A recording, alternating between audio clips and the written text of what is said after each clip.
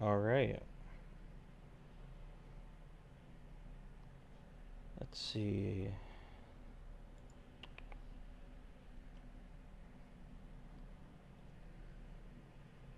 I think everything's live. Okay.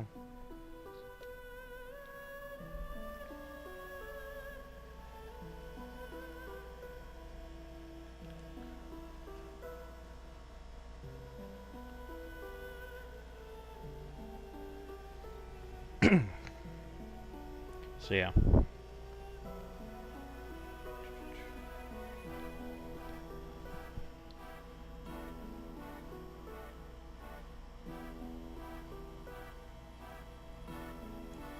Alright, so I did a bit of a silly thing the other day because I had some time, which was I saw that it would take me about 1,030 years to get the true minimum ranks of Lin mode, and I thought to myself that I could do that a lot faster. So I recorded a video of me doing that. So let's go. This is a LTC playthrough, sometimes referred to as a low tactician clear.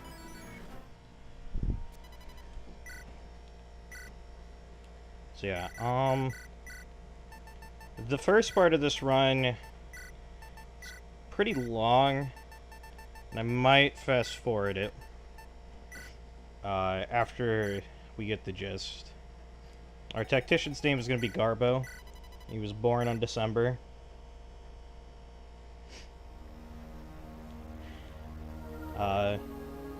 The birth month isn't going to matter. So, for the first map, the big thing that you want to do is you want to make sure to not fight this guy that's charging you. So to do that, you need to bait him up to the top. And then he tries to move over you. And this allows you to get to the boss without fighting him.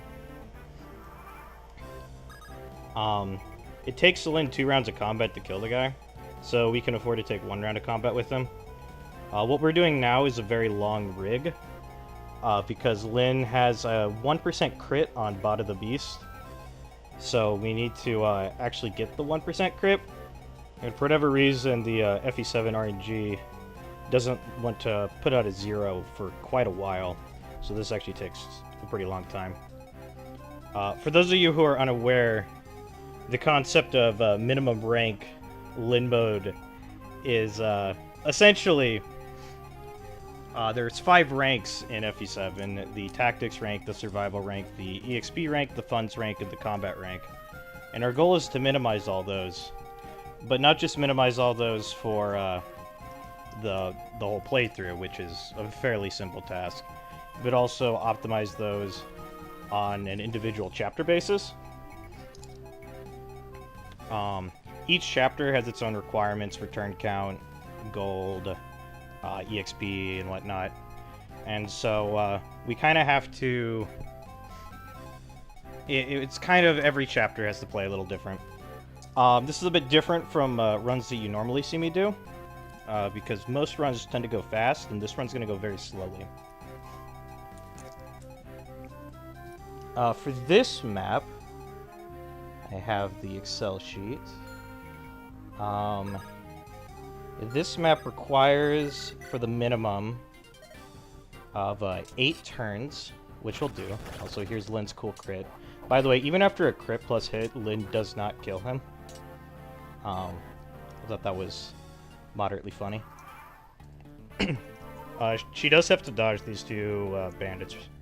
After that, technically she could have dodged the first hit. It just worked out that she gets hit by the first one.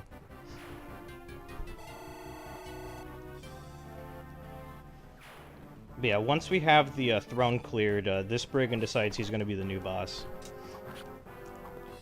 Yeah, Lin doesn't really have a chance of killing him.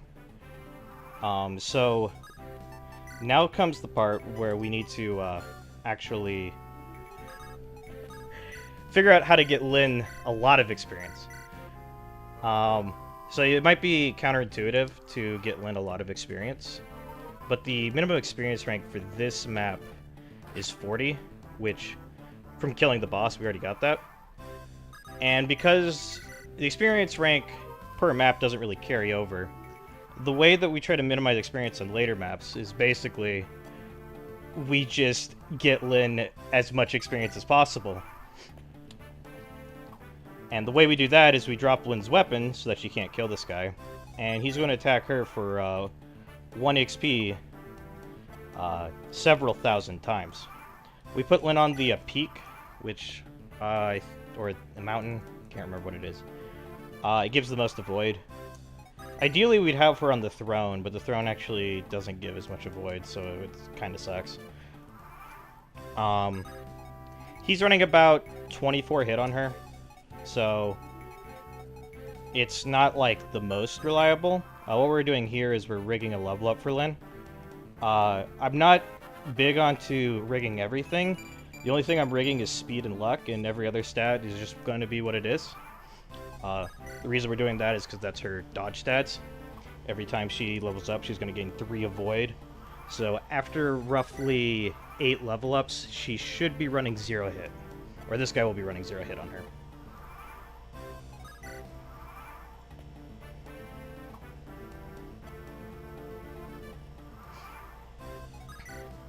But yeah, the other requirements for this map is we need to accumulate less than 212 gold, which is very easy because we can just drop everything. And then we need a combat rank that is less than 15%. What that means is our combats gained on the character screen and wins gained on the character screen for that chapter. If you were to divide those by each other, you would have a number smaller than 15%. This usually means every time you kill an enemy, you need to get about 7 combats in. For this map, we are going to definitely make that. We should have less than 1%, less than a 0.1% combat success for this one.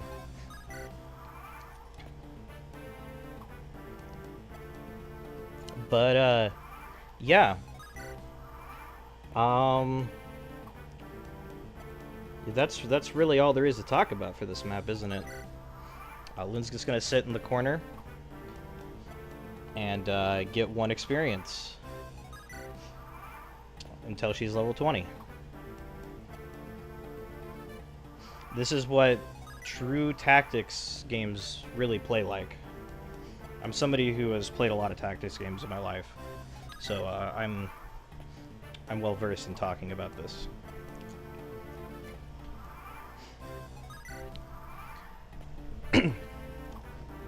But yeah, the mistake that the video I saw that was trying to calculate how long it would take you to do this clear made was they, for some reason, were calculating Lyn not killing the boss, which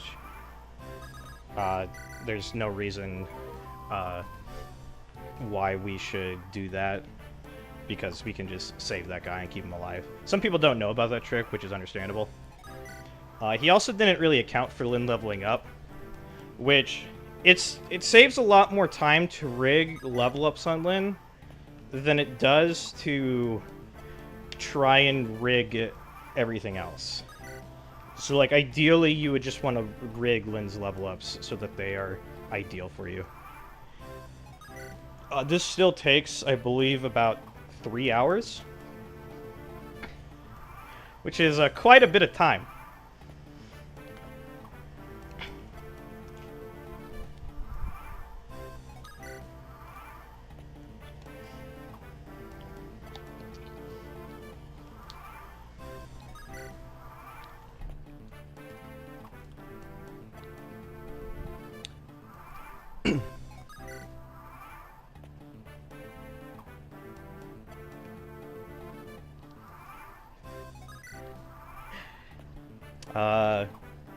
Is this the Lyn mode minimum ranks premiere? I guess. I just thought it'd be funny to stream this. I didn't really want to record a video onto my hard drive and then upload it, because I care about my hard drive space a bit. So now I'm just going to use YouTube bandwidth instead.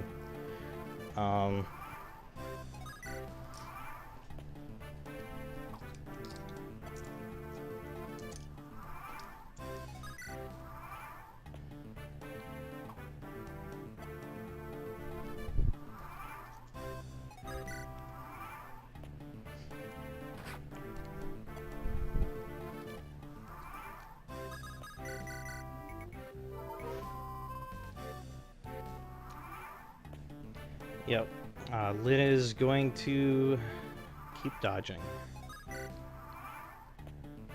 So when I was first doing this part, I was actually doing it a little bit suboptimally, because I was just, like, still had a vulnerary on me. I guess that's like supposed to be about trying to keep it reliable or something.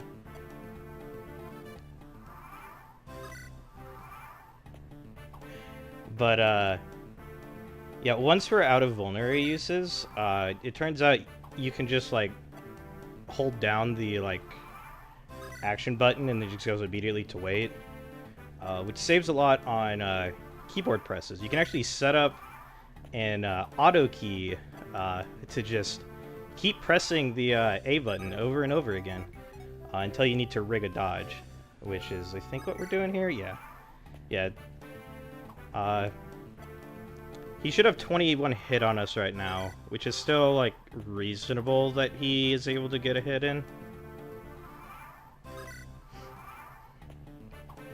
Yeah, this is Garbo's our tactician here. He's way better than Mark ever could be.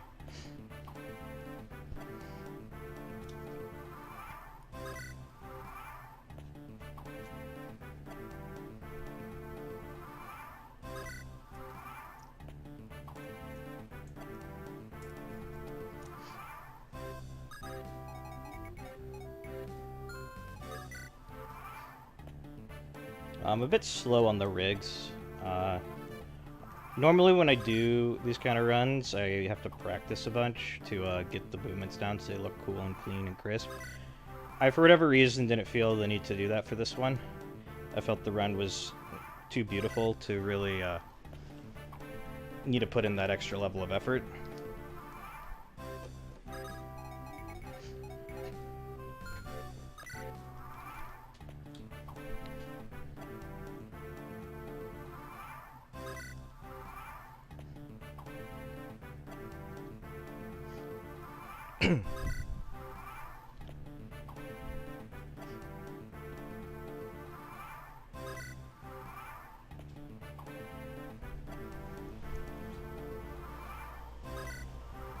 Diogo Pav. I wonder if he's ever done this. I don't think he would have.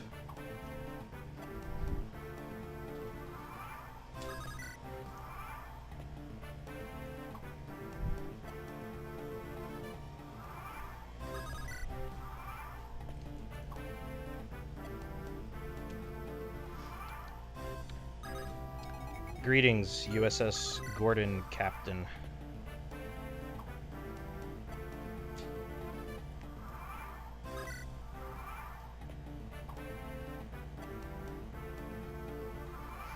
(2E 0%). I think you can just put Alencia on the throne and then just wait. I guess, unless you're, you know, trying to LTC, and then, yeah, then I guess you just send Har. Yeah, I don't know what the problem is. It's an easy map.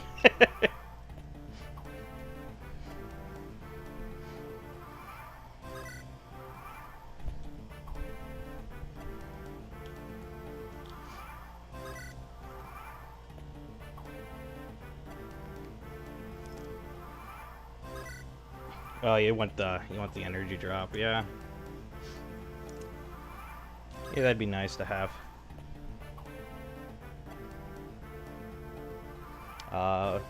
What meme area are we doing here exactly? Well, we're grinding Lyn to level 20. One experience at a time.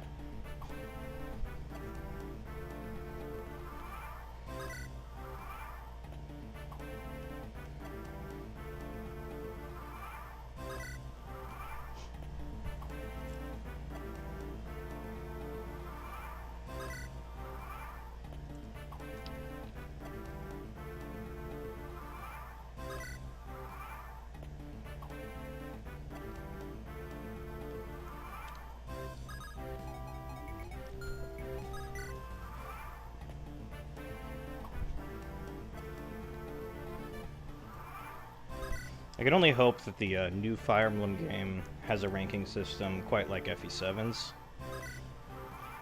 I think it's a real selling point of the game, and we'd be at a loss if we didn't have it.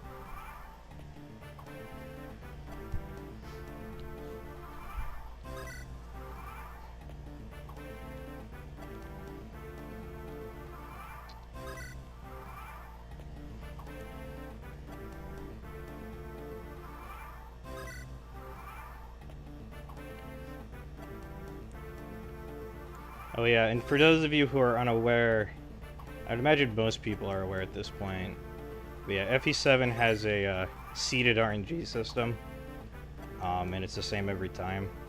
So, I didn't actually do this, but if I wanted to, I could have just mapped out where all the times I needed to dodge were, and just do that. In fact, if somebody wanted to replicate this playthrough, they could just watch this video and do it like that. I just used the Lewis script because I value my time a little bit.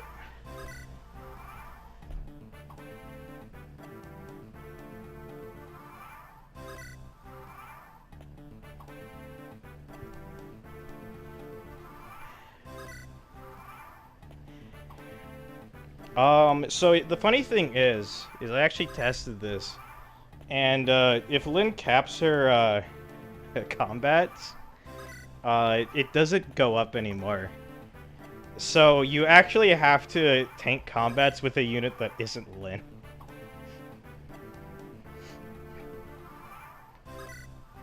Because Lynn, after this, is going to hit the combat cap of 999.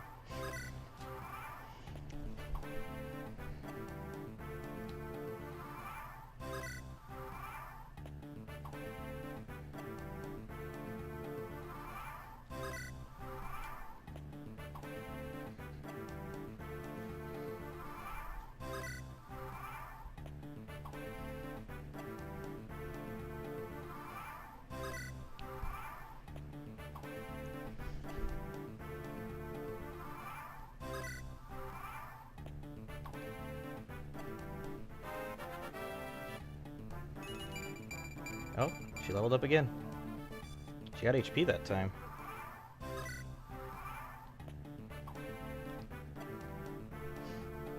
Yeah, I remember my Lynn didn't turn out too well. She had some really funny stats by the end of it. I didn't rig any of it other than the speed and luck, which were higher than average. So, we just got a little bit unlucky here, but that's fine.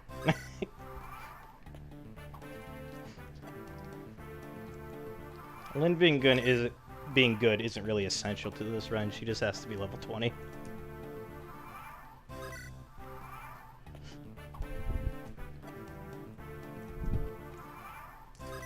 I was thinking about this though, and it might be possible to save like 2 hours off this run. If instead of going all the way to 20, you might be able to level her up just enough so the kill EXP doesn't go high enough to ruin your rank in Chapter 2 and 3. So, but I haven't really calculated what that would be. In Chapter 3, we only kill, I think it's 2 enemies. So, that's not too bad. But Chapter 2, you have to kill 5 enemies. It is possible to avoid the EXP in Chapter 2, or like if you go a bit high, it is possible to just kill off Kent Insane. Though we would preferably not do that.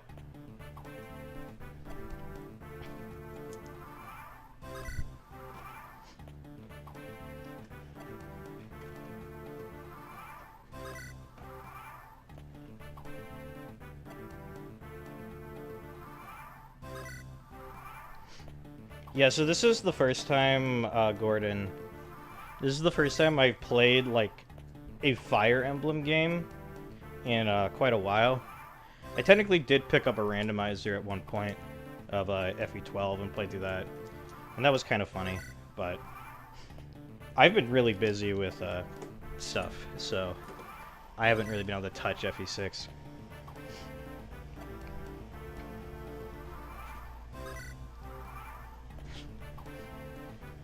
I am getting some free time up here, like, soon, though. So there's a good chance I might be able to get out Part 5 sometime this month.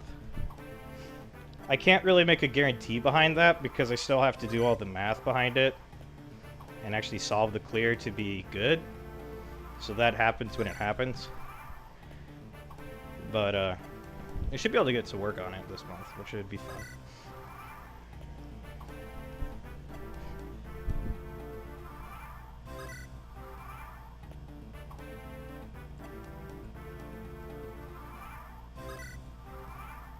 Iron Man LTC is actually better than ETC, except the part where you make execution errors. I don't know.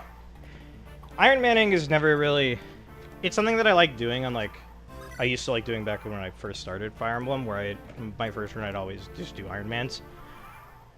But after I got into, like, low turn running, I always find it more fun to sort of treat the game like a puzzle game and try to solve it, instead of just making a bunch of errors over and over again. Obviously, like, Iron Man LTCs, you still do the math behind it and stuff, but they're always a bit slower than I like. I like going fast, which is why I did this run, because this is clearly a very fast run.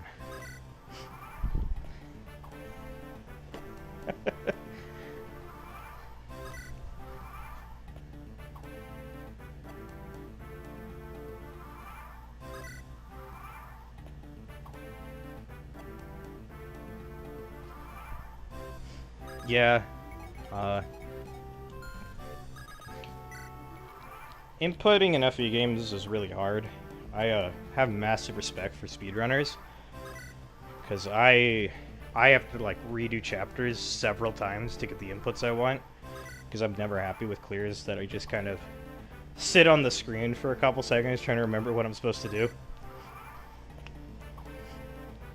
Yeah, speedrunners can do, like, whole runs, whereas I just usually get a chapter in.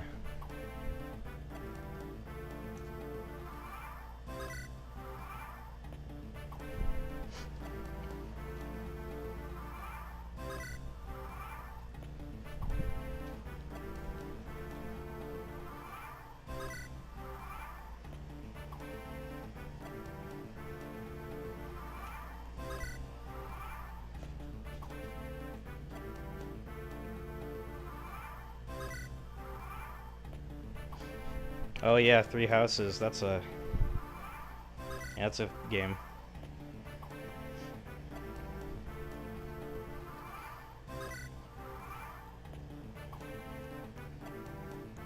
I'm sort of glad I got out of LTCing that game early, because, like, while it does suck that my run for the game is hard mode and not maddening mode, because I like doing the harder difficulties, I wasn't really having fun with the run, so.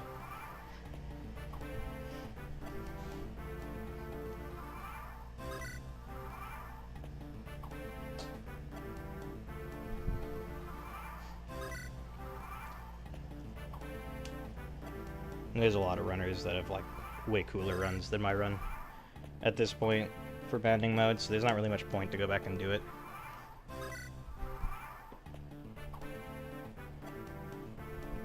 I know I could save a turn off the Blue Lions LTC in a couple places, but I don't know.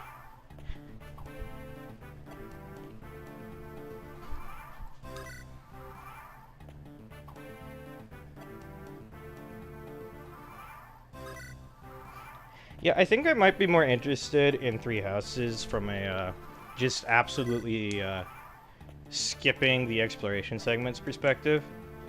The only real problem I have with that is that when your units don't get... When you don't get warp, for example, you have to play all of Chapter 5, which is an incredibly boring and tedious map. There's also a few other things, like your units might not promote on time, and so now you're stuck with, like, 4 move dudes. I would, like, probably do seminars, because that's at least, like, quick, and still gets you, like, the experience, so, yeah.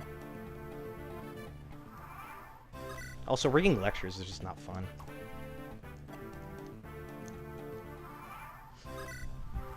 So, at least for the hard mode run, I did very little rigging of boosters. I kind of just took whatever I got. The only times you really have to rig is in those pre-chapter, like those pre-chapter 5 maps. Because you need to rig Lysithea to join you in chapter 3. And then you need to rig, Lysithea to actually get to warp by chapter 5. And that's the biggest thing you have to do. You do need, I think it's 7 magic boosters for Linhardt to get him to the warp range that you need. And, oh, you need to rig Dimitri to get Draco Knight. Because he doesn't do it reliably.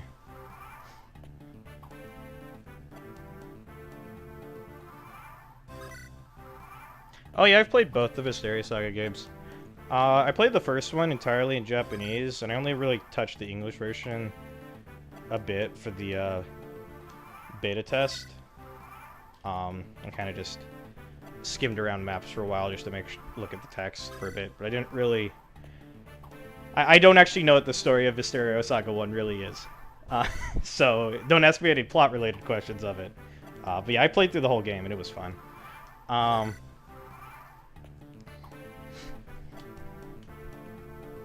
The second game I did play through in its entirety in English. And that game was a lot of fun. I would recommend it, though. It's kind of a weird game for me, because I don't really want to play it again. You kind of get everything you need out of that game in a first playthrough, I feel. And the only thing left to do would be go back and LTC it. And while the LTC looks fun, to a degree, it's like... eh.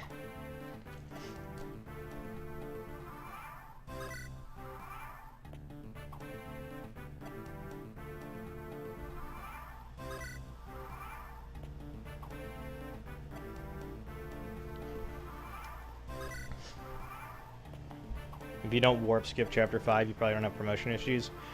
That's kind of true. But you do still need units. Okay, so if you're okay with losing turns in a few places, I think that would be correct. Though if I remember correctly, you need to get, in Blue Lions at least, you need to get Ash to Cavalier. So that he can get very close to the boss, so he can use his long range shot and trigger the boss to move a bit earlier, and that saves a turn. And training Ash is not cool.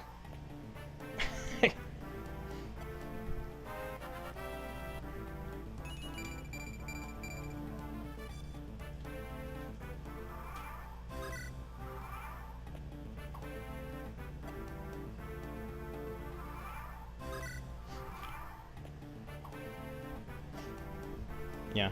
You know, Visteria Saga 2 is a lot of fun.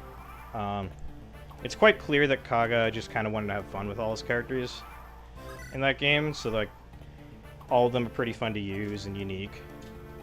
I kind of liked all of them, to a degree.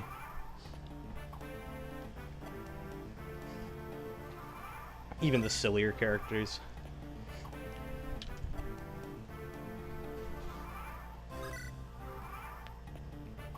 I guess there's that one lady that joins you near the end of the game.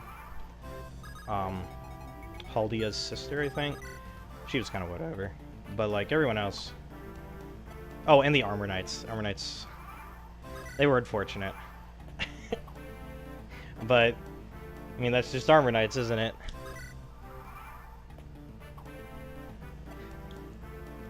You know, one thing I will say is Protean Visteria Saga 2 was a lot more fun to use in that one map. I was a big fan of that chapter.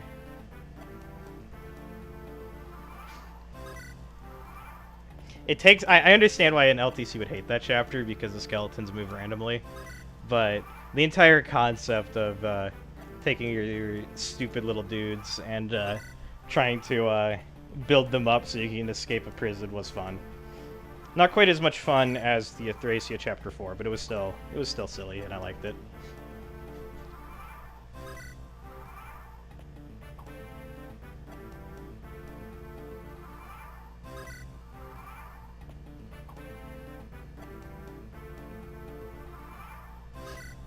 Boris is terrible, but I wouldn't call him the worst Armor Knight in FE6.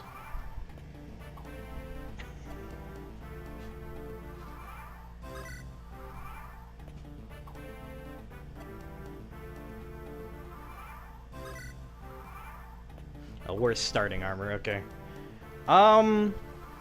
That's probably true. Actually, well, I mean, Doga in FE1's really bad. So, I mean, I mean, Boris does get one-rounded by enemies really early, so there's that too. But Boris can pick people up, which is something Doga can't do.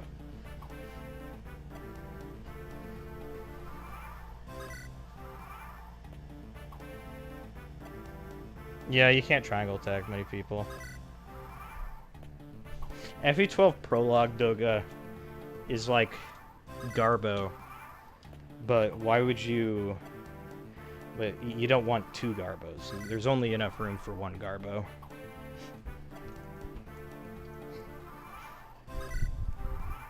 I guess if you make a mercenary main character, maybe you don't want Ogma. Though actually fighting Doga is its own pain.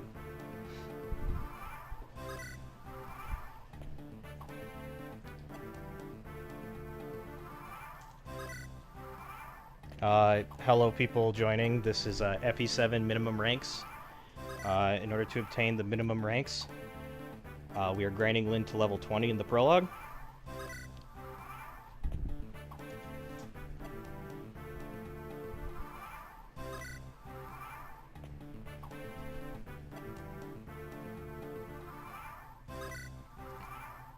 And,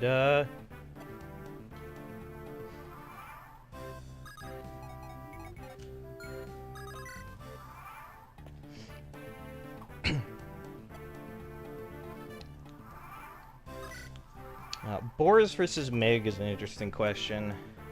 Because, you know, Boris can pick up Roy and give him to a Cavalier, which is pretty stellar. And Meg can shove people, which is also pretty stellar. So, I don't know, it's kind of a hard choice, really.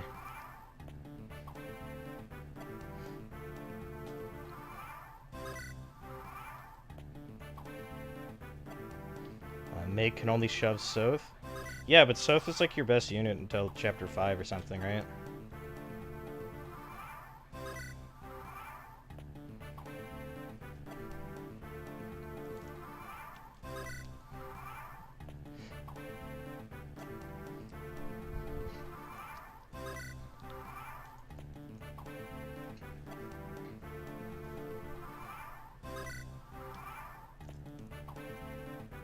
What other bad Armor Knights are there?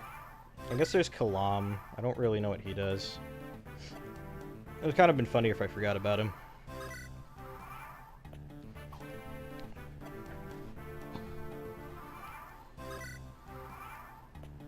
Yeah, Barth is bad mecha, but we're talking about, like, the early game armors.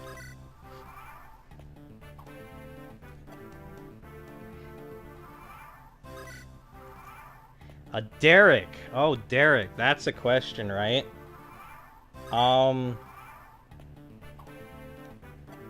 Is there anything Derek can do? Derek can solo Chapter 11. I do have a video of that.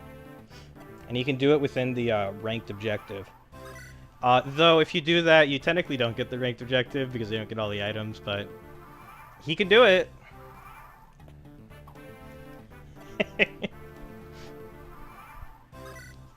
Yeah, I mean, okay, Arden is actually terrible, but I don't think Arden's like a viable combatant, whereas we're not even in that level of territory for some of these guys.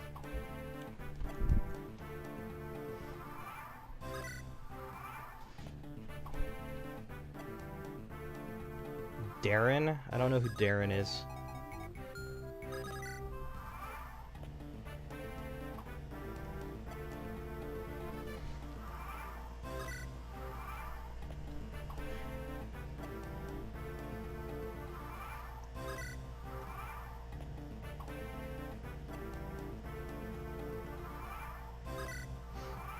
Oh, we were talking about Derek. He's from Berwick Saga.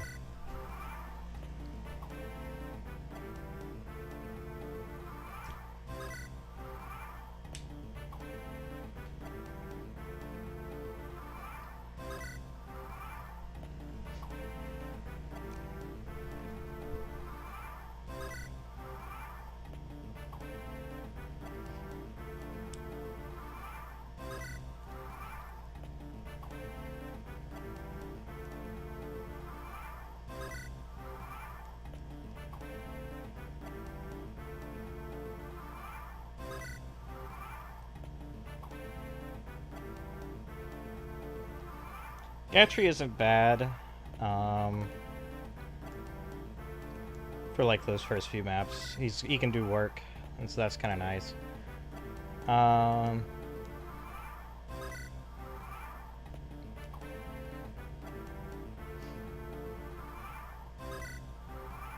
Lucas is obviously like super good in Gaiden.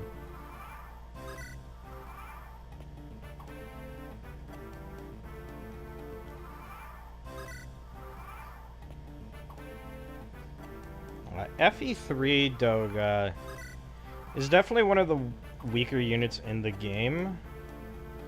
But there's still... I don't know, he's also kind of bad, but whereas Boris is getting one-rounded by Brigands and like you have to kind of keep him away.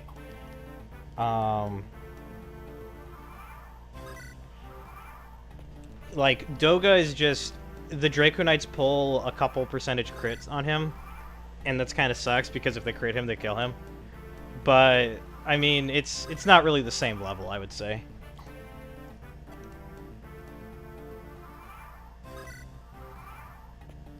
Yeah, the thing about Ruka, or Lucas, or whatever his name is, in Gaiden is you just give him 1 point of speed and he doubles like every armor knight in the game from then on out. And he doubles all the dark mages because they somehow have worse than 5 speed. And so the only thing he's missing out on are the paladins, the bow knights, and the mercenary line on the gargoyles. But yeah, then he's like super tanky. You have warp that's like full range in that game, so he doesn't have to worry about his bad movement. He also has like the same combat thresholds as Alm does in the first couple maps, which is really good. Yeah, there's a lot about him that I like.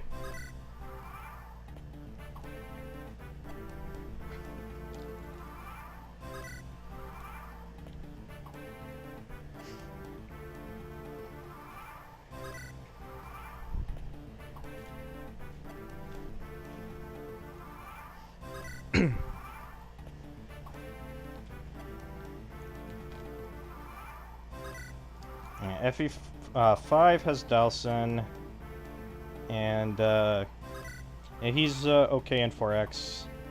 He gets you a physics staff in 5, and then you leave him behind. Oh hey, Lynn leveled up.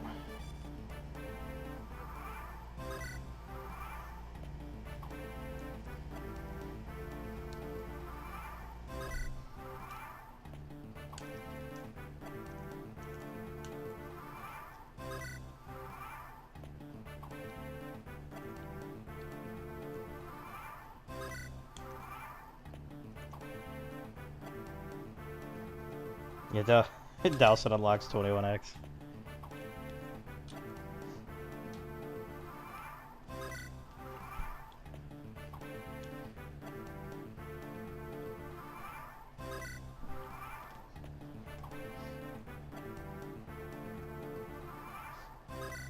I don't remember the guy. I remember the guy in FE8, but I don't remember his name.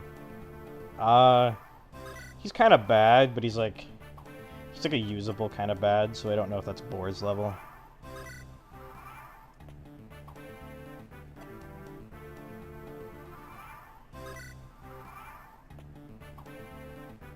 Gilliam, that's what his name was, yeah. He can like promote into Great Knight.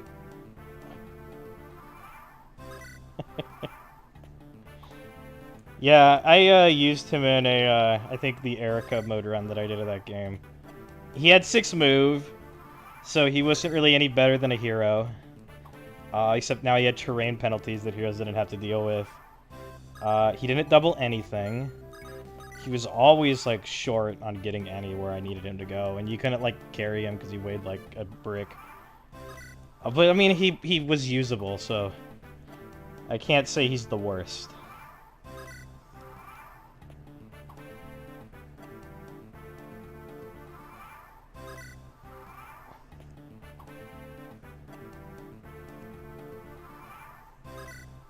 You'll use Franz if somebody tells you to use Gilliam.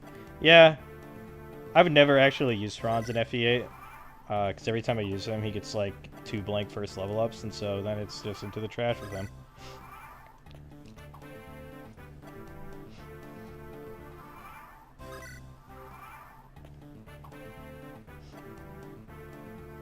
Not like some of the other options are really much better. Both Kyle and Ford are very disappointing.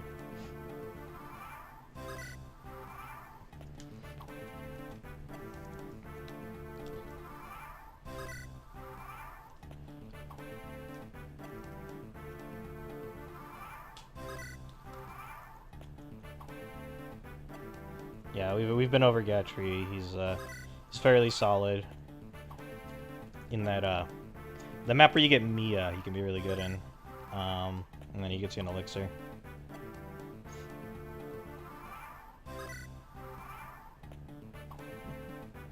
I do think it might be FE1 Doga that I would probably say is the worst.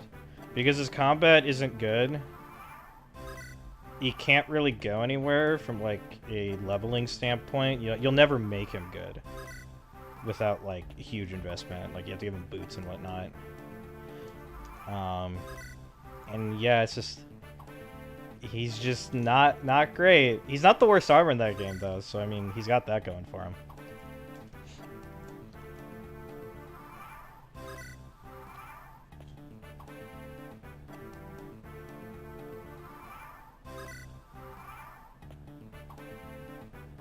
I mean, Garbo was a top 2. Garbo made the top 5 of that 0% hard 4 run. And I think that speaks for itself.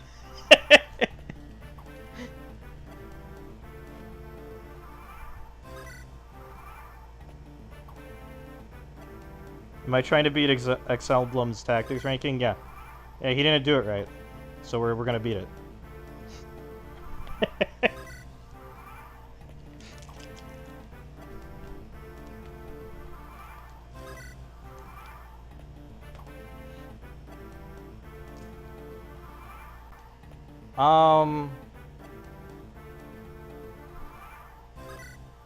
The Brigand's hit rate is... I don't actually know what Lynn's level is right now.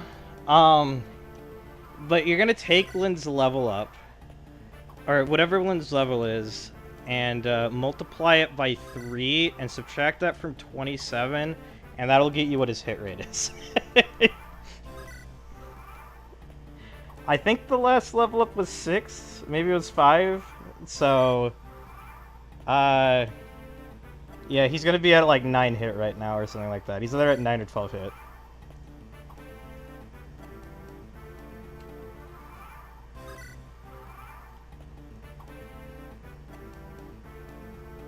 Yatafi did a FE7 run.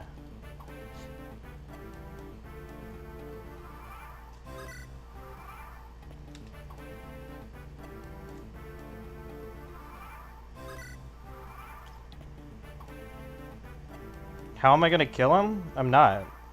The throne's right there. This isn't a route map.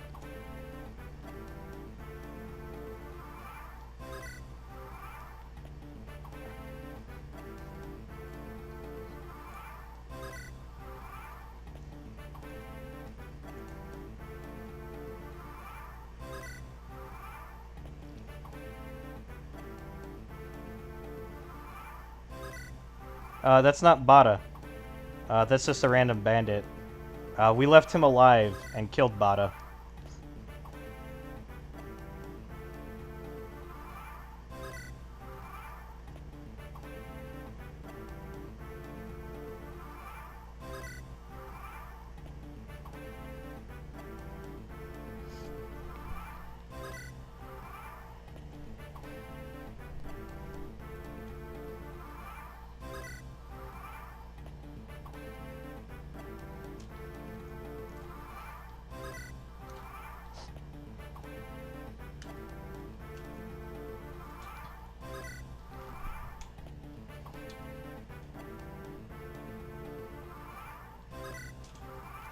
Don Don is like an amphibian. He's sometimes in the water and sometimes not.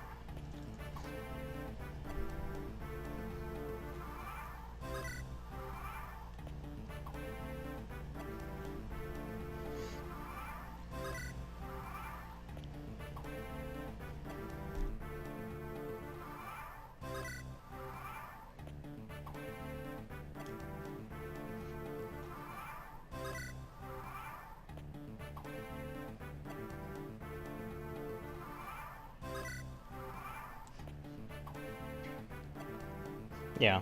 The draft race stuff that Don Don does is very impressive. It's a bit more interesting than speedrunning to a degree. Because there's that extra layer of trying to optimize it so every team is equal. Yeah, I believe Don Don is a medical professional.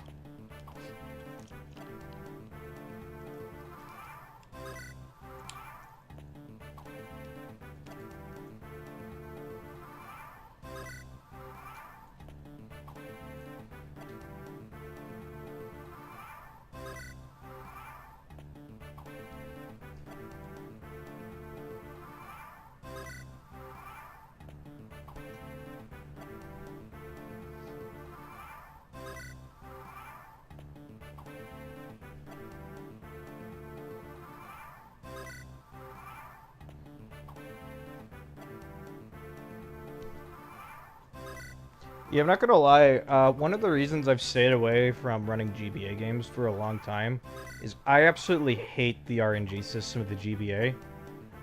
That goes the same for, like, FE4, which kind of does the same thing. But after doing the FE4 ranked run, I was very much just done with, seeded random number games. Because they're just not fun to run. There isn't really... You don't really optimize reliability.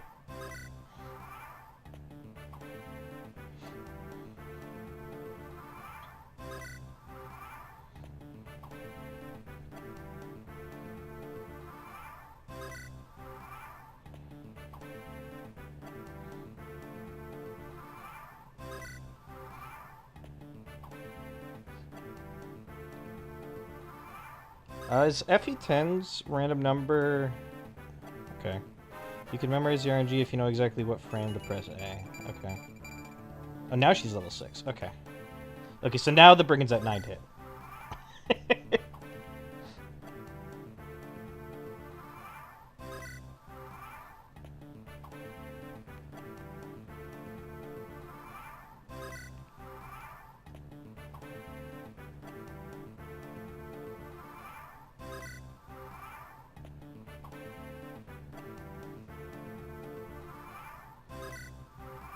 Oh, he's hit several times. I'm out of vulners, so he's not going to hit anymore.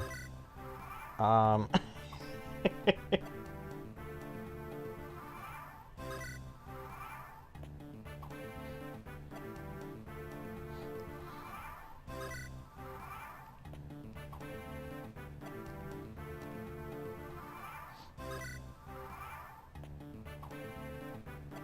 it's possible to lose the prologue.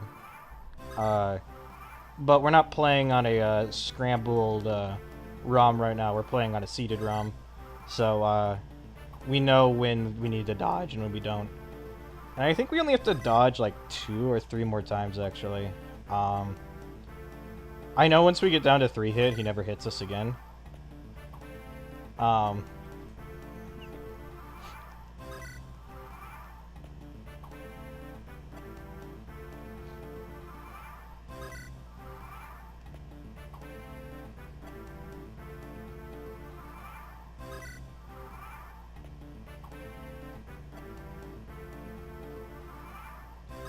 Yeah, I wish sitting on the fort was actually better than standing on this cliff.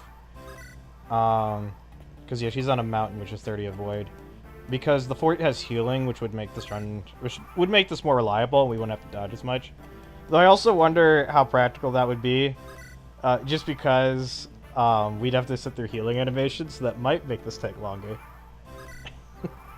But yeah, with the extra 10 avoid, it's just much better to be on the fort, on the mountain into the fort.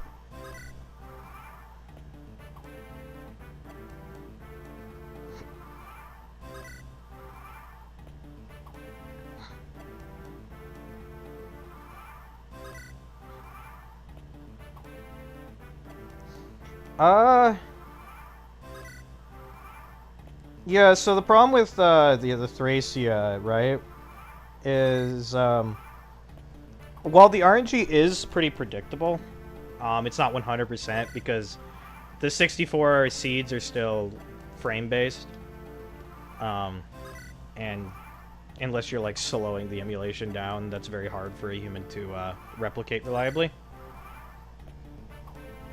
And you can't really check what RNG seed you're on via like moving around because Kaga, like when you actually look at how it's calculated, you'll find out that the same pattern that comes from which directions you'll move around randomly are the same on at least 2 or 3 seeds. So you just can't tell exactly what seed you're on. You can only get it within a range. It's quite amazing, honestly.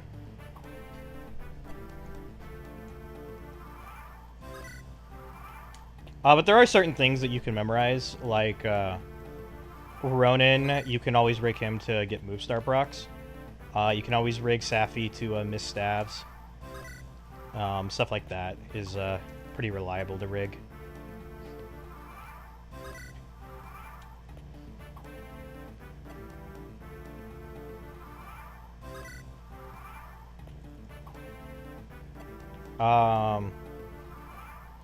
How? Essentially, at some points, yeah,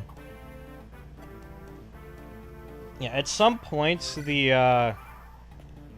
RNG just always rolls a certain number, or always within a range of a certain number. I know that the 4th number in a seed is always, I think it's greater than, it's like greater than 60 or something.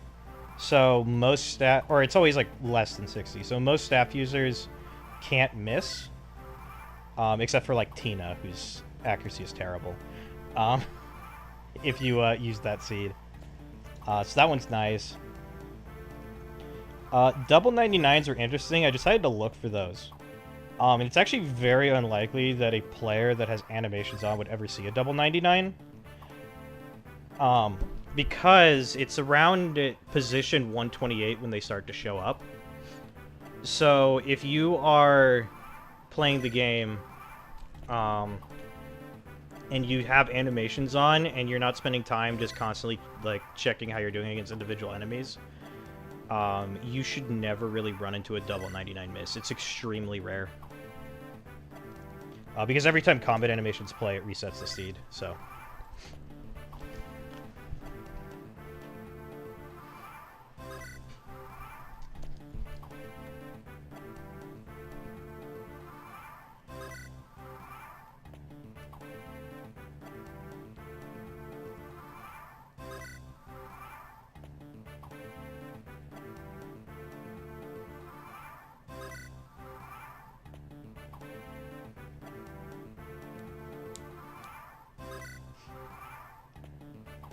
I mean,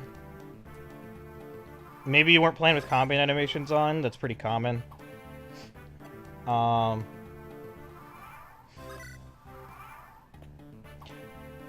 Oftentimes when people complain about double 99 misses, it's because of miracle proccing. Wait, what are we doing? We're grinding Lyn to level 20 in the Prologue of Lyn mode. This is in order to obtain the minimum ranking possible in Lyn mode.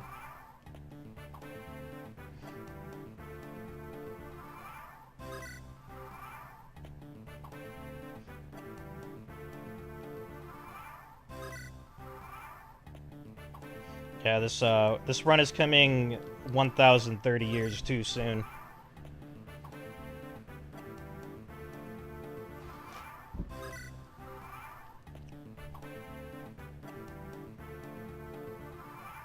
I mean, there's a lot of silly assumptions that he makes in that video. Like, he doesn't factor in level ups, and he also he assumes that a skilled RNG burner could only burn 1 RNG per second, which is pretty silly because no, you can burn that much faster.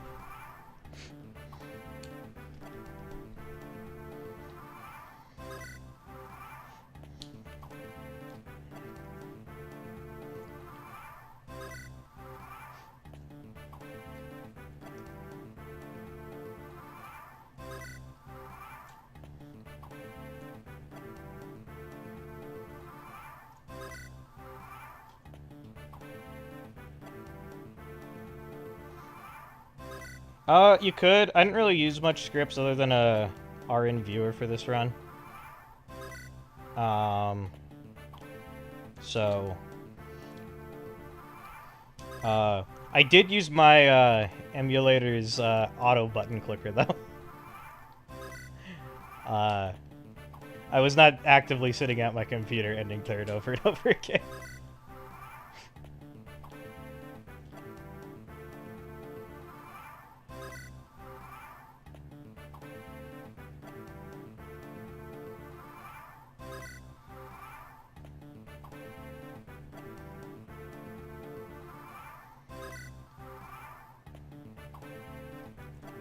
Is that 10,301 RNs per second?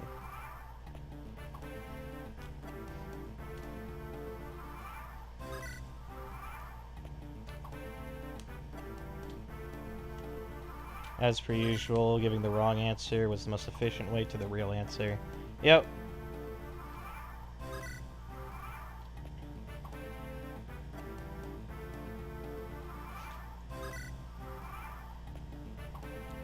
Yeah, wasn't like the optimal FE6 Chapter 2 clear requiring like a huge RN burn to get like not even Ruideth would get his brother to rig that one.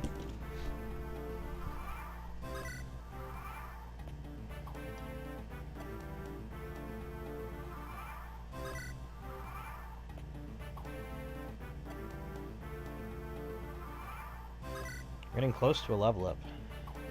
I'm excited.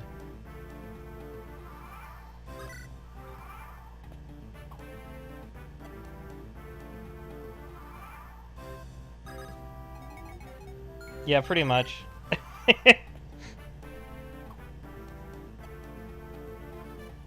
I feel like somebody's got to have done this exact thing before. I can't be the first to do it. Maybe I'm gonna be the first to put it into a ranked run, but I'm sure somebody out there has rigged Lyn to level 20 in the first map. Oh hey, Lyn got strength. She still has 2 defense.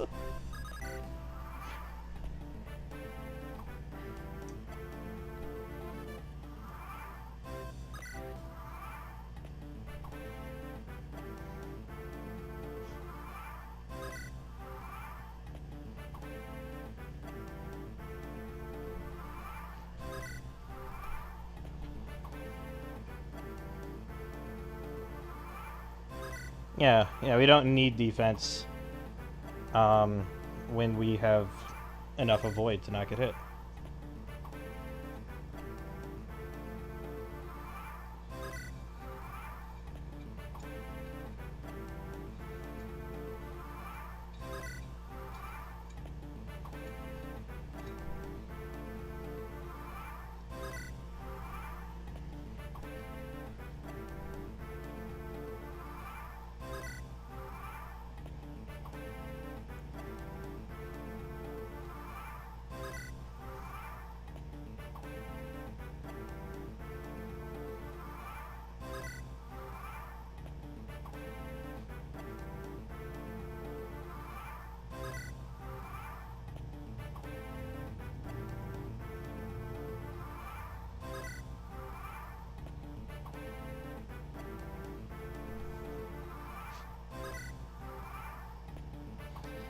Emblem cancelled.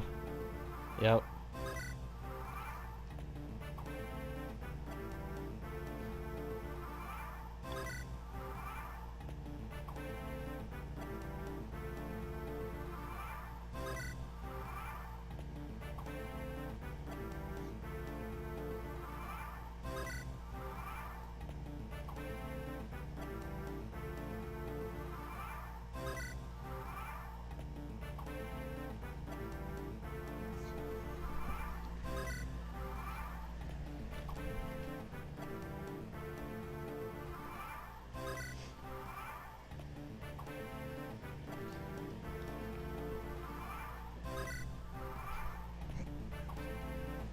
Emblem's run of this is really interesting to me, because he spends a lot of time trying to minimize the minimal rank, but he doesn't really actually spend a lot of time optimizing it, because there's actually a lot of things that you can do, because the minimal rank condition's pretty lenient, for the most part, in a lot of clears. It only really gets strict near the end of it, where you're trying to go for your zero tactician star clears. But if you are, if you aren't going to get 0 for a map, you have enough slack usually to fail the EXP and funds rank, and you'll still get the only 1 star. Which allows you to do a lot of fun things. You can still train units if you want to. There is the overall rank that you have to worry about.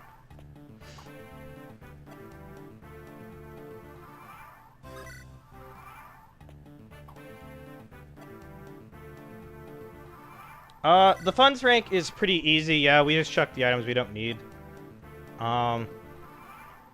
There's 2 instances in this run where we're gonna fail the funds rank to get like 1 star on it, but 2 stars, again, as I was saying, doesn't actually increase the rank to the point where we get an extra star. The only thing we do have to be careful on is that the overall rank, because we do have to worry about those. My first attempt at this, I did, I failed the rank multiple times. The first one was I accidentally seized the map too quickly, which was bad. And I ended up getting too much experience on my units. And so while I consistently got below the EXP requirement for every map, because I grind Lin to level 20 here, I actually overshot the XP requirement on the overall ranking and had 2 stars for it. But I made some modifications in the last 2 chapters to fix that.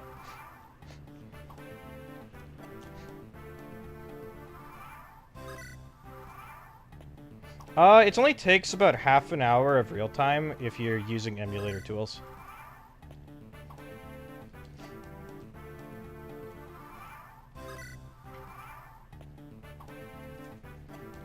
Also, technically no, because I had backup saves. I've done the Prologue twice. One to test it, but that was on a file that didn't have Lin's ranks removed, so I couldn't actually see if I succeeded or not in the run.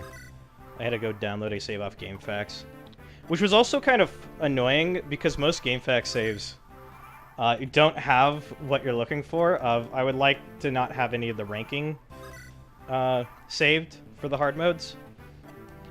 So I had to like download a save from a dude who was at the final chapter of normal mode, and he's like, "Oh yeah, I've got like a level 20 Kenk, so you should be able to clear the map."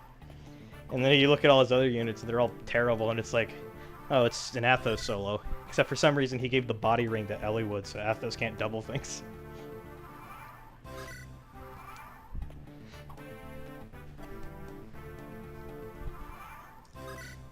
But yeah.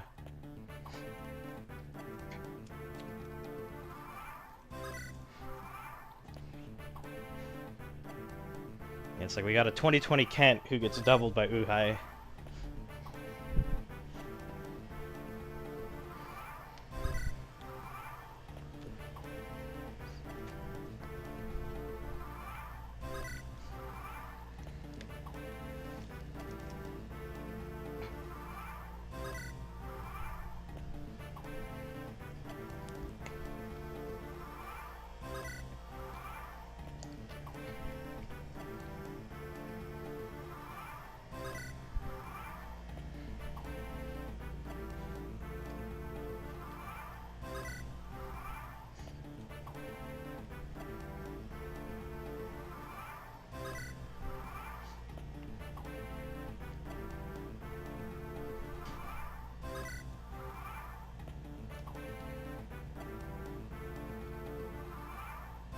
Yeah, he had like 25 speed where Kent had like 21. It was really cool.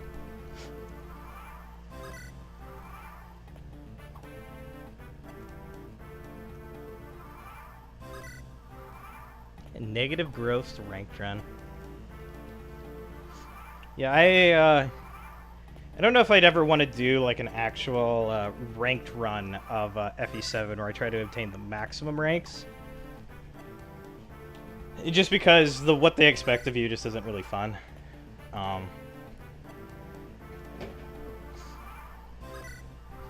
lot of I guess it's probably not that bad if you only care just about the overall ranks, but if you're going for the tactician stars, you just aren't gonna have fun.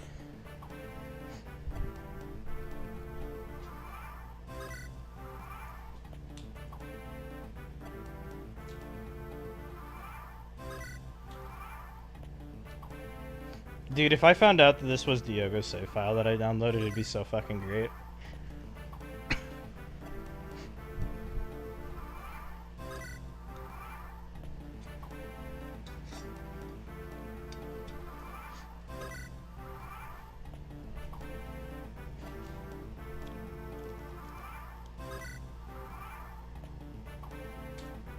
Thracia, negative gross SSS.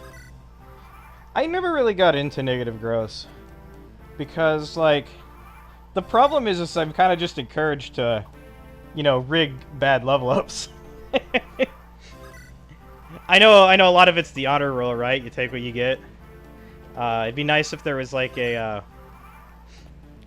Conquest the Lunatic mod that you could do for negative gross patches to make it so you can't rig them.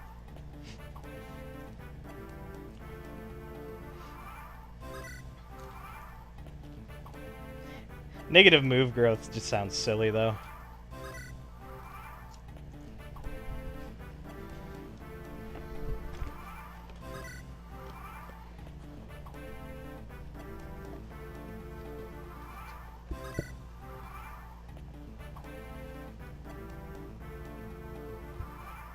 Fixed mode negative growth, yeah, that'd be interesting.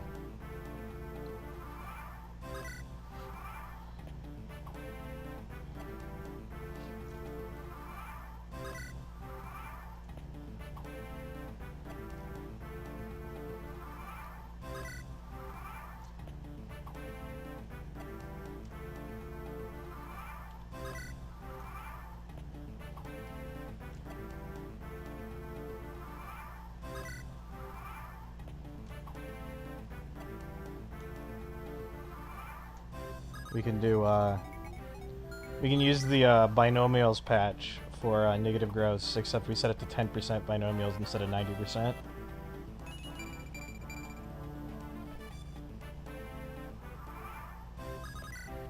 Another level up for Lynn. Less hit for the Brigand.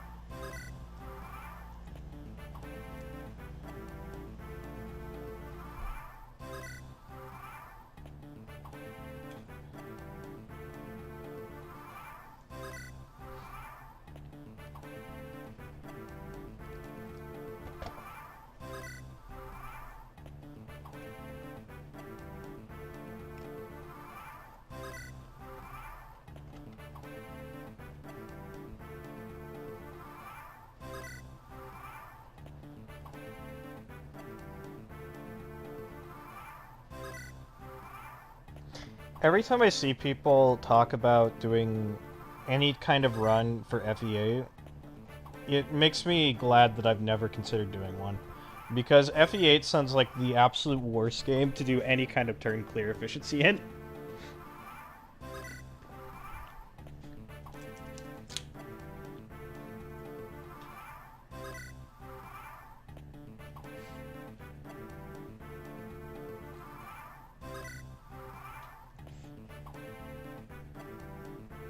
I'm not really sure what it is about FE8, because FE8 is supposed to be the easy one, but every time you see an efficiency player look at FE8, they just start seething.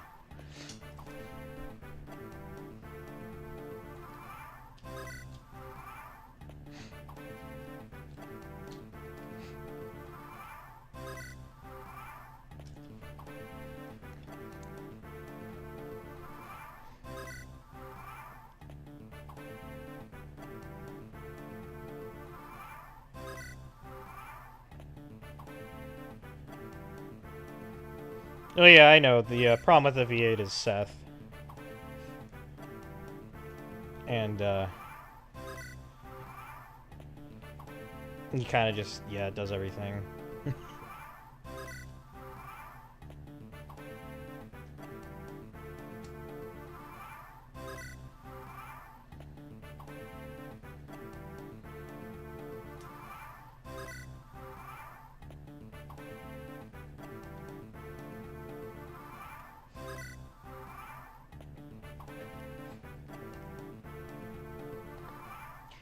I have actually yet to beat Awakening. It's like the FE game that I own it, like I have a physical copy of it, but I've never gotten past the tree map because I just stopped playing for some reason and didn't want to come back to it. That was like well before I got into efficiency though. I was like super casual when I played through Awakening, so I'm sure I could get through it a lot faster if I tried again. Just haven't really felt like it.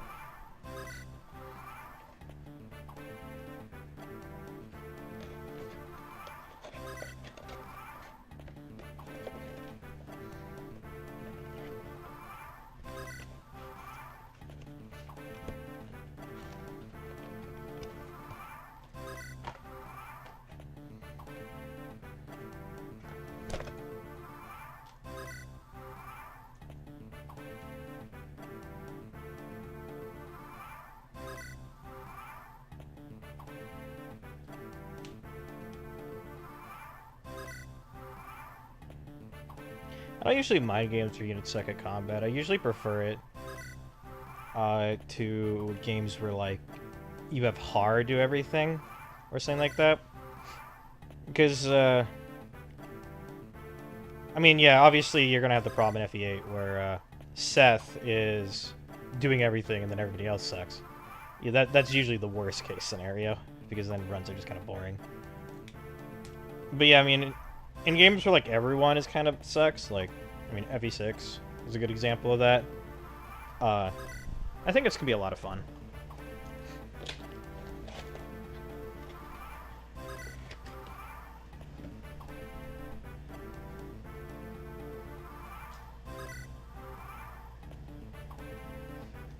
I mean, my favorite units to use in games are mid-tiers generally. Three Houses early game, everyone kind of sucks. Kinda.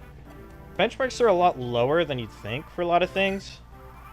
But the game doesn't really encourage you to use your abilities yet, so everything feels very sluggish. But once you know what you're doing, you'll find that the stats don't really start getting to dumb numbers until like the late game.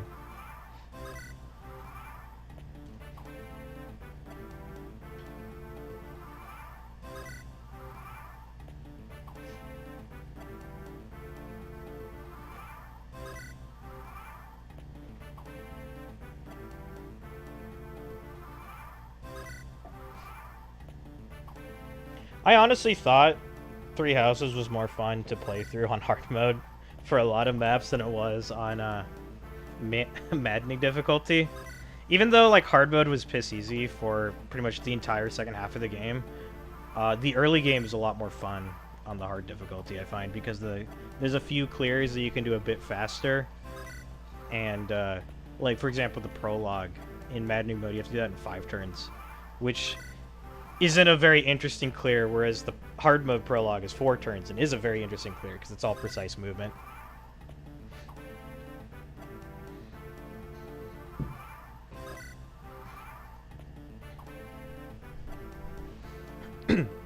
I also, I remember trying to solve Chapter 4, I think is what it was, on hard mode where the Death Knight doesn't move. That was actually kind of tricky to figure out how to get the Death Knight off the square because he was blocking a critical square. Whereas on maddening mode, he just always moves, so you don't have to even do that trick anymore.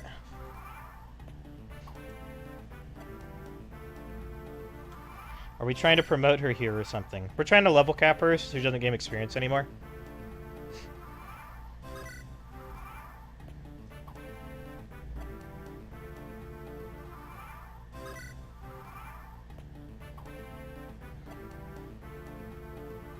Maddening actually made you use skills. That's fair. I mean, yeah, that's fair. There's still some skills that you get a lot of use out in the early game. Like, curve shot, you get a lot of good use out of. Ash is a lot more valuable in hard mode because he doesn't do, like, 2 damage anymore. He actually does a decent amount of chip.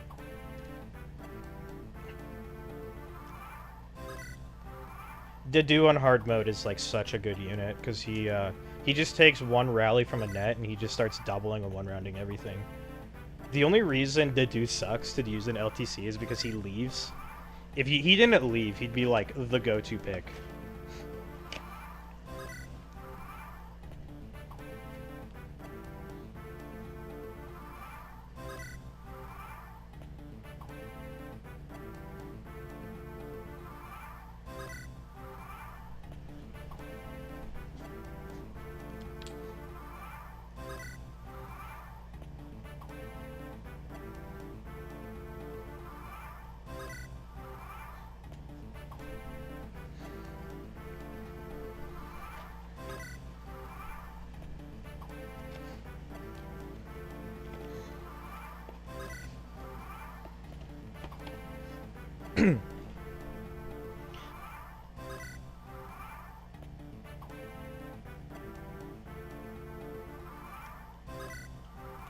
Well, so the issue is Chapter 14 is a really tight map to LTC because it's a route map, not a not a kill boss map like the 3-turn is.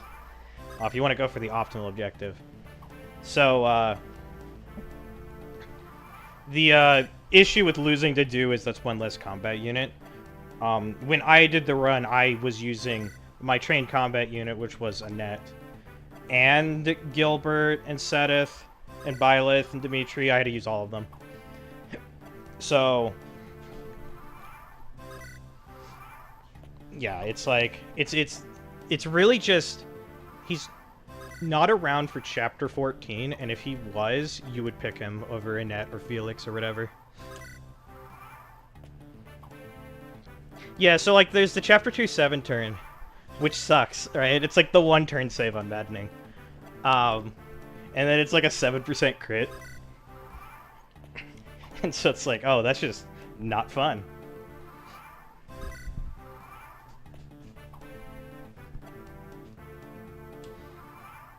We have a level coming up. Oh boy. Yep, 1 more attack.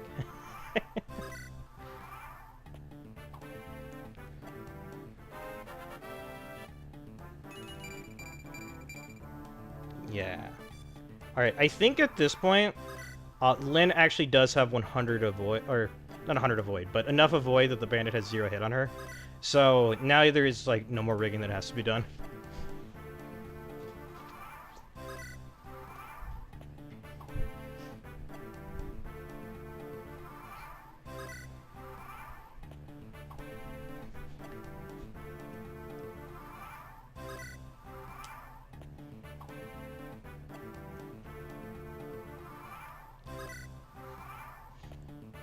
Yeah, I didn't do any rigging in this clear. So, yeah.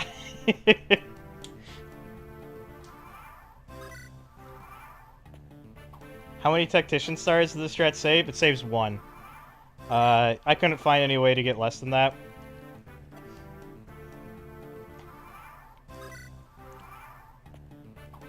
You can't really kill any units in a way to get less than 10 total. It's actually really easy to calculate what the minimum ranks are going to be, because you don't want to take any Gaiden maps because those automatically give you 5 stars. So in order to get, like, the minimum ranks, you either get 1 star from a map, which is killing nobody and doing the low ranking, or you're going to get 0 stars, which requires you killing 3 people. If it's a defense map, you automatically succeed the turn objective, which gives you 200 points. And if you also get full survival on that, you get like 310. So you have to kill one person on defense maps to drop a star. But if you were to kill 4 people on defense maps, you would still get 2. So it's not worth it to kill more than 1 person on a defense map. So basically you just take the number of units you have, subtract 1 for each defense map, and then divide that number by 3. And that many maps, that number is how many maps you're going to get 0 on. All the other maps you get 1. Defense maps you get 2.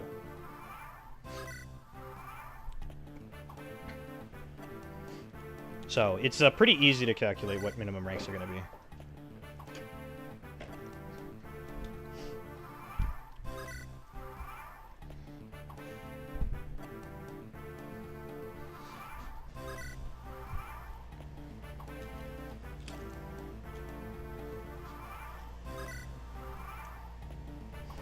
The thing about Lin mode is that you get, I believe it's, you get 12 units, but Lin is one of them, so you can't kill her off. So you can only, or no, you get 13 units. I forgot about Dorcas. And you spend Dorcas on the defense map, and then you can't kill off Lin. So you're at 11 units that you're going to kill off on the rest of the maps. So you can only get 0 stars on 3 of them.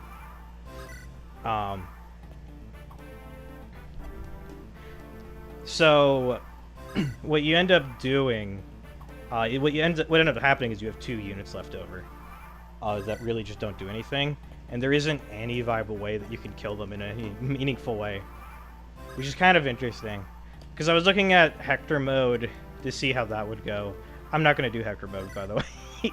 Partially because I don't have it unlocked. Maybe I'll do Eliwood hard mode. Yeah,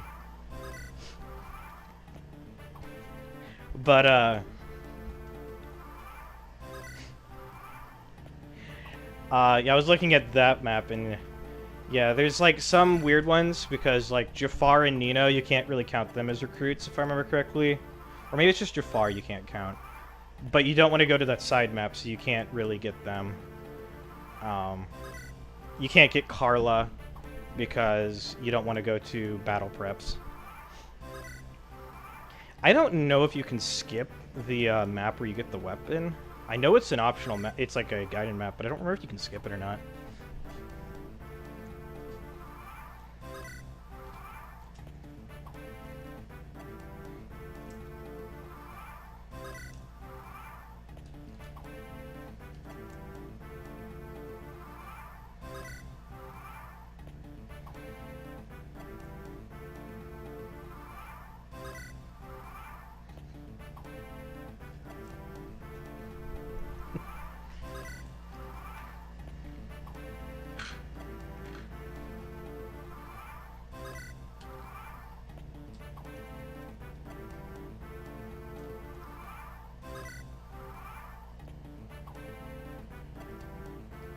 Armades and Durandal are force guidance.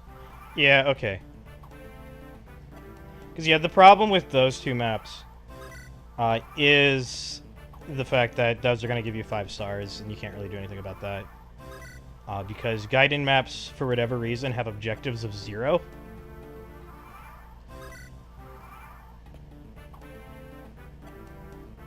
Would these strats use arena abusing? I don't think so. I don't know why you would need to ever abuse the arena. It seems counterintuitive.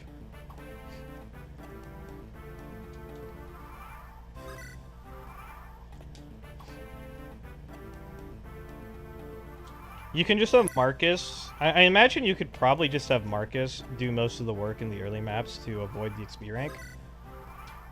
Because he doesn't gain much experience. And then once you get Lin back, you can just have her do all the killing.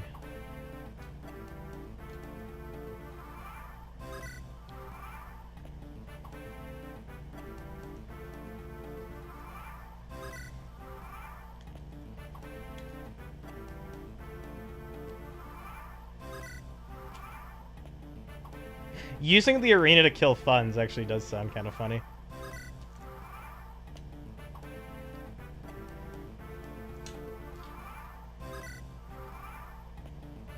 If you are on Hector mode, you do actually want to save up money a bit, because you do want to recruit Farina, so you can kill her.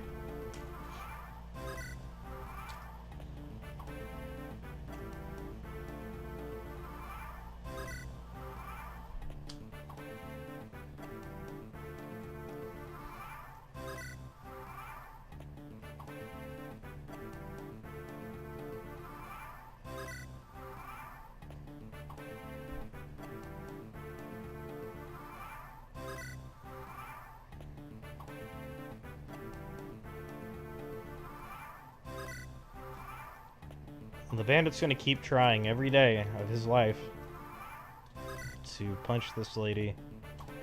And he's going to keep missing every single time.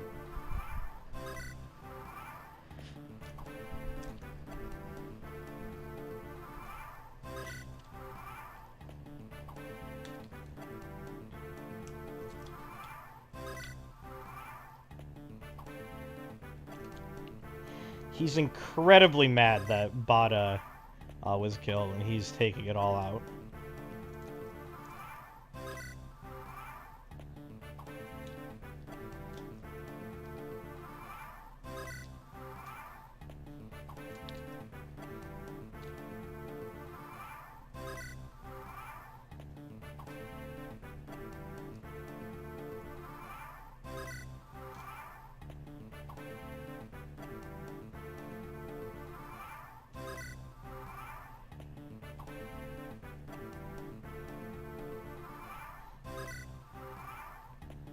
Yeah, only 1,030 years remaining.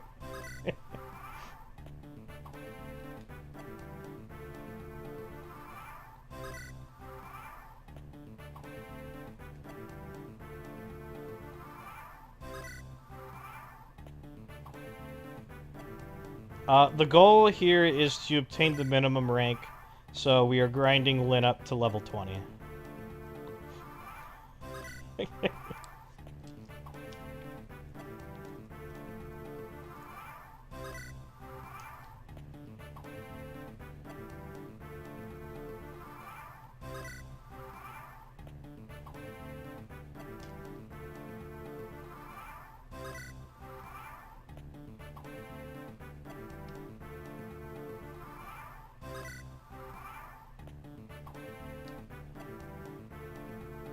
Yeah, I saw the Nintendo Direct. Pretty excited about Pikmin 4.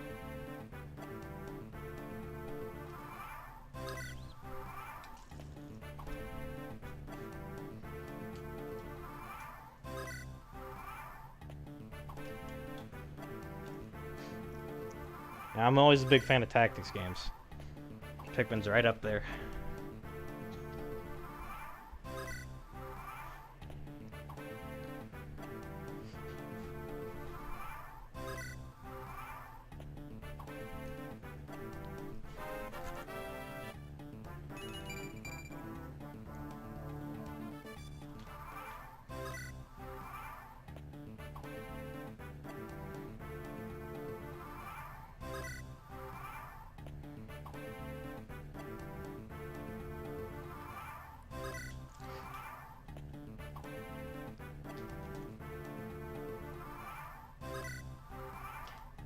Technically, we're not halfway there because we started at level 1. But, you know.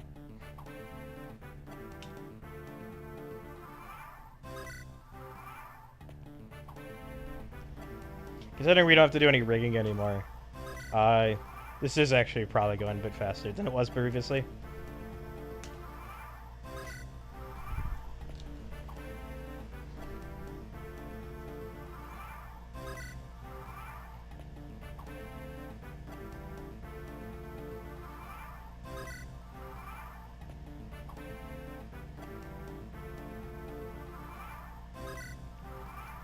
Having the new Fire Emblem game be a FE Heroes port to Switch would have been probably the funniest scenario. I will say the game does look better than the initial screenshots that got leaked, because those looked really bad. It still kinda doesn't look great. I have a big... Like, I can't obviously say anything about it because I haven't seen the game, and there are signs that it could have some good mechanics in it.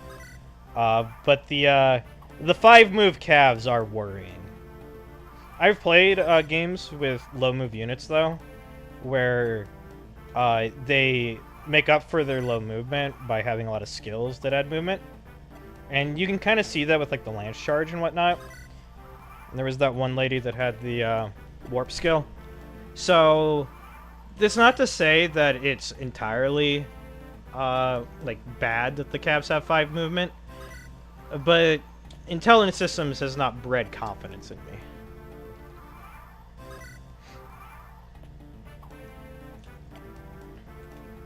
I'm moderately curious of what was up with the Pegasus Knight lady that was doing 42 damage with a Slim Lance, but you know.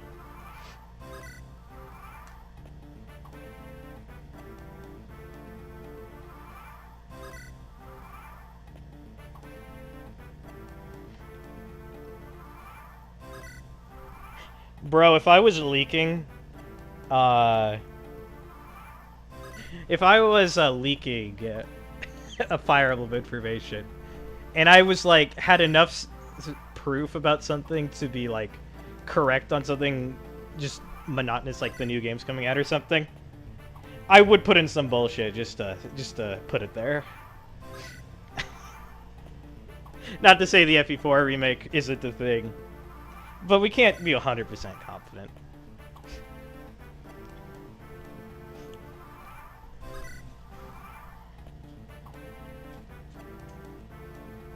Though, the fact that they have Sigurd modeled already, like that was in the trailer, does suggest that, yeah, it's probably a thing.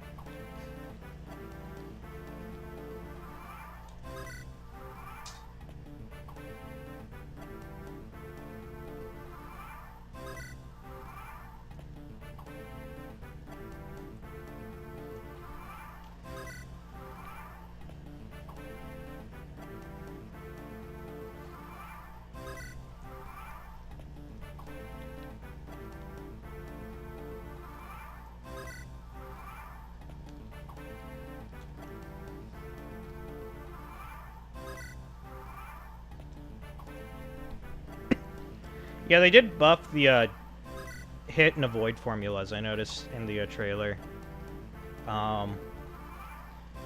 Because if you look at the boosts, it's pretty clear that dexterity is giving ×2 to hit instead of ×1, and speed is giving ×2 to avoid. So that's at least good. Dexterity is no longer a completely garbage stat.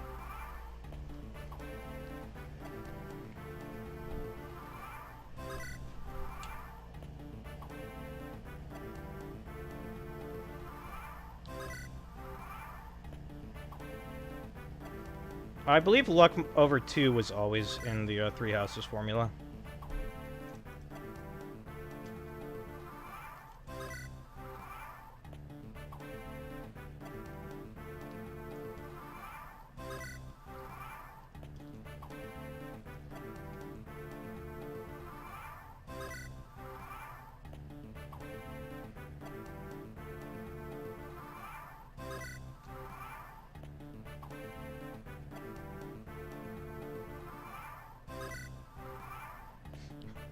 Speaking of no weapon durability, there didn't appear when I looked at it to be any terrain penalties either. At least there's no forest or like bush terrain penalties, because the Cavaliers are just moving across those just fine. So that's a bit worrisome, because terrain penalties can add a lot to a map, I think. Obviously we don't want to make swamp maps, but if it's like, sure, the maps look a lot nicer, but if they're just effectively flat plains, eh.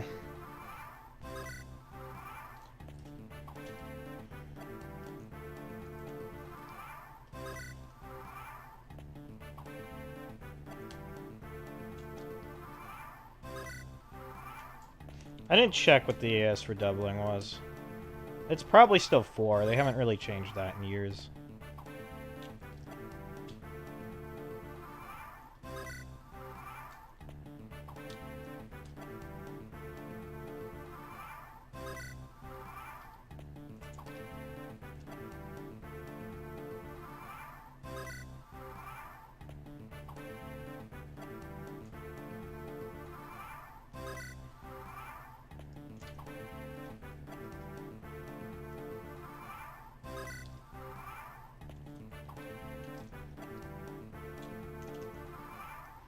Oh yeah, some people were thinking about that there was the brake mechanic, right? I honestly think the brake mechanic is just their new gambit system. But who knows?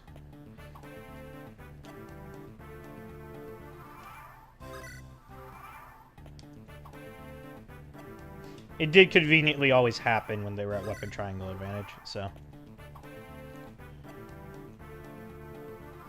Just join, what's this about? We're going for minimum ranks Lin hard mode. In order to do that, we're grinding Lin to level 20 in the Prologue.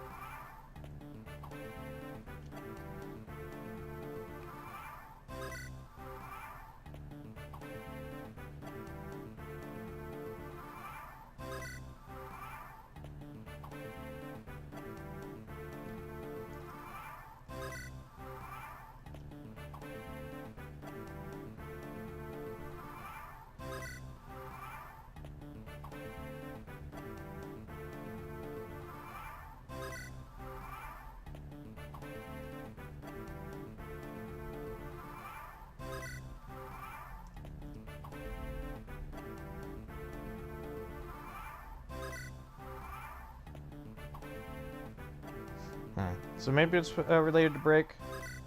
Okay.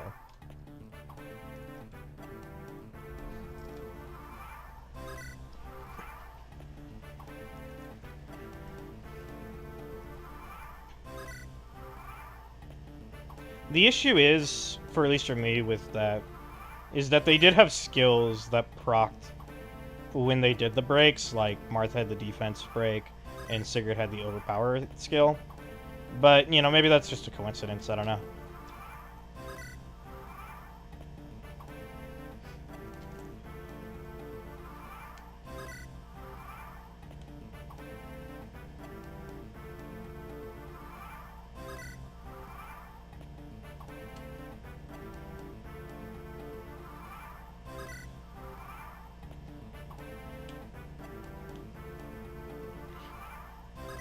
Yeah. The Paladin guy being able to use axes is interesting, because either that means they decided to give Paladins axes again, or we're gonna have the 3 houses of just can use every weapon. Which I'm kinda hoping it's not that.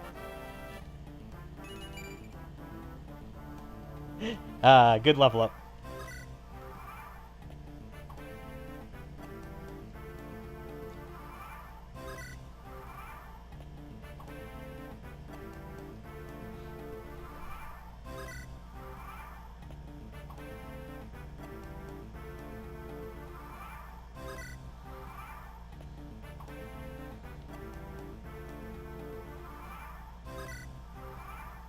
Yeah, that's true. He could be like an axe paladin.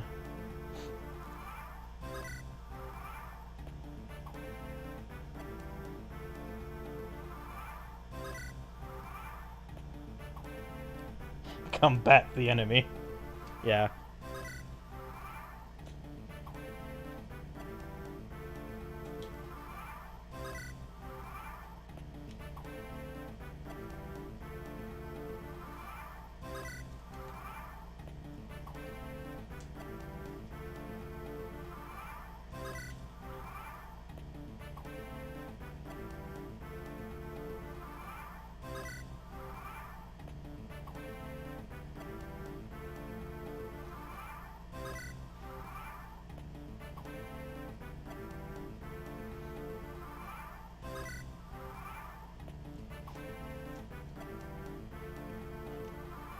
They're just finally giving fans what they wanted with Engage. You can now engage any past Fire Emblem Lord that you want.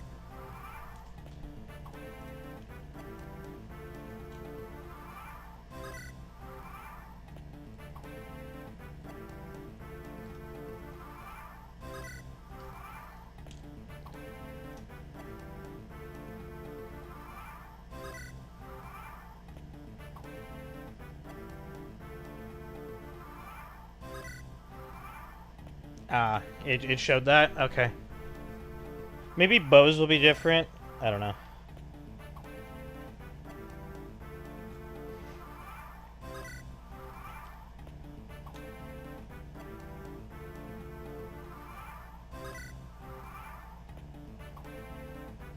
Hey, don't worry. They included Lucina in the Lord list, and they didn't include Crom because who cares about Crom?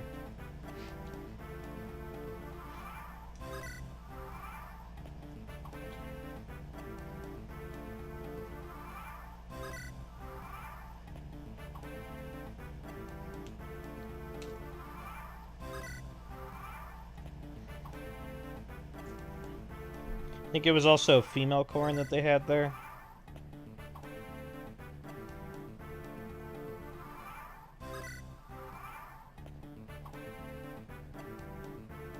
I think what they were trying to do is they wanted to have like a gender balance. Yeah, that's just Masked Marth, of course. I think they wanted to have a gender balance, but the problem is that the Fire Emblem is very much a male-heavy character roster. It's only started to become gender balanced recently. So, they kind of had to put in a few weirdos to be the female representatives.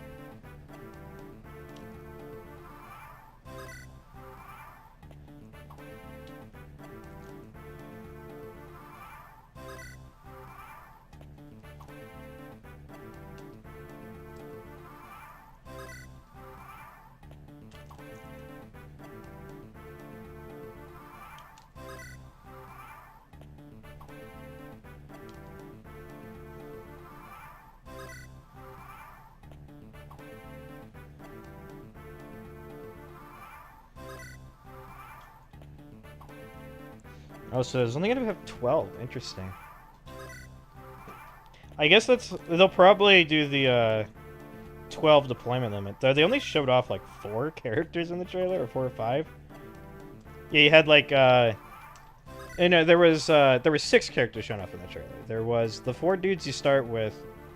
There was Chloe the Pegasus Knight, and God, I can't remember the guy's name that was a Cavalier. He was like, it's on the tip. I don't know.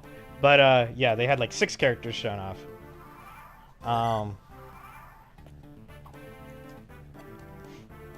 No, Vander's the Jagen. But there was like an actual Cav guy they showed off. 12 deployments, still better than Silver Snow. Ain't that the truth?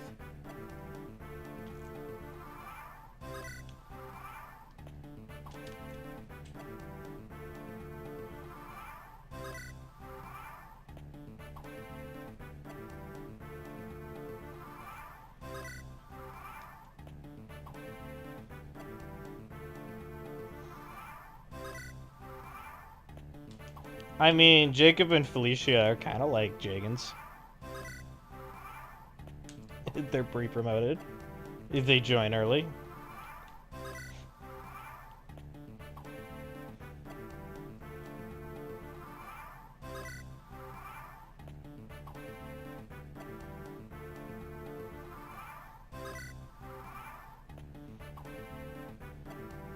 Gunter kind of falls off a bit early.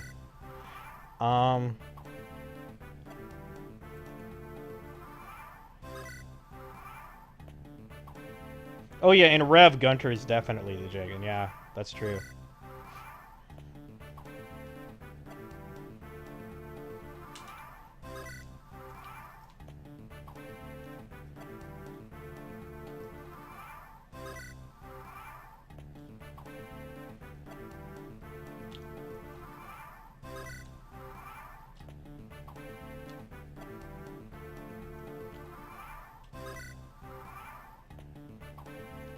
Rev Gunter isn't bad. He can one-hit KO Fuga in Fuga's Wild Ride with a 1% critical. What's wrong?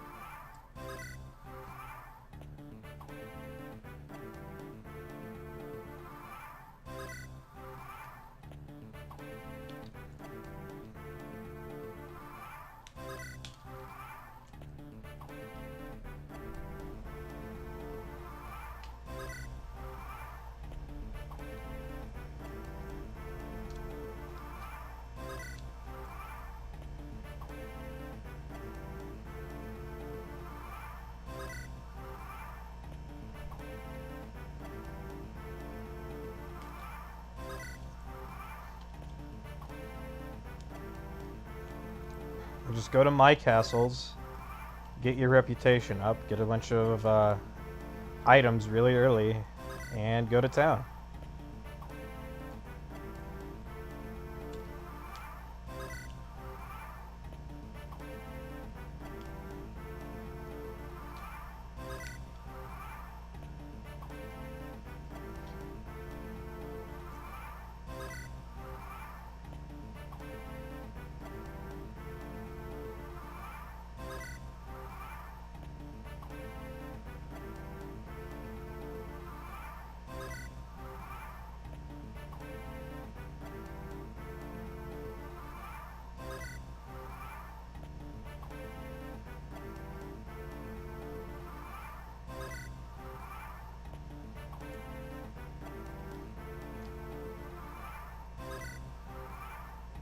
Yeah, this is a seas map. We don't need our weapons.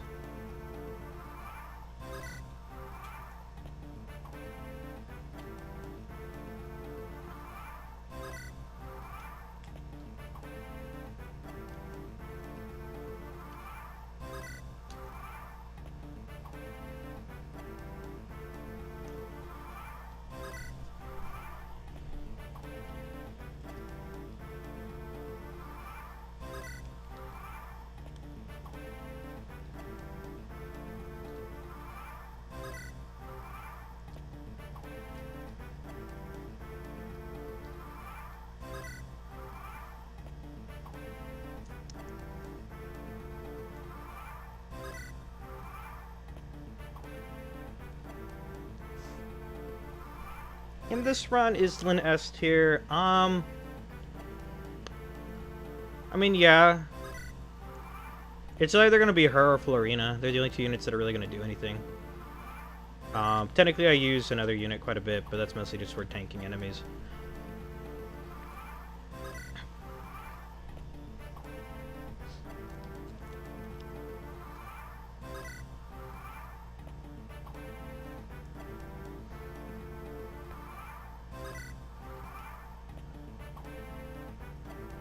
Yeah, what's this level going to be like? Is it going to be any good?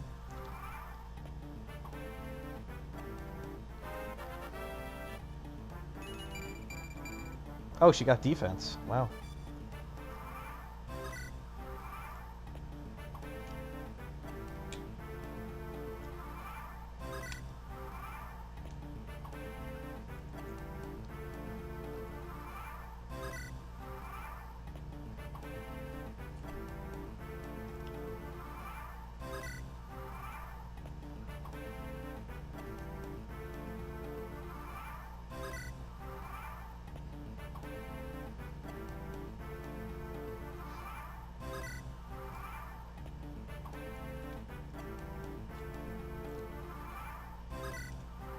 Yeah, she has as much defense as her base starting strength.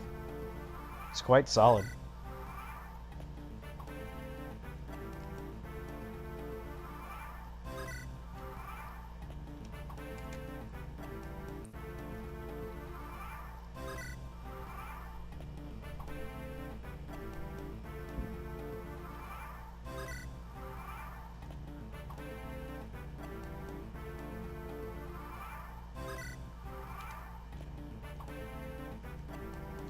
Of course she's not going to be that strength screwed. When your strength growth is terrible, it's hard to become that screwed in the stat.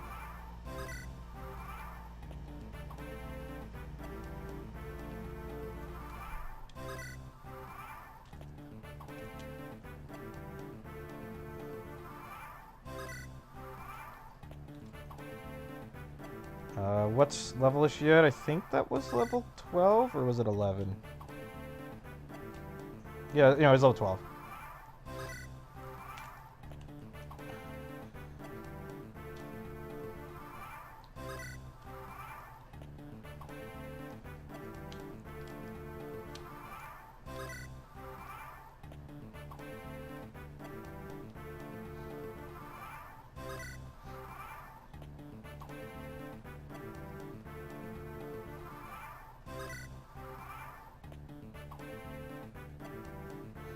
It's level 12. Okay. So 8 more levels to go.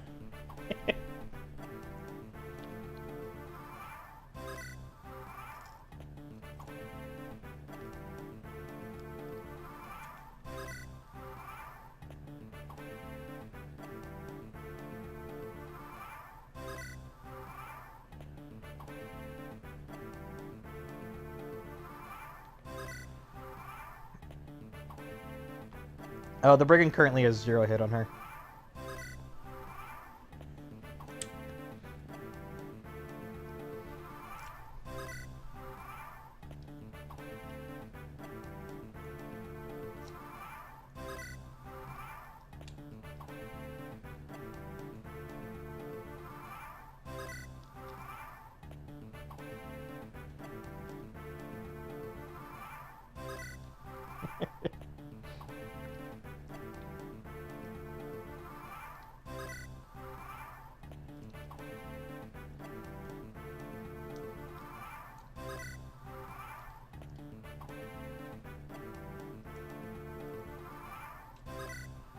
Oh yeah, if the AI didn't attack at 0 hit, yeah, then we'd have to rig Lyn to not level speed, and she would have to not level speed and strength or luck.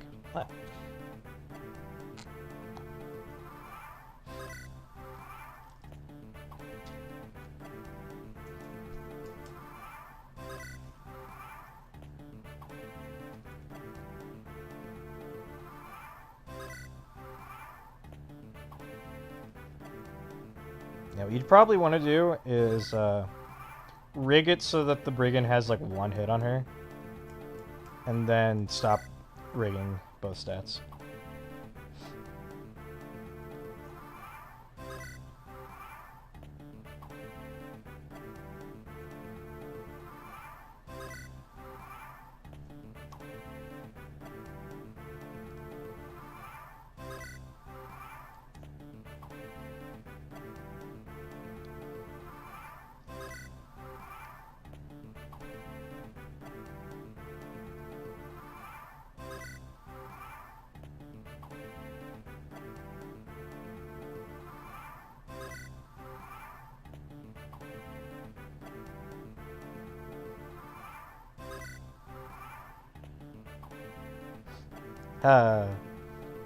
Well, I imagine you would sacrifice luck and just put more speed on her. I think she'd still double everything. Nothing pulls crit on her, so we wouldn't have to worry about that. Yeah. She'd just be less voidy, so she'd get hit a bit more.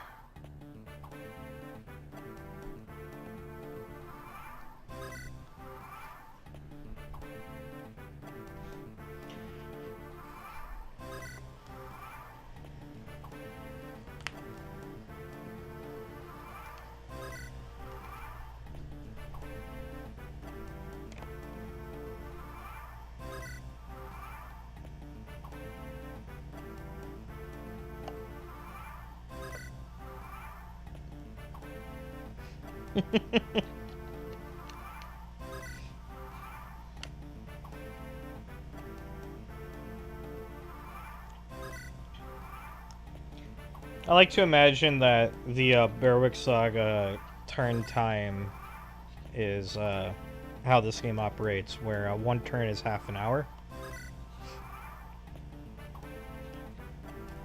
Because, let's see, how long would that have been by now? Is that like level 12, right?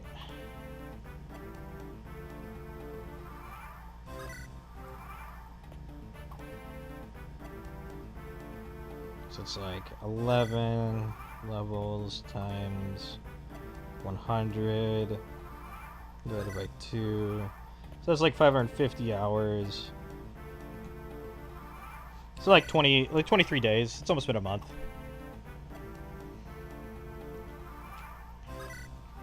And you can't believe 3 Houses tries to prevent us from doing this.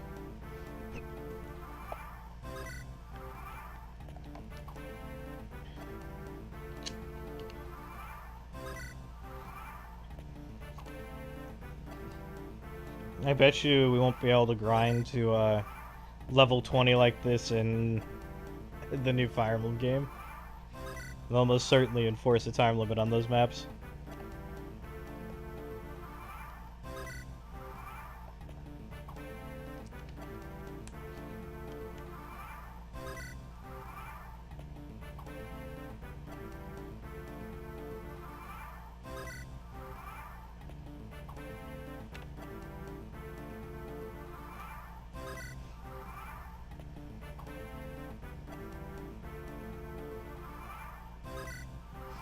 It takes 100 turns for your lord to undergo dragon degeneration.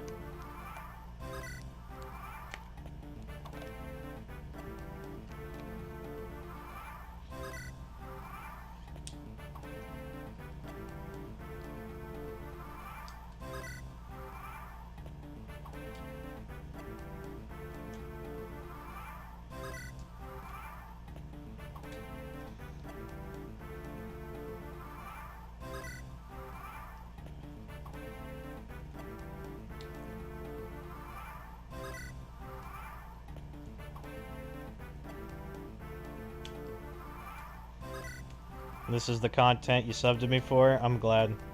I'm here to provide.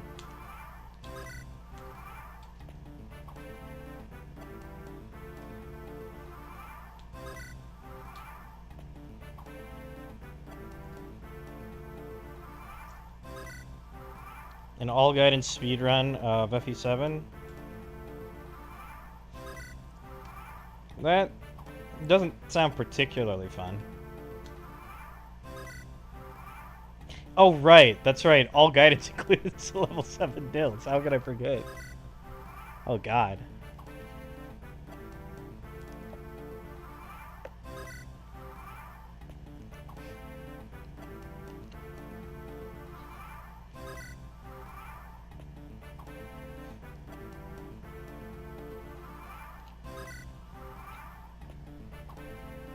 Yeah, I don't know who at Intelligent Systems thought grinding nils to level 7 was a good idea. I don't even really understand. Like, knowing what the map is, it still doesn't make much sense.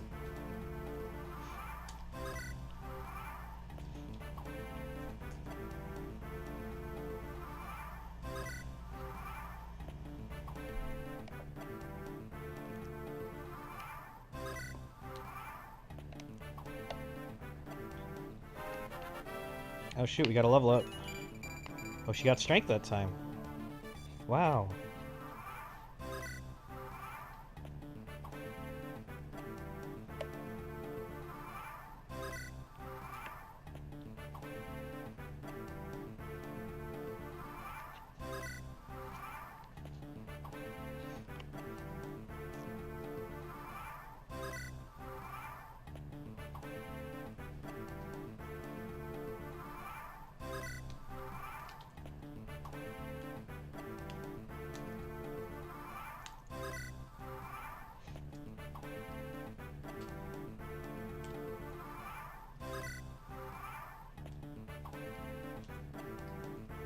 Did you have a base defense Byleth? How fun.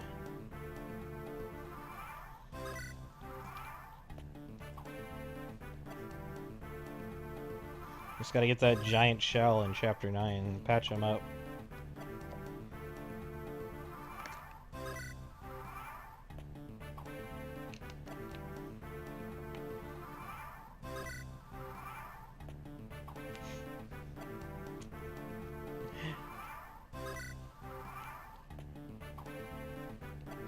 Just reclass in the Fortress Knight and get your defense boost. Easy.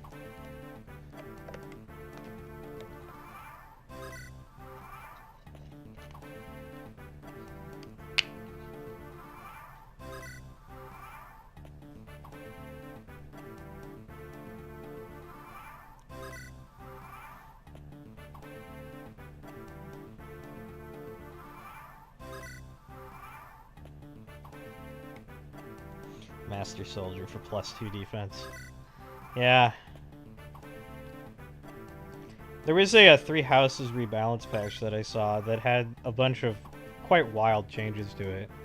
But the one that like people weren't really talking about that I saw was they made Smite a D rank requirement for armor. Like you just had to get D armor and you got Smite. And I was just kind of thinking like, man, if I only needed D armor to get Smite on Dimitri, that'd make the run so much easier to plan. You wouldn't have to Master Soldier anymore.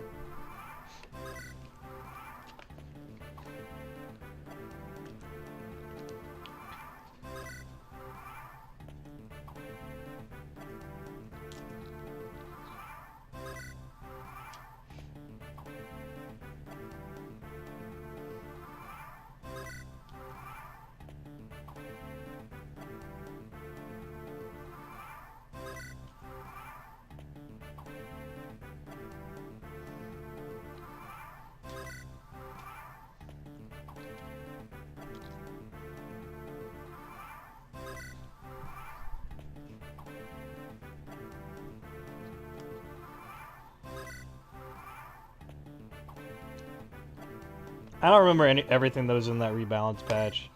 They just did like a lot of really weird things that didn't make a lot of sense to me. They didn't like touch at all the strongest options in the game. Outside of Stride. There was like... They still left all the characters with Battalion Vantage and Battalion Wrath. They, for some reason, put more crit on weapons, but... Yeah, I think it was like... Swords had crit now or something? It was very strange. It's not exactly the fix that swords needed. Bows had more crit, which was pretty cool, though.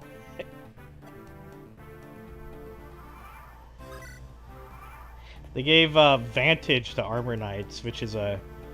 Like, Vantage on an Armor Knight is a very odd thing thematically. Because, like, Armor Knights are supposed to tank damage, whereas Vantage is a way to avoid taking damage, but, you know.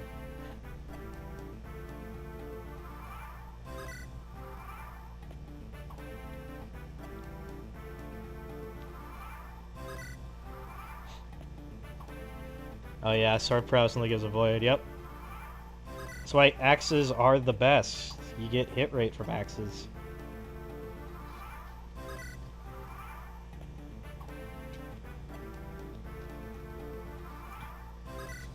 And then he used the funny, Oh yeah, they killed the Mace Plus. It's so sad.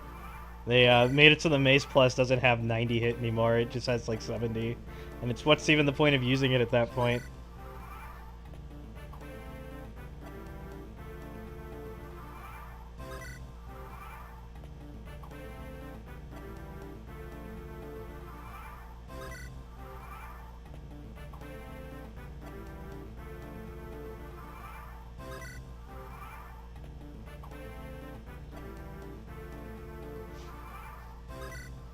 Yeah, the DS games are kind of interesting because they do try to change how the weak points work.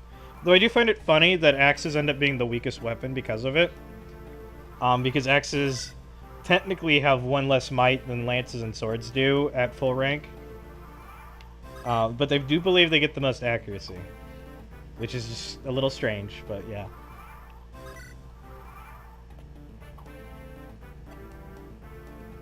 Yeah, I really do like the those weapon rank bonuses. I especially like them in the context of they go away at disadvantage, because it made the weapon triangle feel more interesting.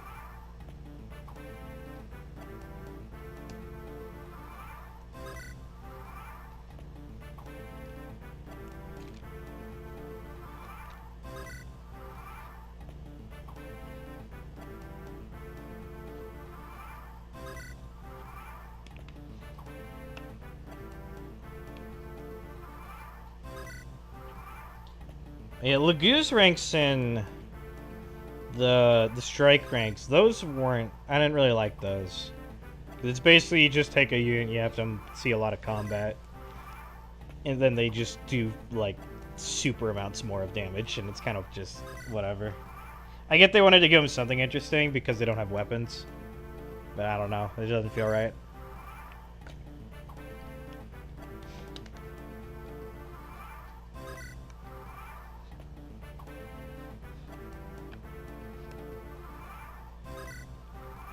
Yes, this is the level 20 Lin grind.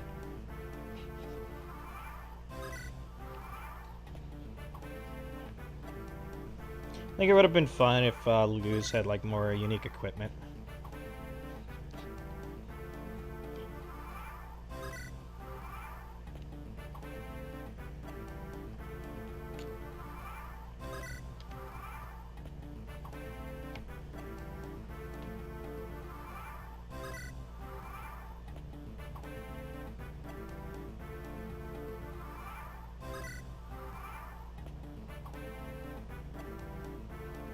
He has 0 hit on Lyn currently.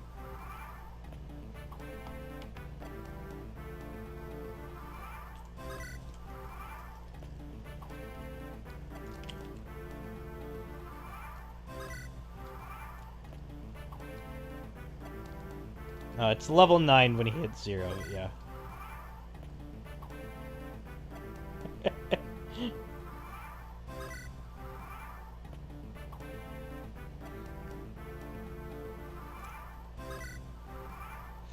Now, why am I doing this to myself? I don't know.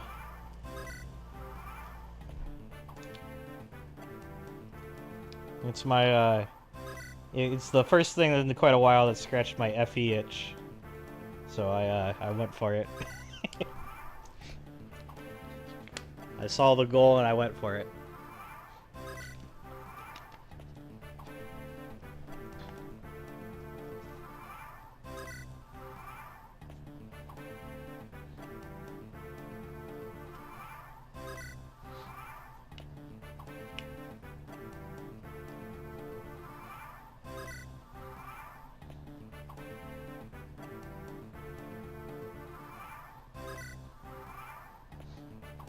Lyn is kind of hard carried by the Monikati, though she does need to have some strength, otherwise some of the clears become really annoying.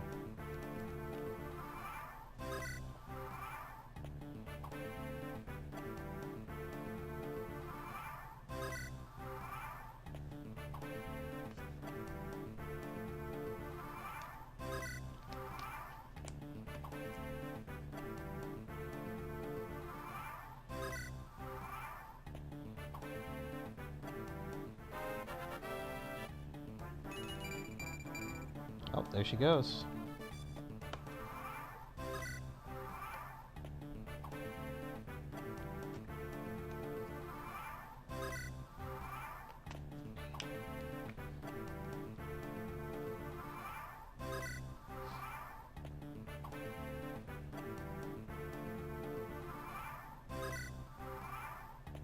Yeah, I could believe that.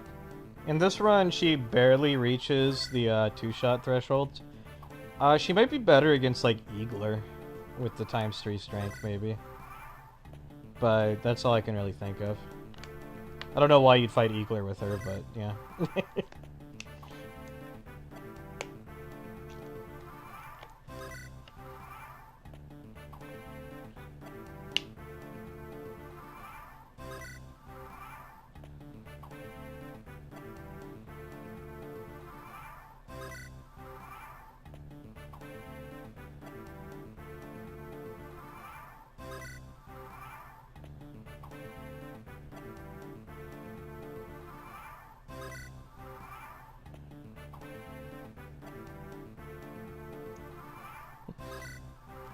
Rebecca failing to one-shot pigs? That sounds right. I think if I did a real run of FE7, I'd do the JP version. I know they don't, like, matter too much, but I kind of like those, like... I like the 3-time effectiveness.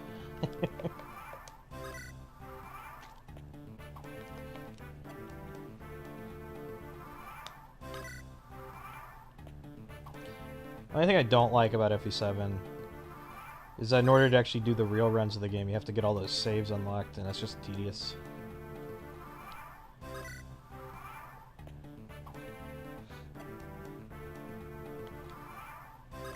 I really wish they did what most games at the time did, and just like have a cheat code to unlock everything.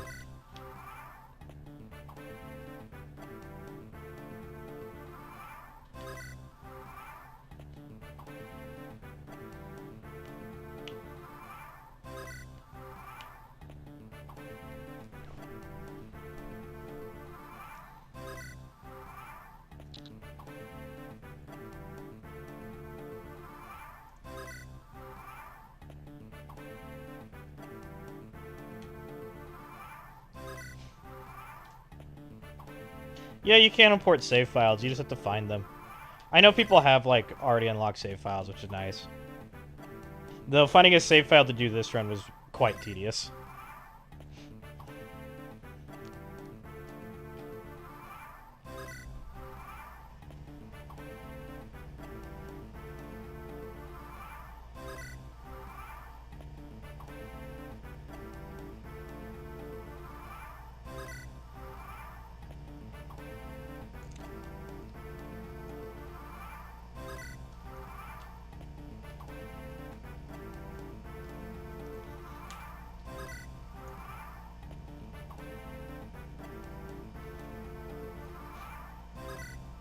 You also need to get those double dash bonuses, or you can get like the emblem sword and have like an actual energy ring in the game.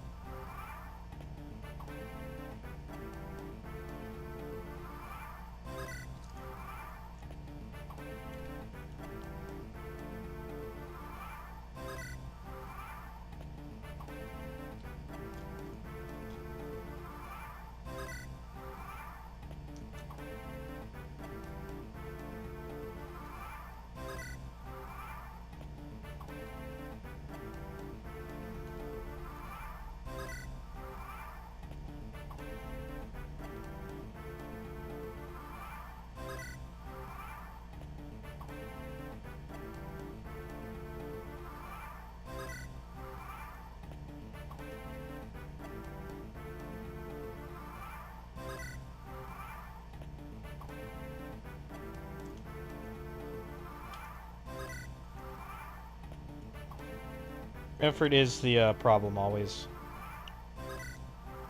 There's a ton of runs I kind of want to do for this channel with other games, but I gotta finish my current ones, so I don't really like leaving runs undone.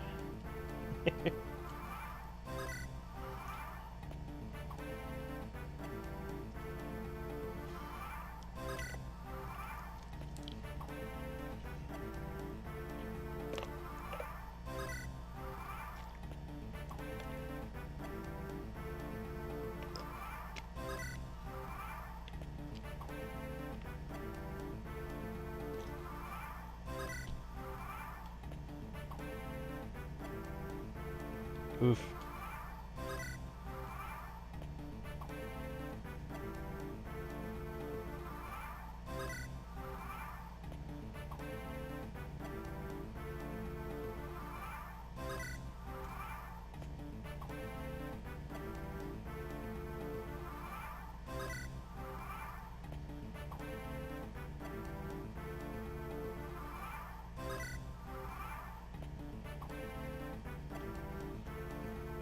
I can imagine the Vita map would be a rather important one for enemy control glitch,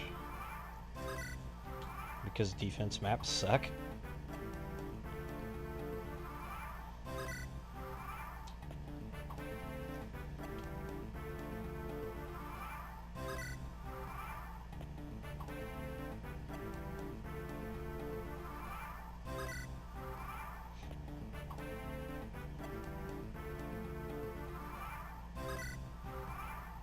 Oh yeah, I forgot. That's where the Uber Spear is. But yeah, yeah, I was just thinking you just make it so enemies aren't doing anything.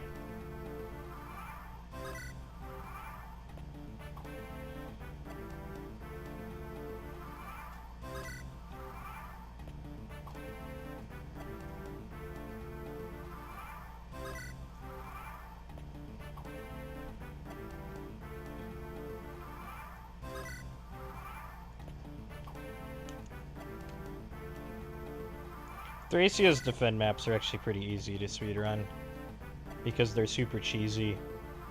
You just choke point all the guys off in one spot, and then they just kind of stop moving, and you just end turn a bunch because the enemy cap.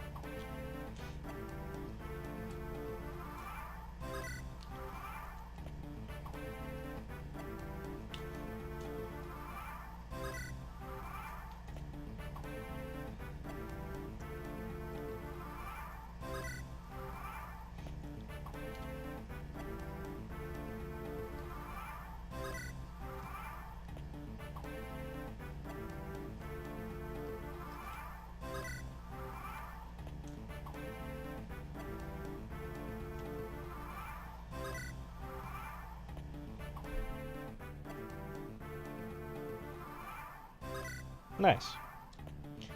Yeah, combat animations are like killers in speedruns.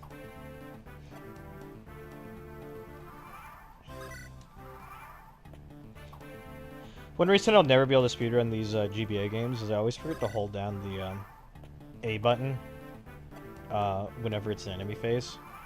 I've had Don get mad at me. in one of my videos for it. But, yeah, I just always forget that that's an option. I don't know why.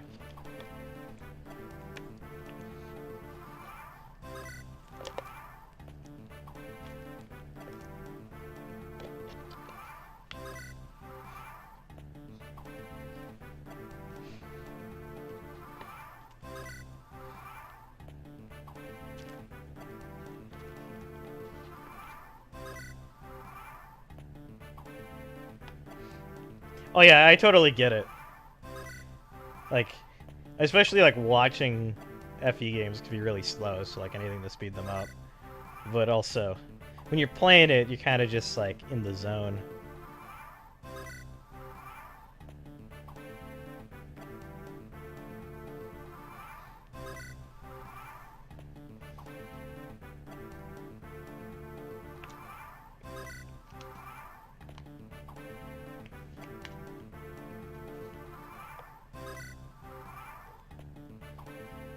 Welcome back, Emmett. I hope your class was good. I don't remember what level we're on, but we'll find out soon.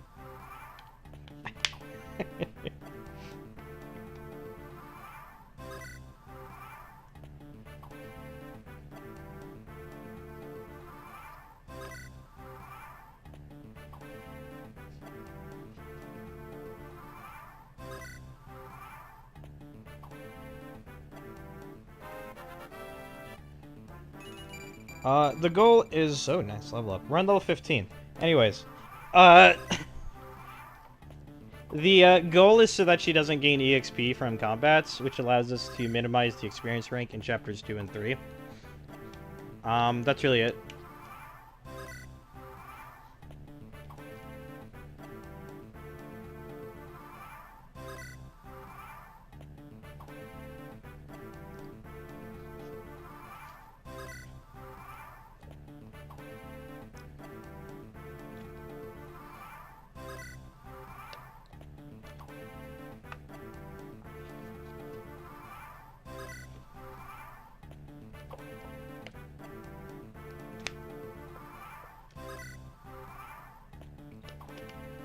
Yeah, this is a minimum ranked run.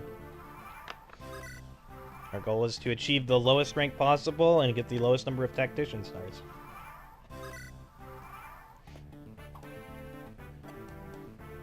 It's an LTC run. LTC stands for low tactician count.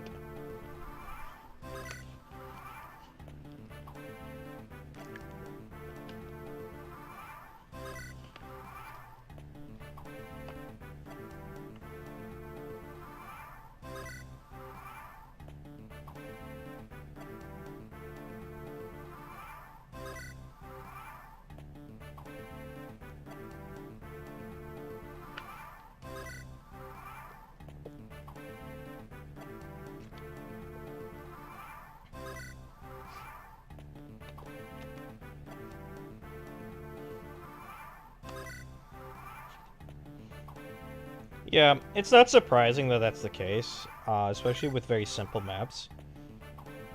Because obviously they can't design it for the highest rank to be impossible. They have to design... At best, you'd want to design the optimal play to be the highest rank. And then lowest rank would be, like, stages below that. They have 5 stages of ranking. So, at some point, you just get to a point where it's more of a chore than anything else to get lower ranks.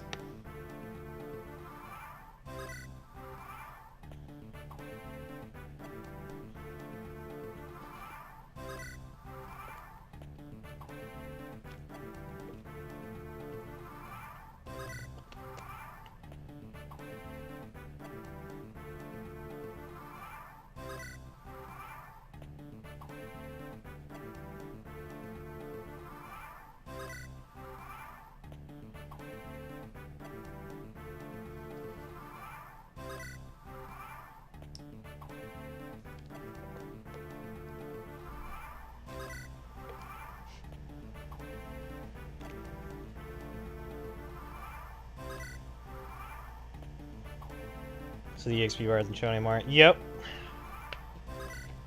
Yeah, the EXP bar loses you a ton of time.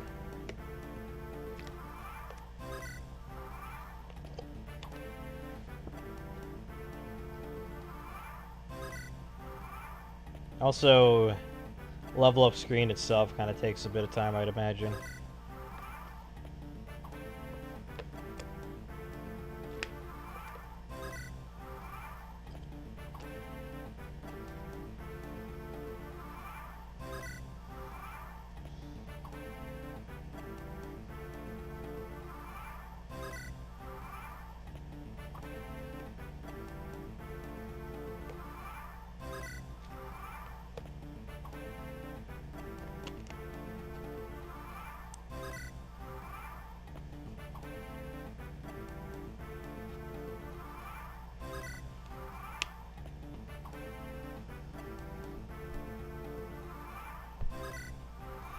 It's kind of interesting. I remember I timed it a while ago, and I remember that Tellius wasn't actually that much slower, or maybe it was just RD that wasn't that much slower than other animations, but the game just feels slower because there's just so many enemies.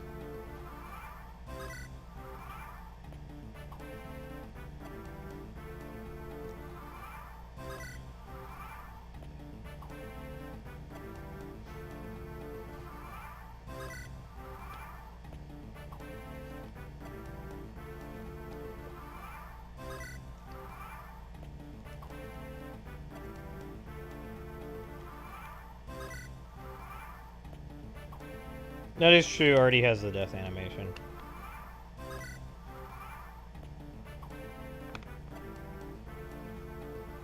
I think it might have been with animation skip on, yeah. That is true. That is another feature that they lock behind New Game Plus. Already has some odd design decisions.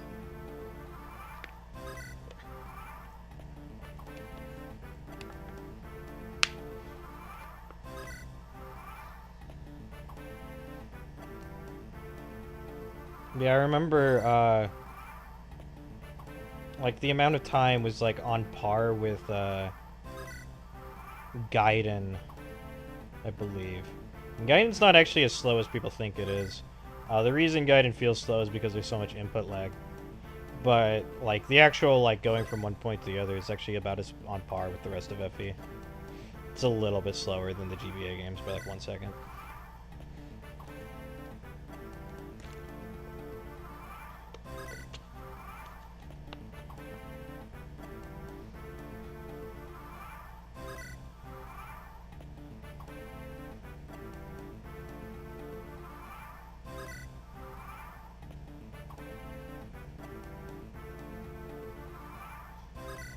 Gaiden is also a route game, yeah.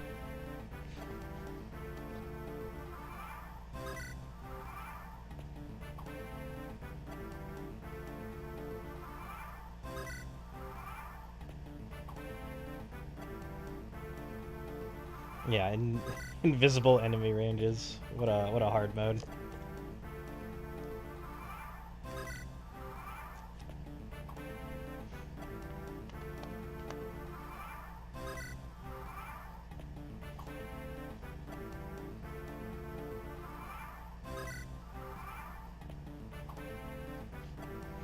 That's what Gordon's been doing. It doesn't surprise me. I know Zehark was, like, always considered to be a pretty good unit. And Jill was always kind of suspect to, certain members of the community inflating their rating.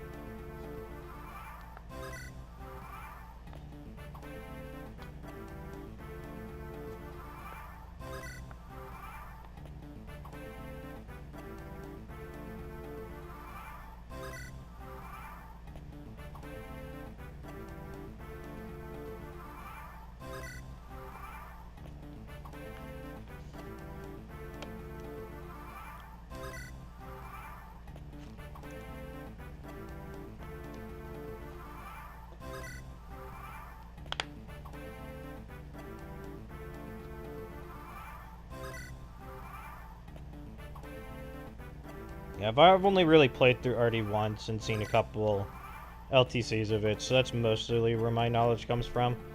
I'm not like a super huge RD person.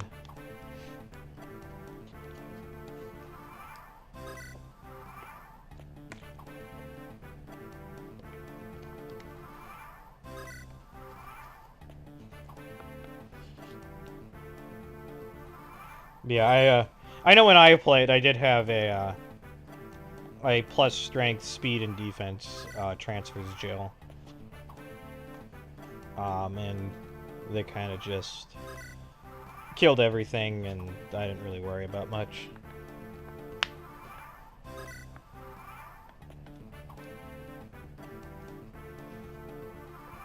It'd be cool if you could transfer your movement, like the unit that had boots also had +1 movement.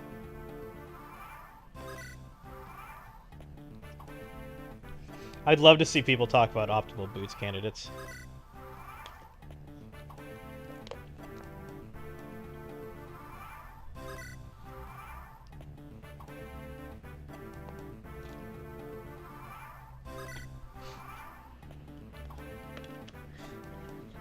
It'd be like training Nephany in where it's like people recommend you train Nephany in Path of Radiance even though she's terrible. Just so her early maps in part 2 aren't terrible.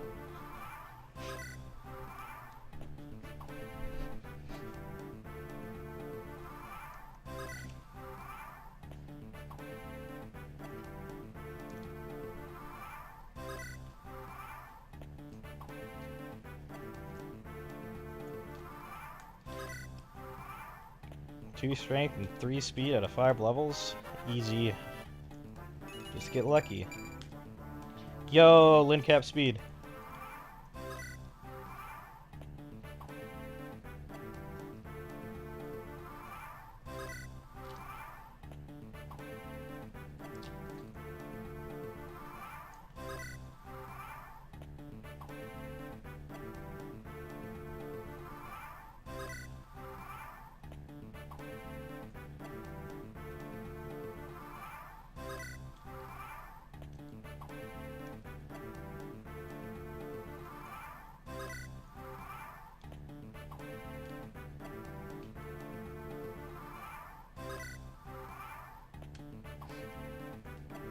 Path of Radiance Jill is interesting.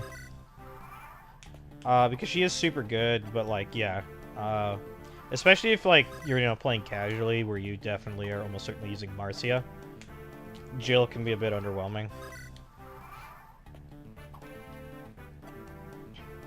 Her speed, I remember, isn't super great.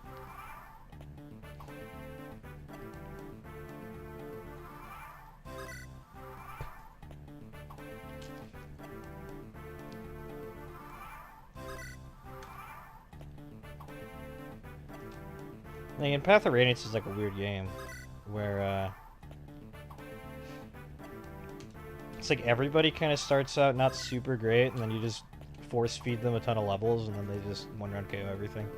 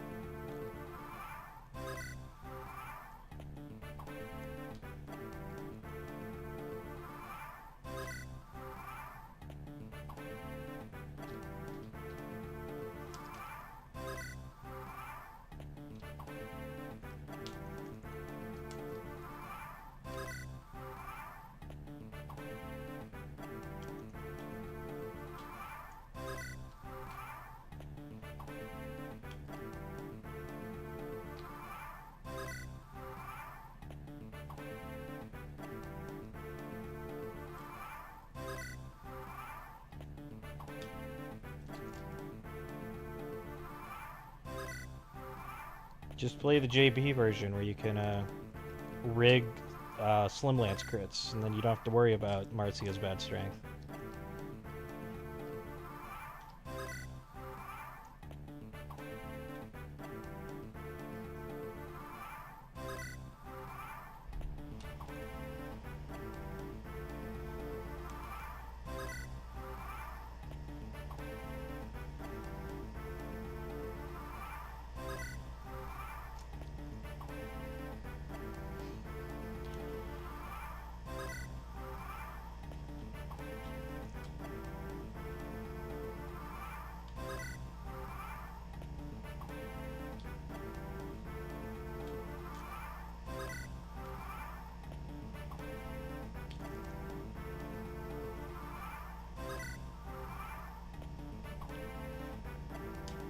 Is there any LTCs that Kirby Master doesn't do? All of them.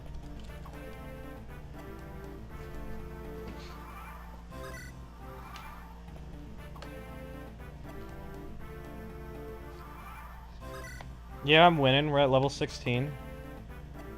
We're in the home stretch. 4 levels left.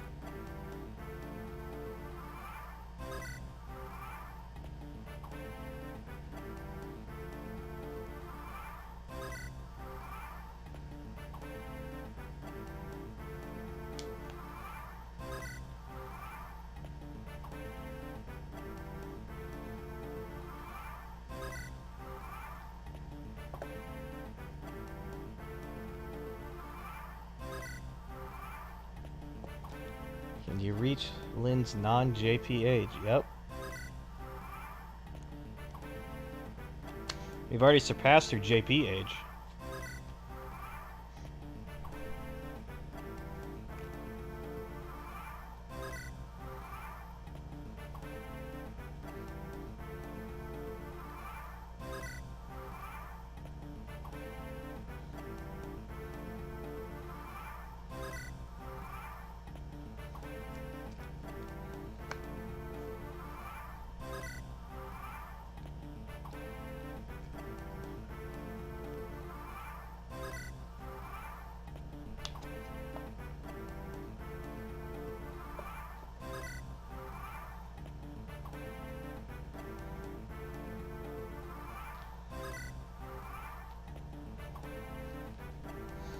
The adult she technically is. Ah, Fates was a mistake.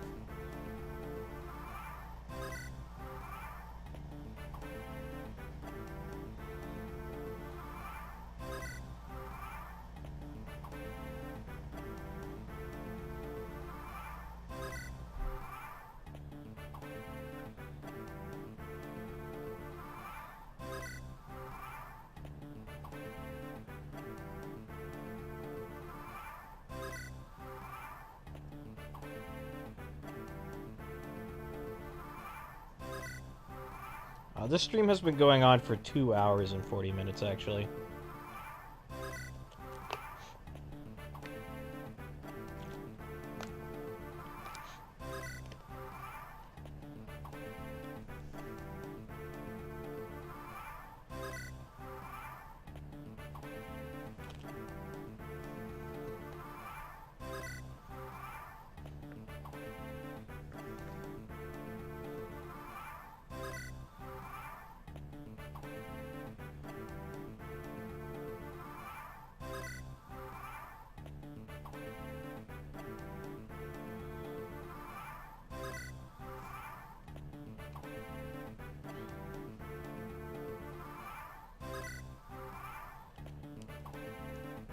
Oh yeah, we're gonna go through all the chapters.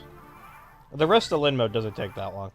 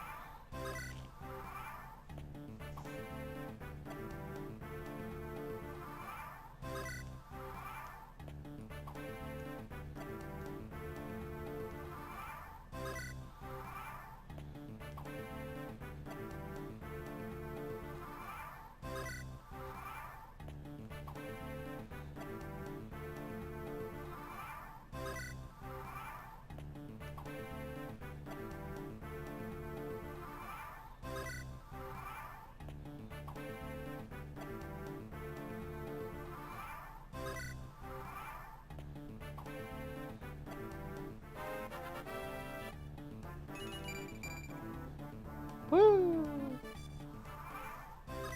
Yeah, we unfortunately get 5-star EXP on this map. Not really anything we can do about it.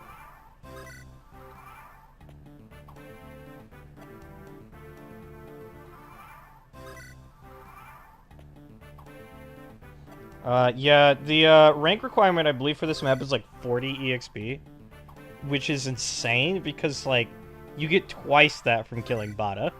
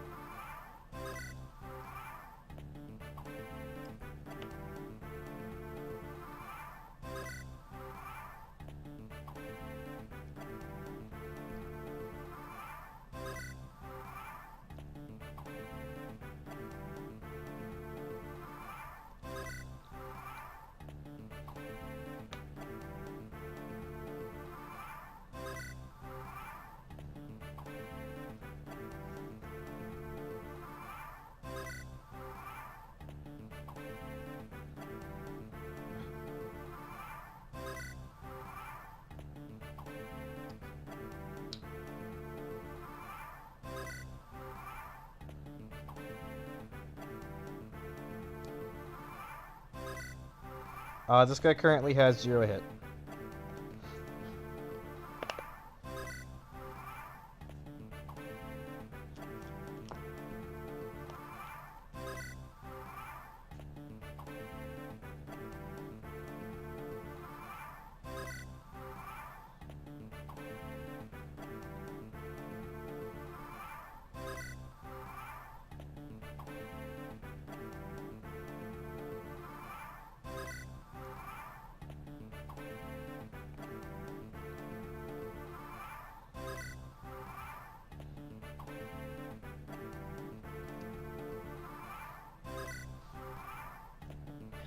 Yeah. I hope Fire Emblem Engagement lets us transfer our saves from every other Fire Emblem game.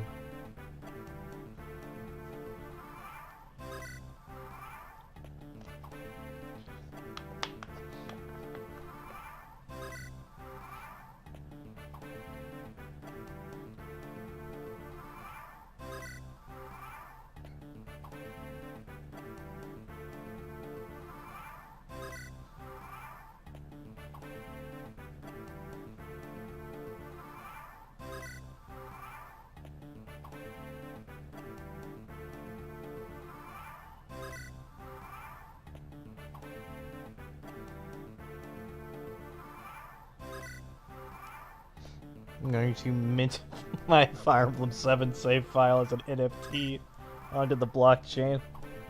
It just can't stop me.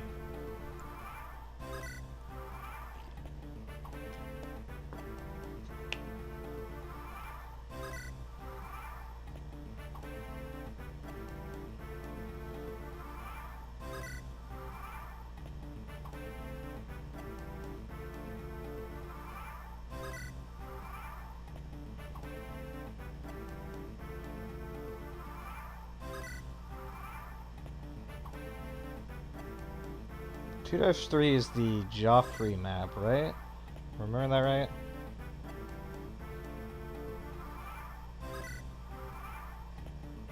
Yeah, because 2-2 is the dark map. 2-1 is the Nephany Brahm.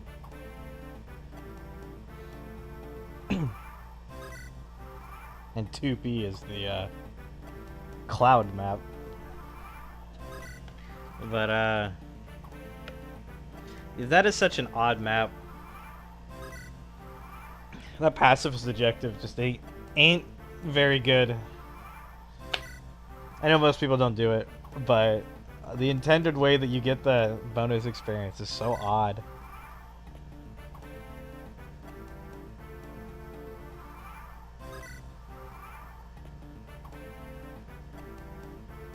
Bro, Mecha, I was so mad at 2P when I played RD, because I like routed the map like 2 turns before the turn condition, and then I just found out that they made me have to end turn twice. It's like, oh come on, why'd I even put effort into this?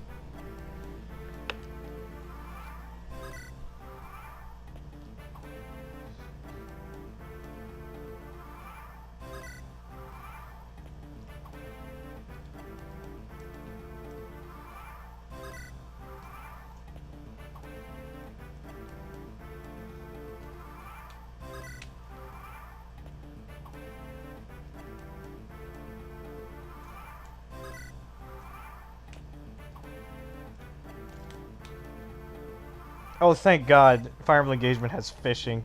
That's what it needed.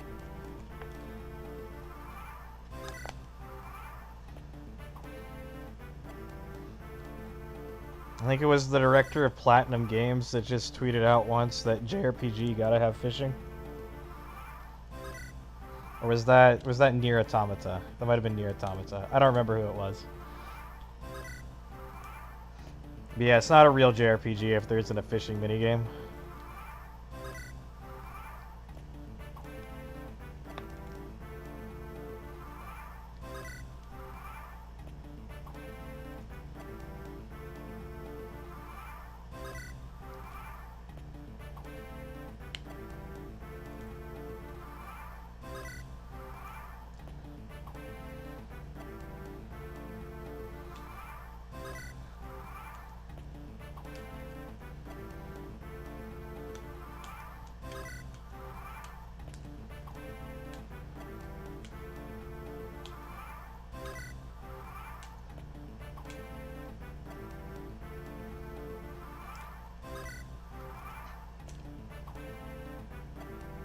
It was Yoko Taro, that's right.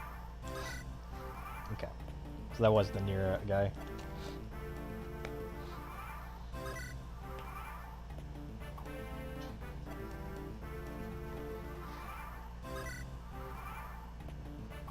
Honestly, like, I didn't mind fishing in Three Houses that much.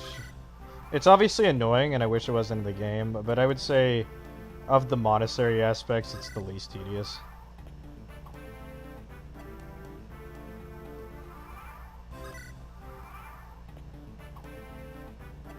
You only ever fish for the speed ones, anyways.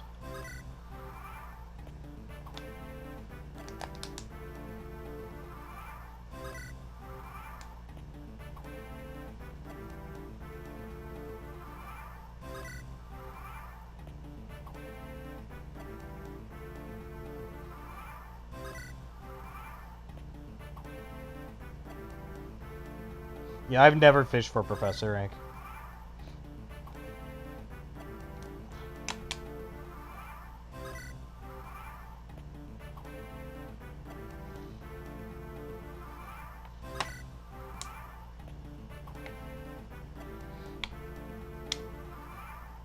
Professor rank is such a bad mechanic, though. I hope that doesn't come back, because that was awful. Because there's so many game mechanics that are locked behind having a good Professor rank.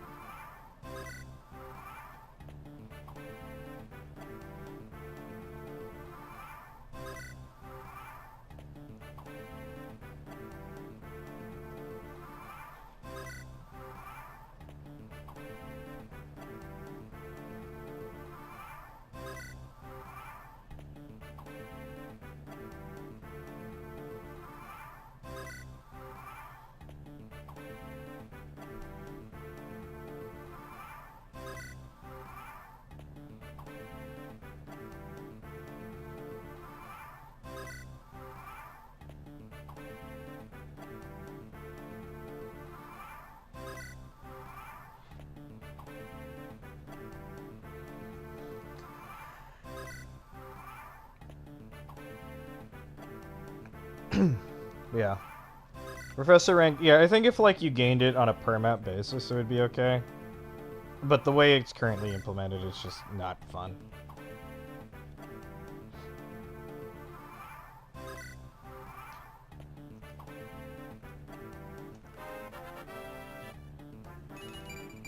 Level 18. Oh boy, she's up 5 defense.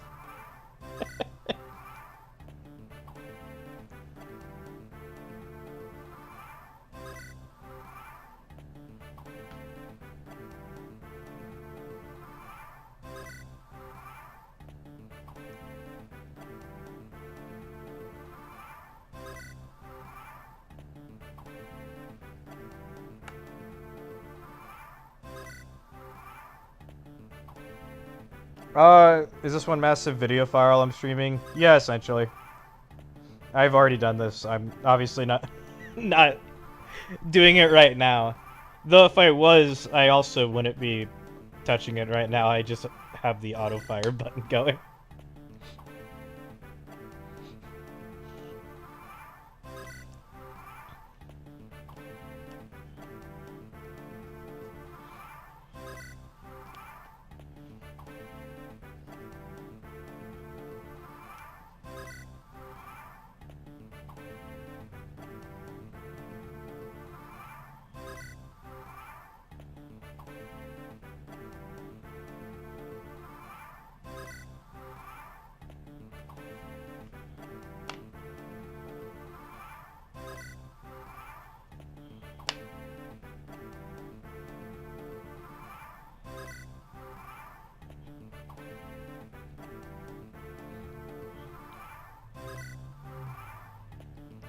Yeah.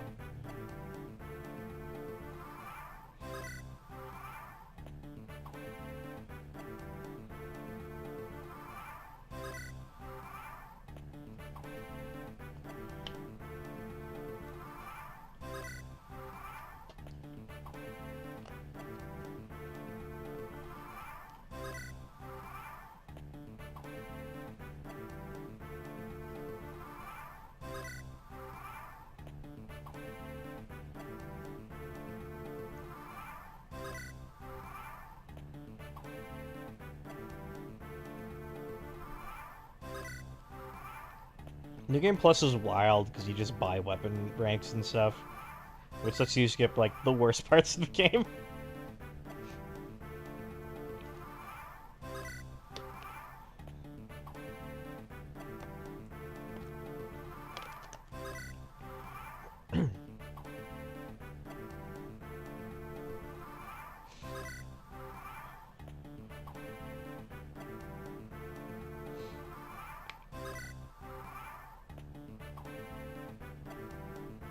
You just gotta download the save from that one guy that unlocked every single class skill, every single weapon rank on every single unit, in every single route. And also got every single character ending paired with every single character.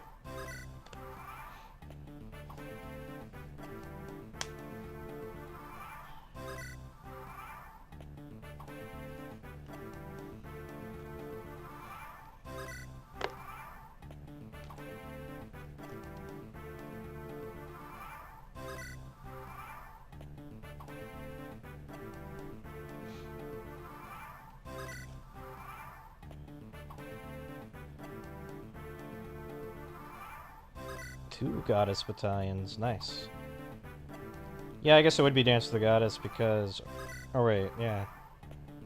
Because that's the B rank one, right? I think that is.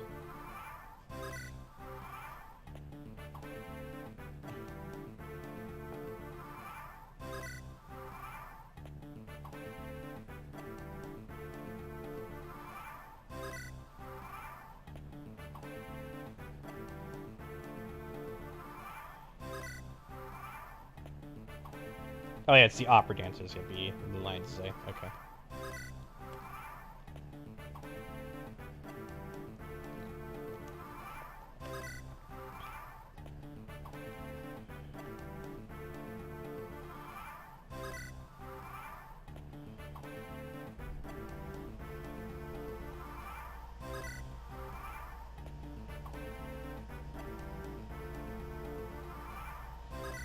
Yeah, I remember in the LTC, I just had Ingrid leveling authority passively for the entire game just so she could put that gambit on her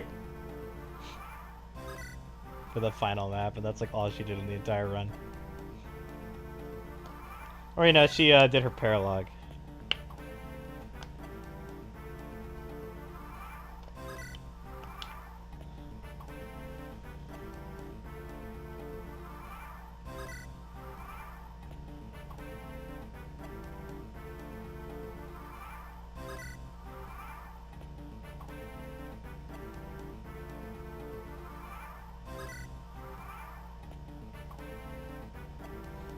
My favorite experience with Three Houses War Phase was the Ferdinand Lysithia map, where I played that the first time, and I posted in the Fishcore chat.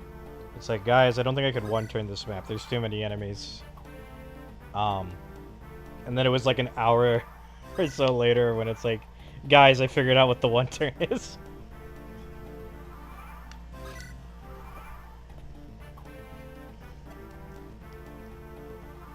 Yeah, the Warphase maps were not well thought out.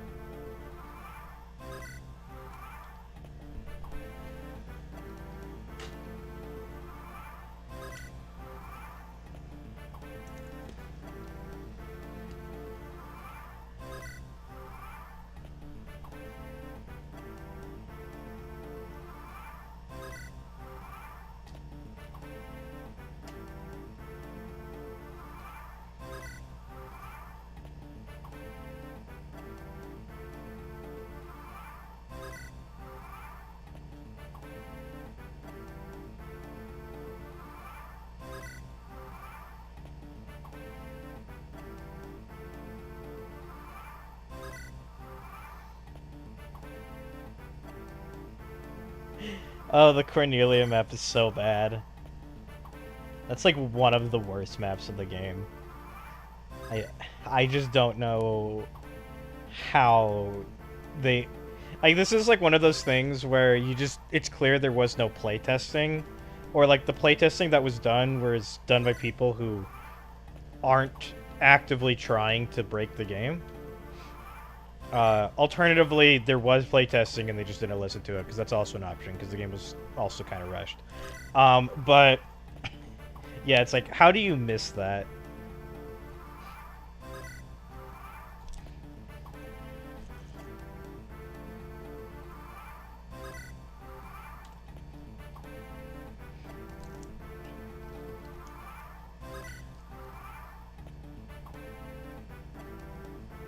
I've heard the story of that bow. I couldn't tell you its stats. I've never gotten it.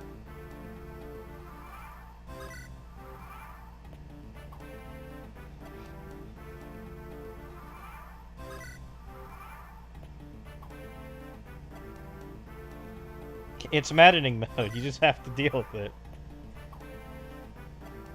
The thing is, like, Chapter 13 doesn't have to be a softlock map. They literally just need to give you access to the shop. I don't know why they don't. Just let you change your class, change your battalions. They let you do that on the Crimson Flower Route's first map.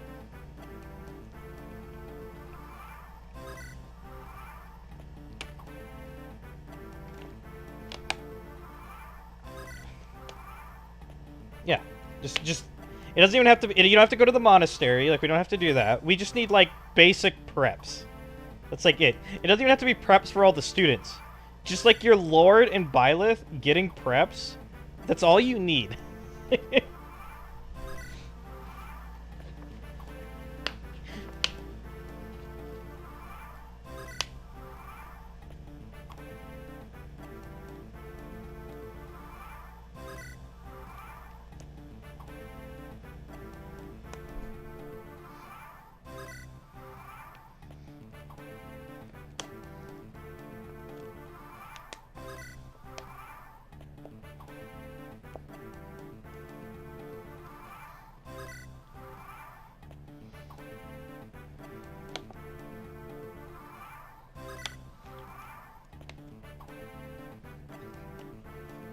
Oh god, I hate the fact that you don't gain HP on level up when you, like, level HP.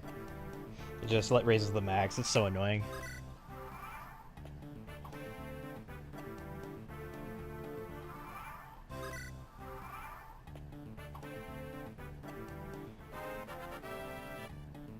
$19 HP.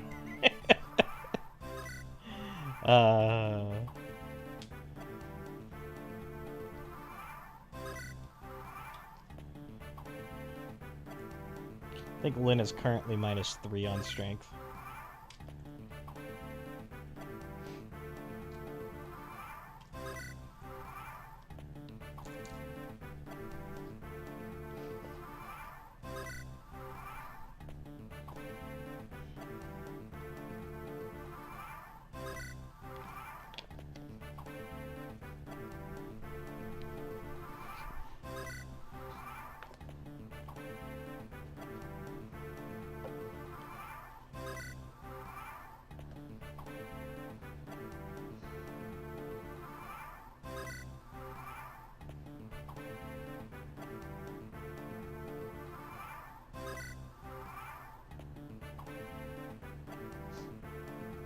The expected turn count. You could calculate that.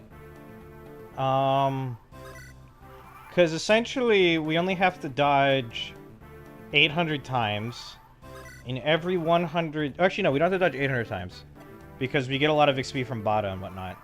So it's like a little over 700 times. And each time we gain a certain amount of it, like 100 XP, it goes down by 3%. And we have 6 vulnerary uses to play with. So, like... and once we're down to those 700 turns, it's, like, guaranteed. So...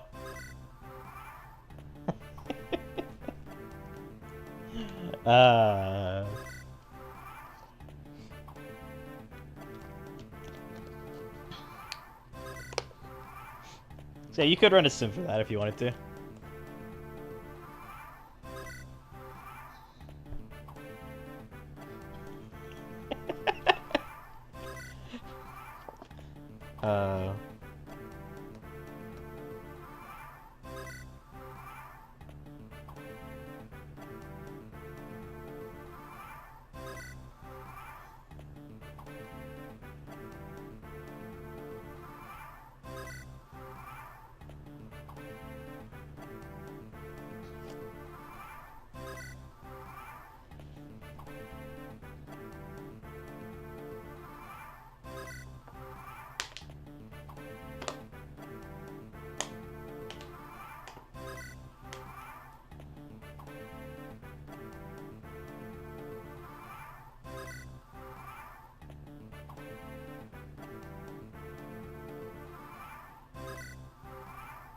It's not as bad on other maps. So the combat rank at 1 star is 15%, less than 15% of combats result in a kill, which means every time we kill an enemy, we have to see 7 combats, which can include the combat with the enemy. So usually it's like 6 extra combats. So that's actually not that bad. It's really bad in Chapter 8, where we have to kill 19 enemies. So that's 127 combats we have to see. But for the most part, it's not too hard to get that.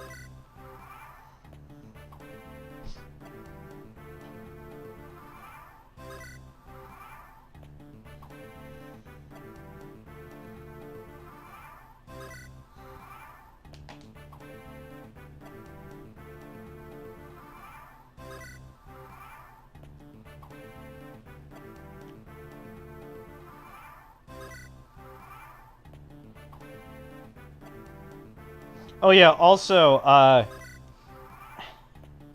Lynn is at the camp combats, and for whatever reason, the game doesn't count the 999, like, if you don't actually increase the combat stat, the game doesn't count it towards the combat ranking, so we have to do it with other characters. Super tedious.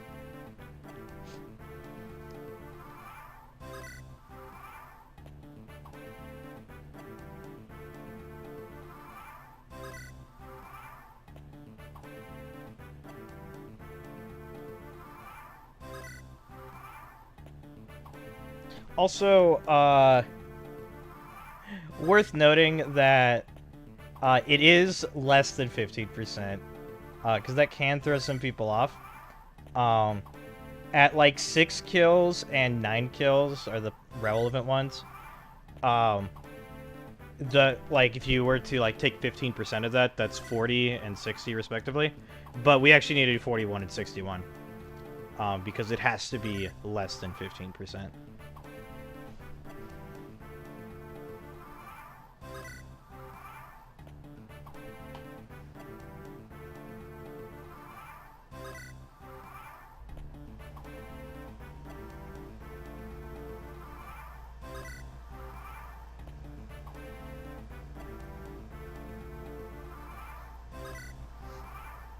Haha, funny numbers. Yeah.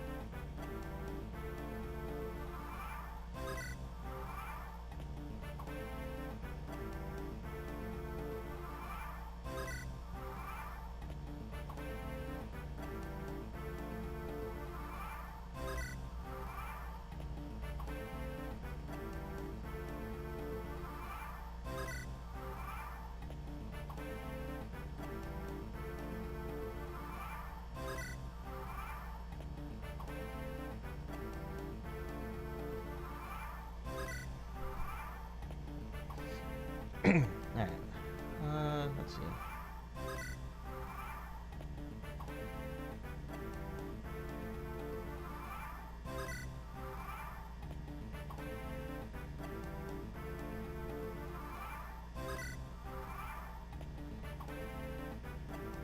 Oh, is this the Dimitri fight? And yeah.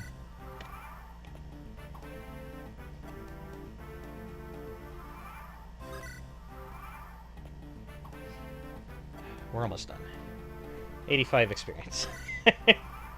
15 more combats to go.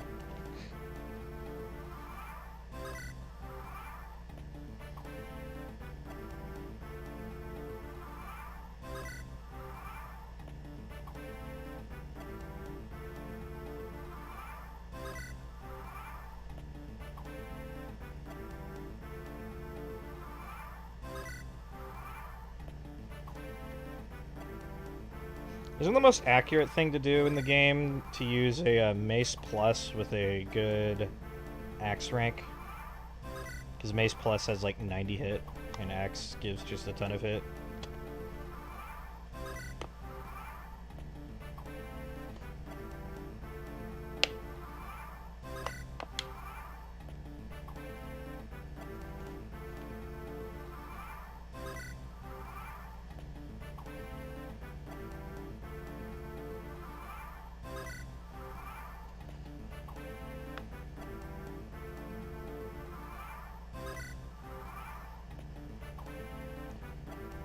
I think the mace has more might than the training sword does. And I don't know.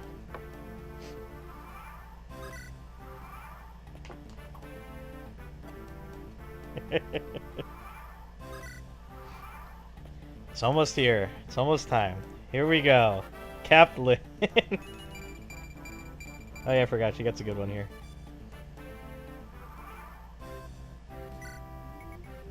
Yep. There's your stats.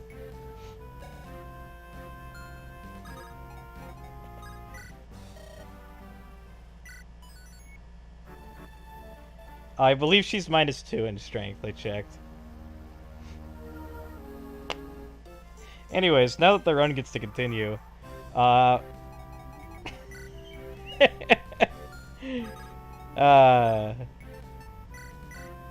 okay, so for this chapter, the gold requirement is 296, which is means we're just gonna have to get rid of everything.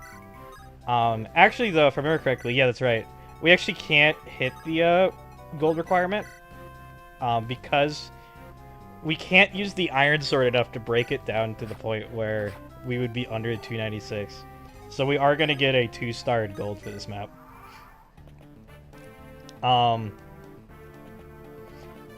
We're using Kent to break down the iron sword because he sucks. Kent and Sane actually do not need to be killed now. Emblem killed them because he didn't have a level 20 Lin. But we do, so we can keep them alive. But yeah, we don't want Kent to actually get any kills, because we still want to be below the XP rank.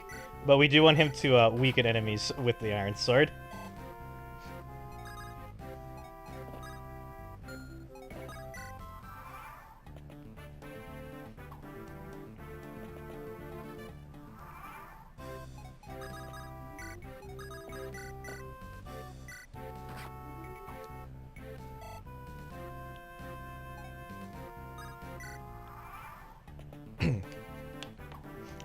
We probably could have gotten away with Sane actually beating on them, if we fought them purely on terrain. Thinking about it, Sane would have been a better unit to put the EXP that we do put on. But at the end of the day, it doesn't really matter which one you use.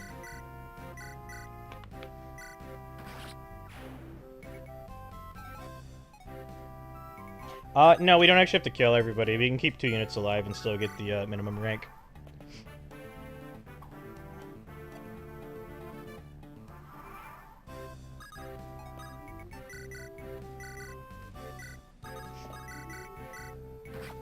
The reason behind that is because I explained this like 2 hours ago, but you know. Basically, in order to lower your rank, you either are on a defense map, in which case you have to kill off 1 unit, or you're on a non-defense map, in which case you have to kill off 3 units. Lin mode has 13 units in it. We can't kill Lin, so that's down to 12. And then we have a defense map, so we kill off Dorcas there. So now we're down to 11. So we can only kill off 3 units 3 more times, which leaves us 2 units to spare, and killing off 2 units would never lower our star cap, ever. So there's basically no point in killing them.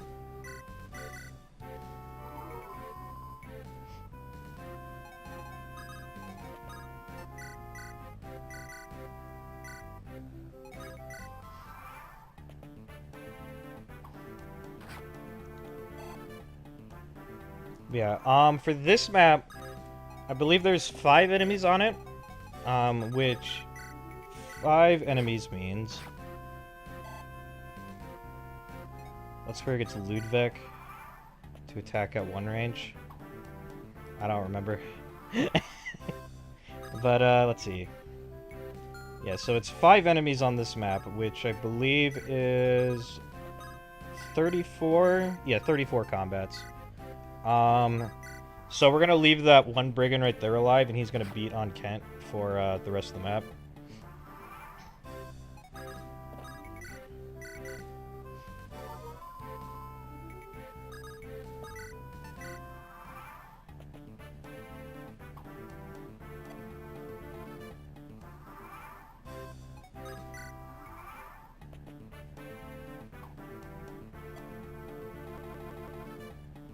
Ooh, the emulator's checking there.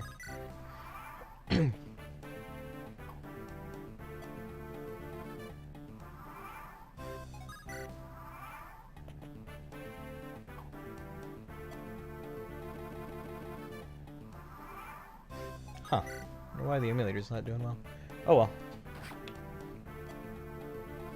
Yeah, it's I think at about 1 level up and 2 experience, Kent will. Give me. Something wrong with this?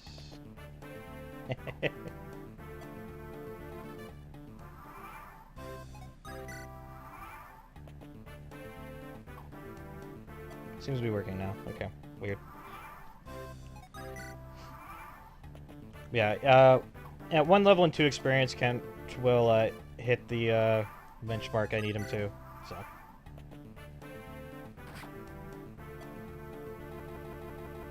Why is it doing this? I have to reset the emulator.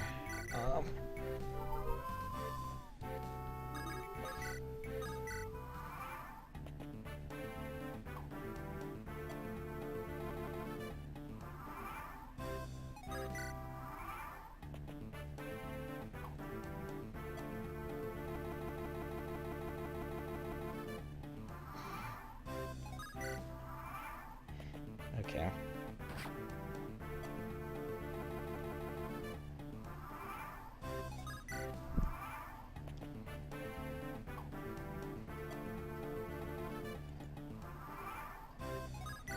Let's try pausing it. Okay.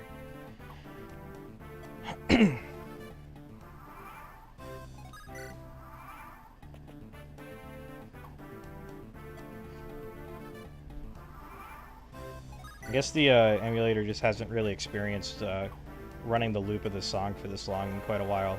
It's having problems with it. Kent got a level up. It's very good.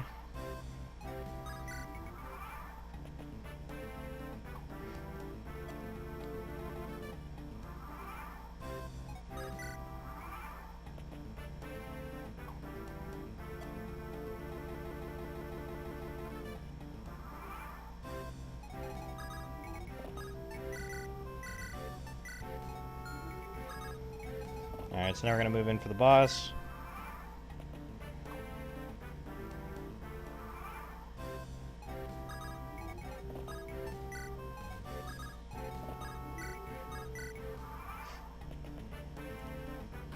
We got a pretty simple clear going on here, where the boss 2 shots can't, but we just need him to hit him once, and it's effectively the same thing as far as damaging the iron sword. Because Lyn will 2-shot after that, and then we're going to rescue Kent from the brigand with Sane, and that'll let the guy suicide on Lyn.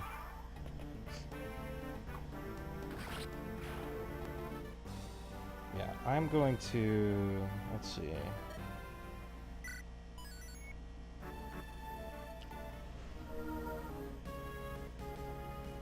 Alright, so we're going to make a save here. And we're going to try restarting the emulator. So, let's see.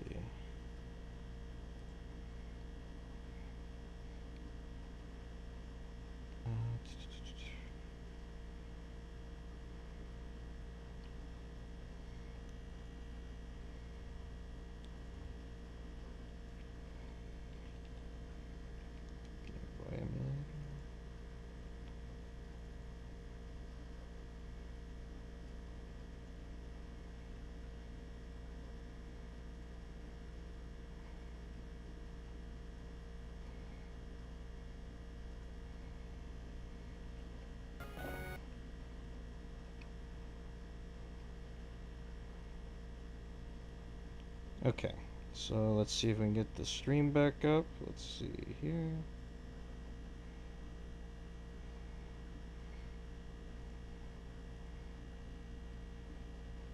Okay.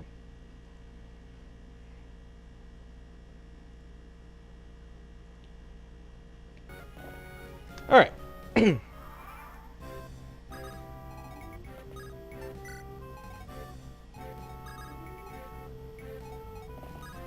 So yeah, this map is, let's see, the funds requirement for this map is really low. It's like 40 gold, which means we kind of just have to throw the vulnerary we get away. There's no real use keeping it. Luckily, because we have Sane and Kent, we don't have to kill a lot of enemies like Emblem had to do. We can just have them distract them and do all the combats. I accidentally, on my first attempt of this, I cleared this map too quickly because I got all the combats I needed before the turn objective.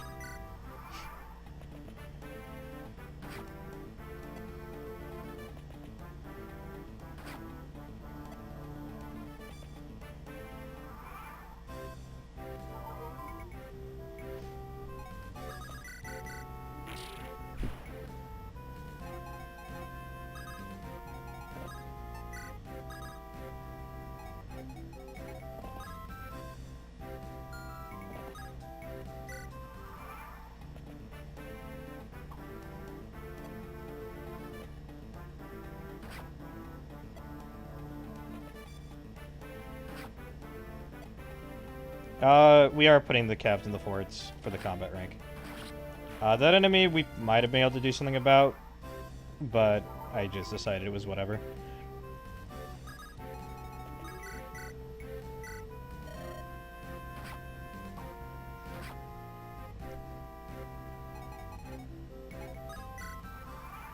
Yeah, Sane is just going to sit on the forts and start tanking our combat rank for us.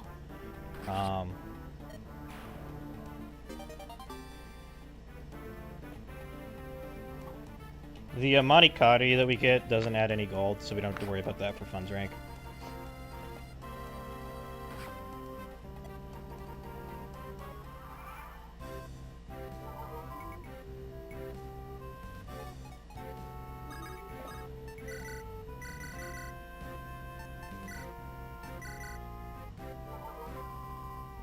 The EXP requirement for this map is 140 XP, so we have plenty to, like, get Kent some experience and Sane some experience if we wanted to. It's not a big deal.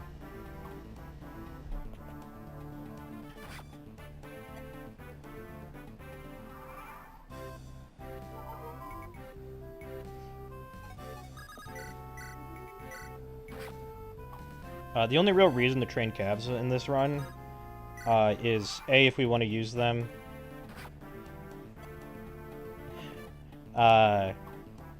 or if we want them to get extra bulk, which is the main reason why we're going to be training them.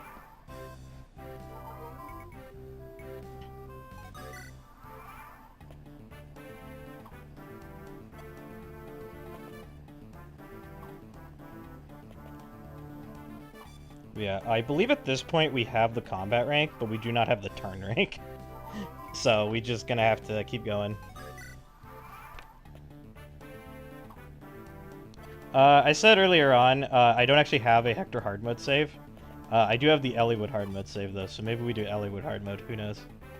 I think Elliewood plays less maps, so you probably can get a lower rank with him.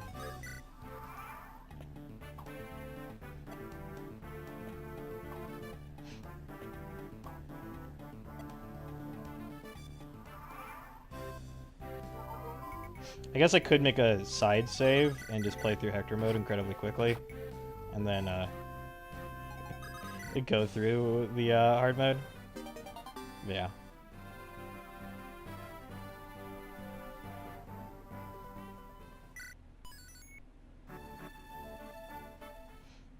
Yeah, that chapter is pretty simple. Let's see. So this is Band of Mercenaries. Oh yeah, this is the Will map. So yeah, this is another route map, which is really annoying.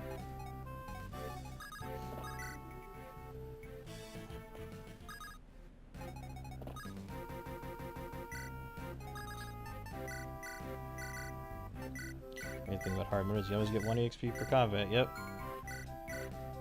So yeah, we throw away all the weapons. We don't need them. They're not going to do any combat. It'd be nice to train up Florina if we wanted to do like an extended playthrough, but there just isn't enough XP to give to her, so we're not going to.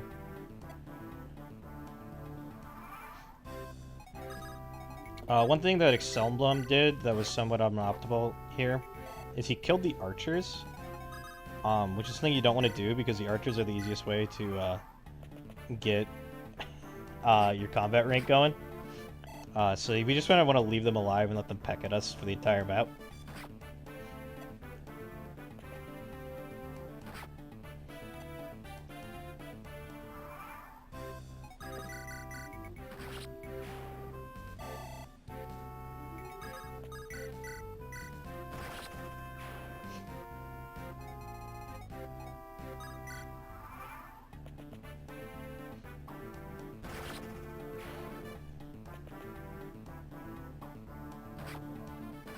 Lynn kills all these guys.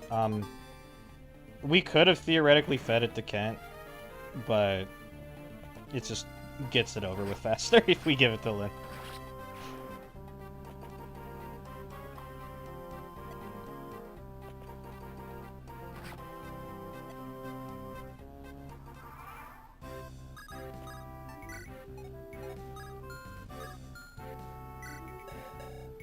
Oh yeah, these are the 1-strength archers.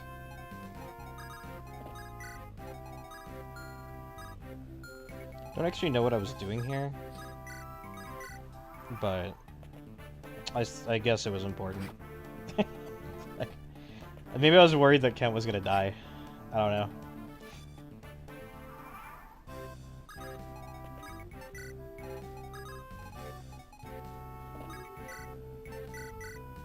We're sending Kent back over here. Well, keeping him in range of the archers because that brigand is gonna be kind of annoying. He's gonna come around the back.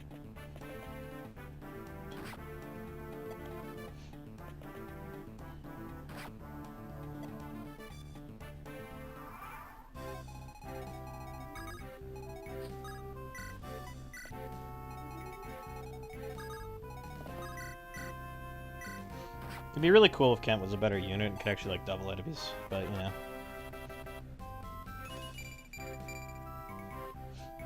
Him getting defense was very important. It allows him to take 1 less damage when he's fighting enemies. Which he will be doing quite a bit.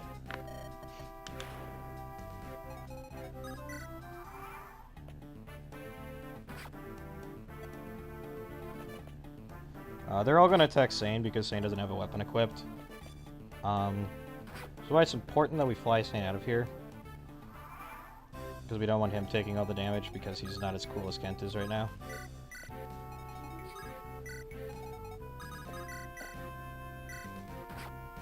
Yeah, Lynn gets an exact 2-hit KO. It's quite solid. The 2 units that we have, Florina and Will. Will is just completely worthless to us in, like, every instance in this run. Florina is pretty much the only unit that's actually relevant.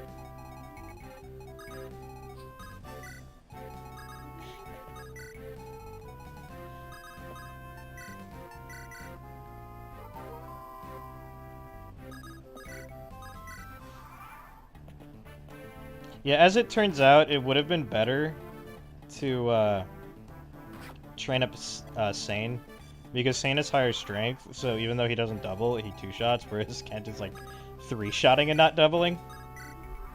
I think this was like the run that sort of solidified the opinion I've heard from Urissa all the time about how Kent sucks, and yeah, he kind of does.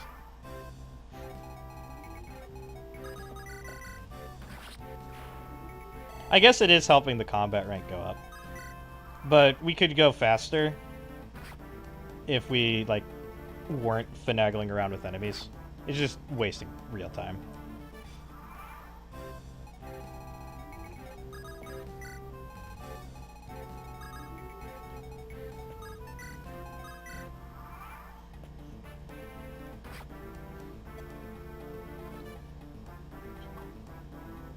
Alright, so now we're gonna try to bring Kent back over to the bush. So he gets that 1 extra defense.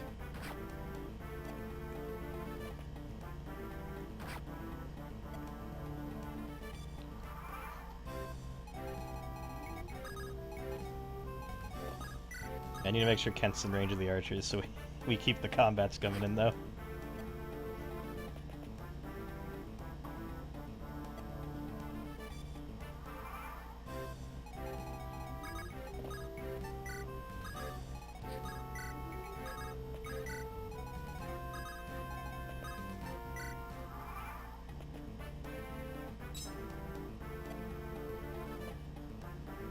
Yeah, the bush has given him an extra defense so he doesn't take damage anymore. So we're pretty much... I didn't actually have to move Lynn back one because the archers aren't going to target her.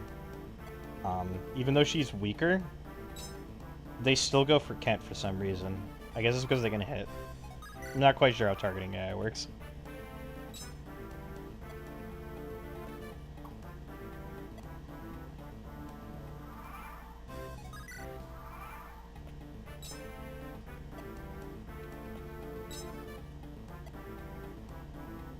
No, Sane's HP is lower. Actually, wait, does Kent start at a higher level? Okay, that might actually mean we can't use Sane then. Because we barely have enough EXP to train Kent.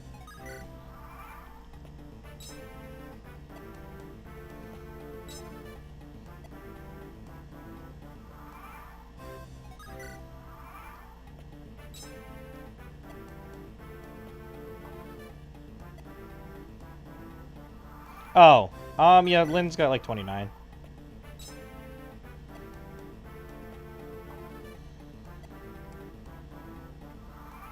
Oh, you're talking about it. Okay.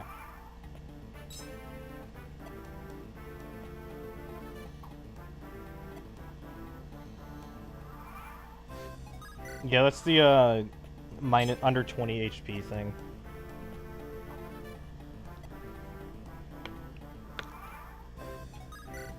Yeah, this map requires us to do a lot. There was like a bunch of stuff that we could have got from those villages, or that village that was destroyed, but I think it was like 2,000 gold that we just don't really care about.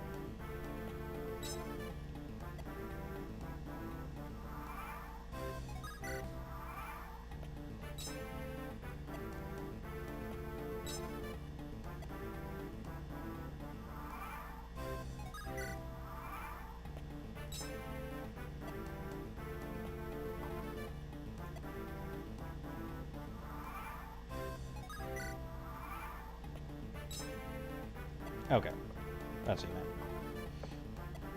Yeah, I thought they were both level 1.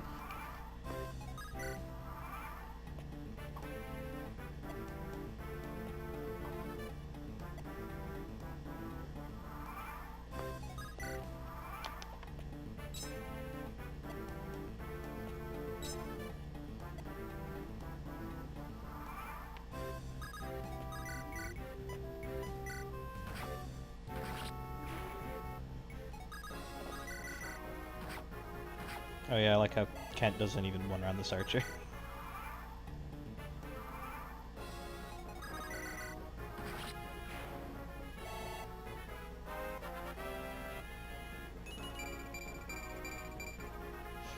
That was a decent level up.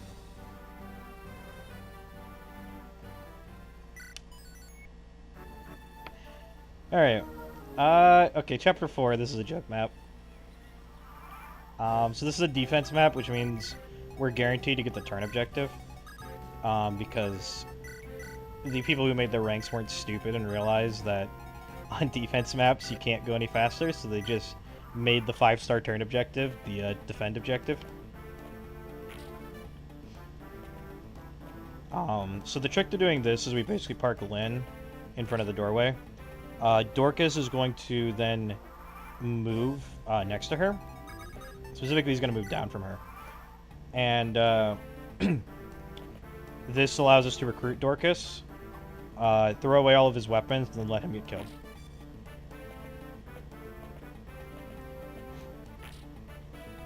We put Kent in a peculiar part in the back.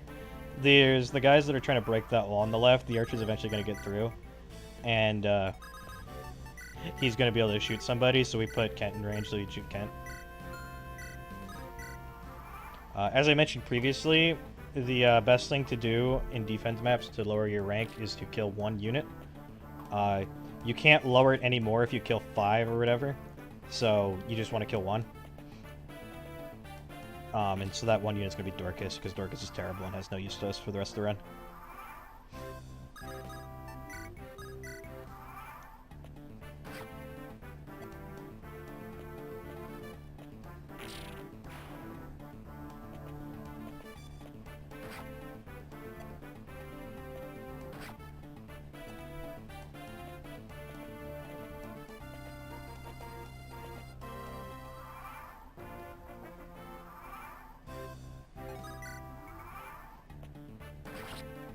Alright, Dorcas is dead. At this point, there's only one enemy that can attack Lyn. Does Dorcas count for the combat rank? I'm not sure, actually. I know dead units do count, though.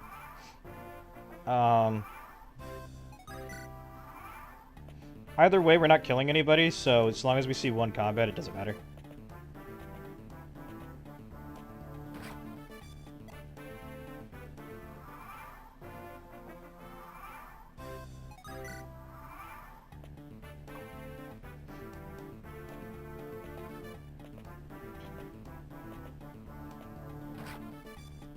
Obviously, since we threw away all of Dorcas' items, we're not getting any gold this map.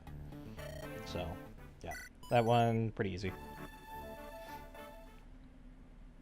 Let's see, Chapter 5. I think this is the Sarah Urk map. This one's kind of annoying.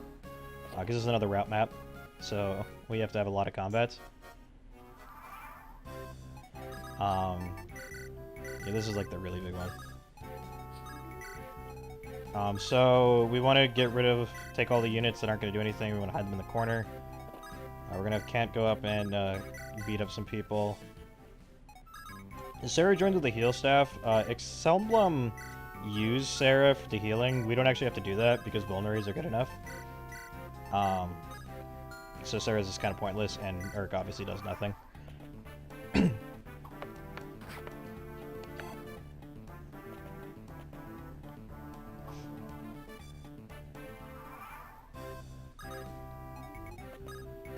So yeah, the general route here is we want Kent to kill the brigands, but we don't want him to kill the mercenaries or the archers. We want those to be able to chip on him.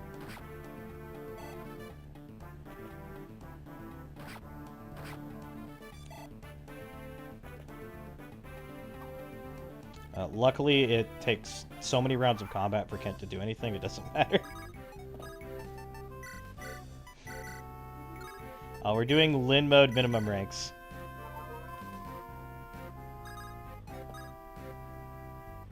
This channel hasn't really done anything for like the last 6 months, so don't worry.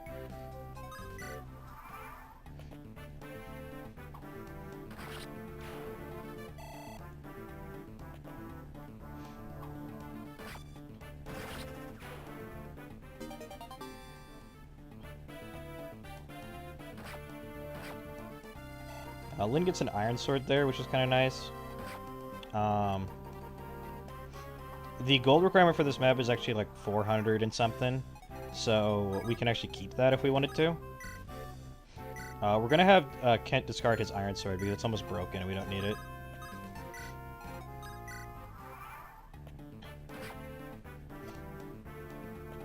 But yeah, so these mercenaries do almost no damage, so they're a prime candidate to have beat on Kent for a while.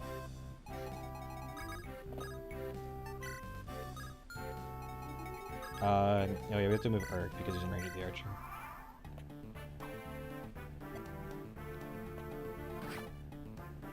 These archers are actually stronger than the mercenaries, so they actually do damage. It's kind of funny.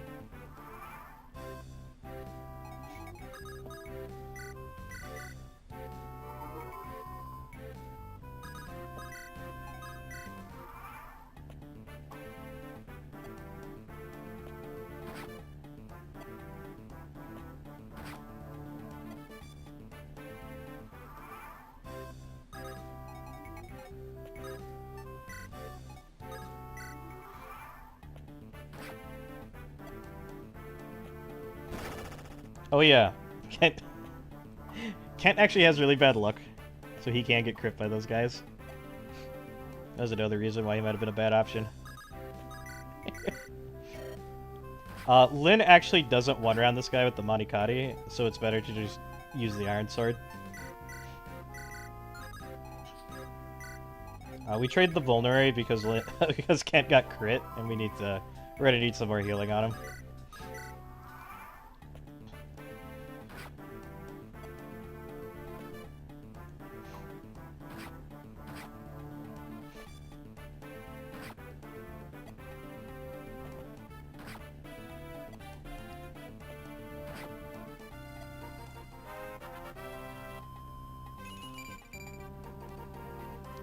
Yep, he continues to get good levels.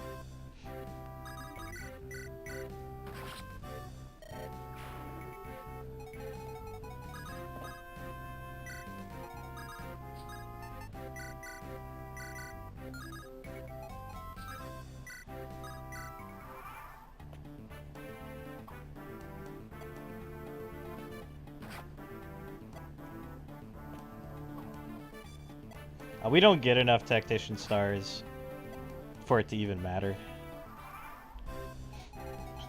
Yeah. We'll never get any of the tactician avoid.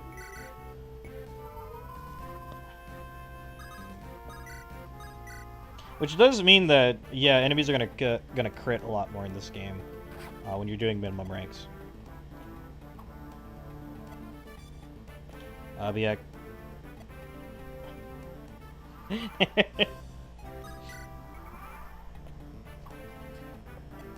So yeah, yeah, now it's gonna be waiting another obscene amount of turns for the combat rank to go down because we had to kill a bunch of enemies this map.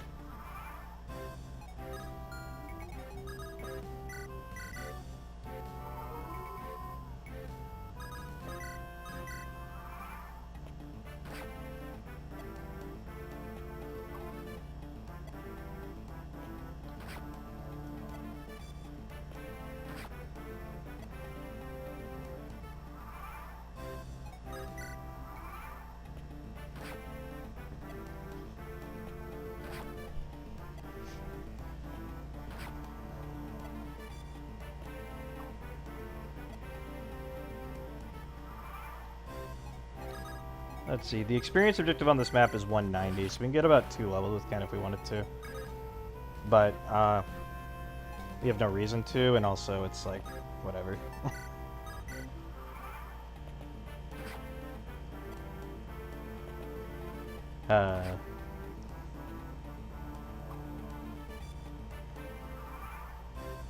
Yeah, we've, haven't exactly hit the combat benchmark yet, but we've gotten enough where we can start beating down on enemies, and we'll effectively get it.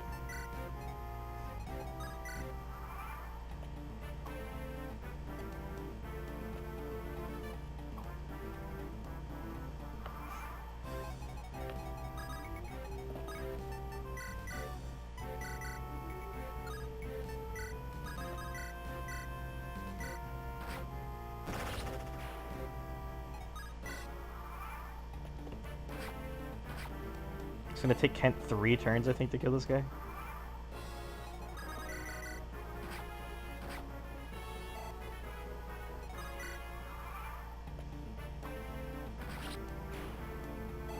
Yeah. He's so good. Alright, so chapter 6. This is the Wrath map, that's right. So yeah, this is probably the most, like, fun map of Lin mode, because there's actually, like, things to do. Yeah, so... I know Emblem killed a ton of enemies in this map, which you don't have to do. The only enemies that we have to kill are the boss and the guy in front of the door in the lower right. Every other enemy's optional.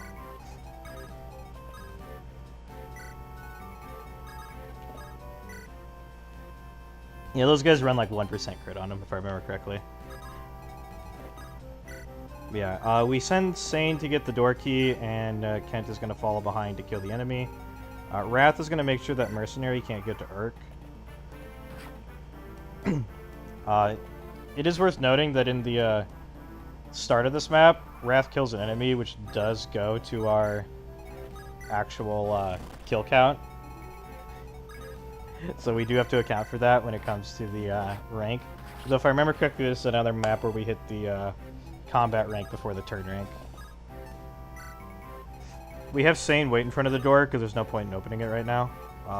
He's going to take an extra turn to get to the switch regardless.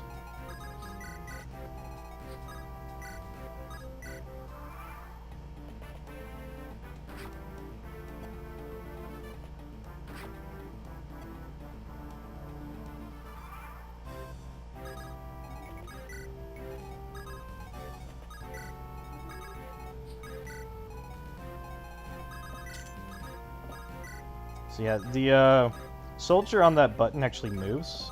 Not many people might not know that. But yeah, we're going to park Sane on the grass, and he's going to bait the soldier out. We removed Kent's weapon, which makes the enemies target him over Wrath. I believe Kent and Wrath have the same defense, so this is how we convince one to target one over the other.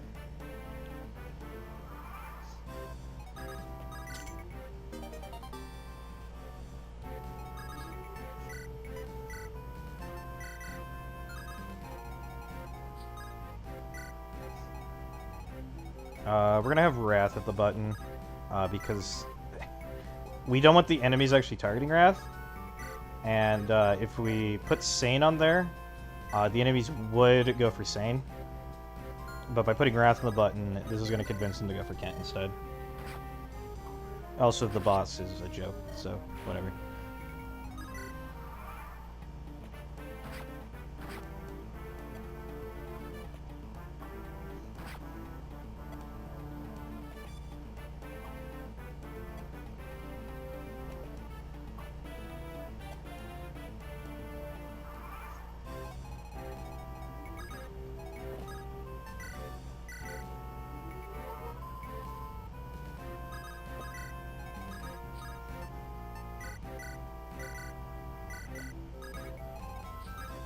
Yeah, we give the Angelic Robe to Kent. He's going to use that to get more bulk, so we don't have to use as many vulneraries.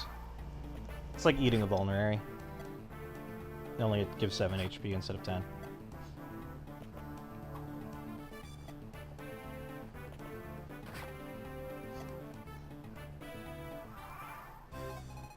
Matthew cleverly baits that archer, so he's now within range of Kent, so we can get more enemies attacking him per turn.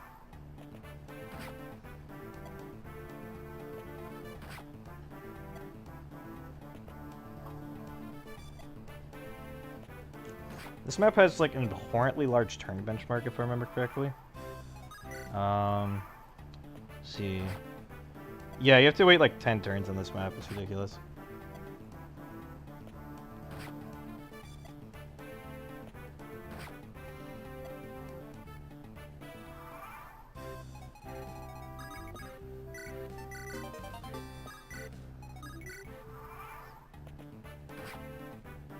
I think what's in the chest to the right. We don't want to go for it because there's an enemy in the way and we don't want to kill it. But we don't really care for it either, so it's fine. Whatever it is. I think that might be the Armor Slayer.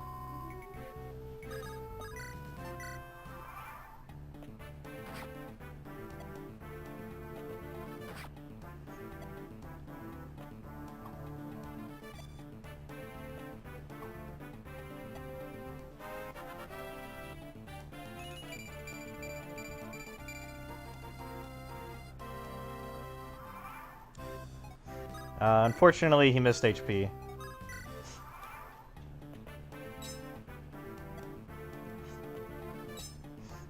Yeah, now he's got more defense, so now enemies are going to start tinking off him again.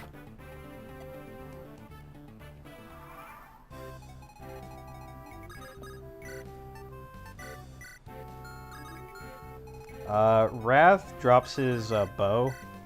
There isn't much of a reason why he should do that, because the gold requirement for this map is ridiculous. We get 5,000 gold, which forces us into a 2-star funds rank, but getting a 3-star is like really high, so we could have kept those items, but we're never going to use Wrath this run for any combat, so no point in keeping it.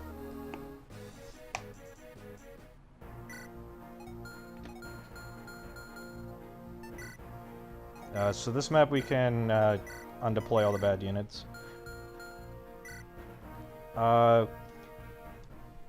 I do something that might not be ideal for this map. I do try to get Kent some experience. Might be better to do all that in another map, but it ends up working out, so it's fine. Lucius over here joins. We get rid of his tome immediately because we don't want him fighting.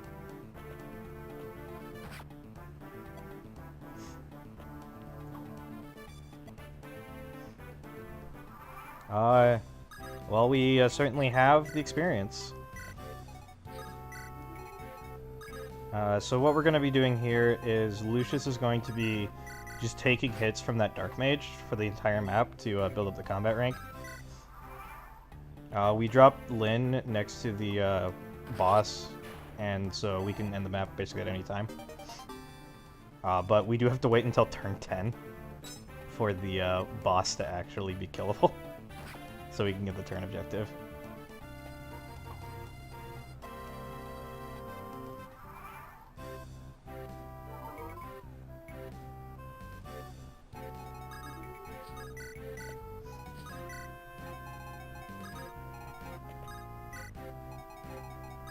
Ideally, we put Lucius on the fort. He takes 3 damage from the Dark Mage, and the fort heals him for 3 HP. So, he'll just be invincible on it.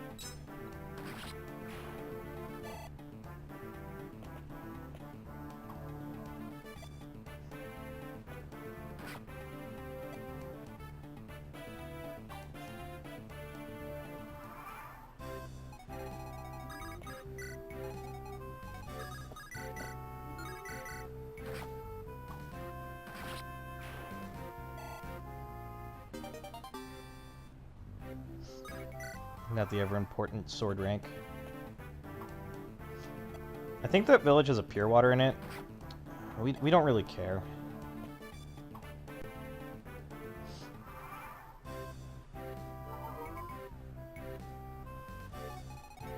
Yep.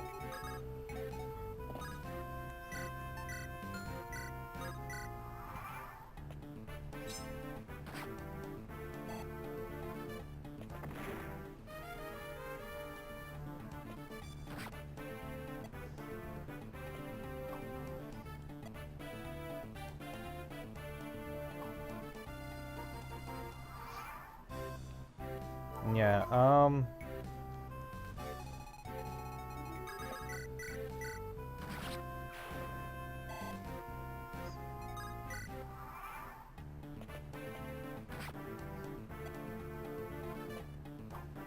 yeah, we don't want to play guided maps, because for whatever reason, guided maps don't have conditions for them, so you automatically pass all ranks in them.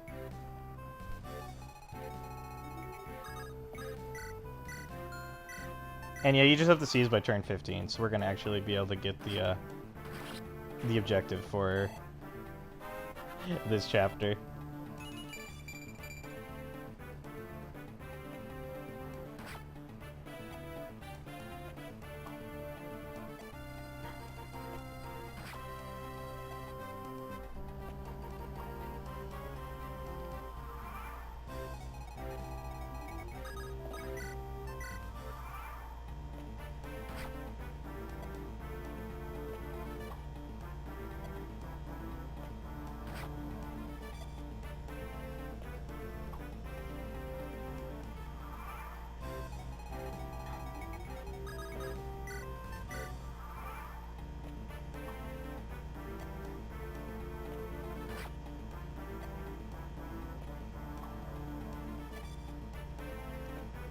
Yeah, at this point, the map is basically a waiting game until it's time to kill the boss. We do need to make sure to drop the Iron Lance that we got, so it doesn't add to our funds rank. The main reason we drop it, although we theoretically could keep it, is because Nils also has a vulnerary, and that's more important that we have a vulnerary than having an Iron Lance.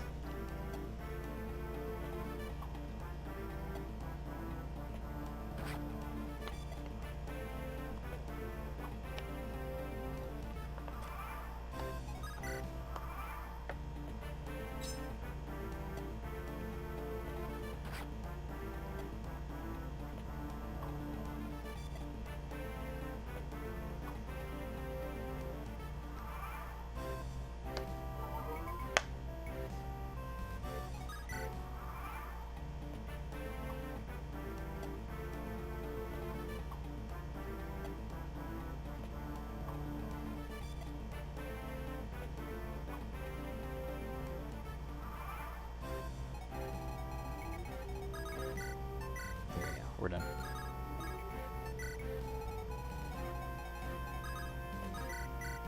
And yeah, this map is just a kill boss map. We don't have to seize or anything.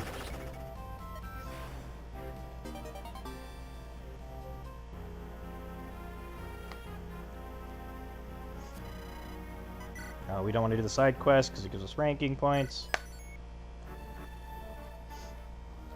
Chapter 8. This is the one that is really annoying because it's a route map.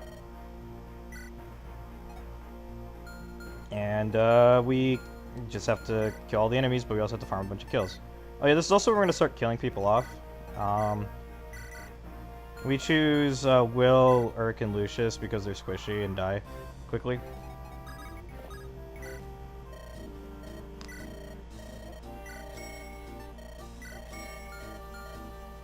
I bought an iron sword and an iron lance. We do want the iron lance for this map.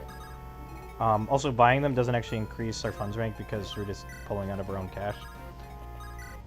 But we want the iron lance for the map. The iron sword is just to make it so it's easier to reduce our gold to 0 later.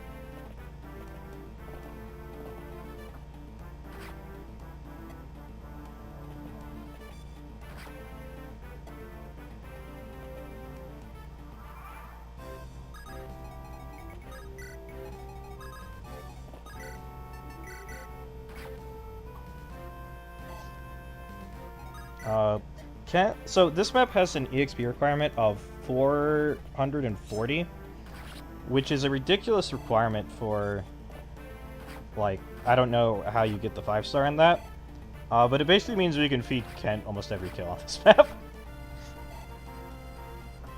I assume that to get the 5-star, what you'd have to do is feed kills to a bunch of weak units.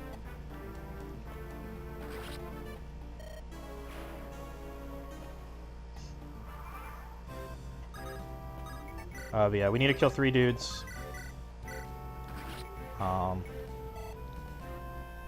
And we chose the 3 best characters.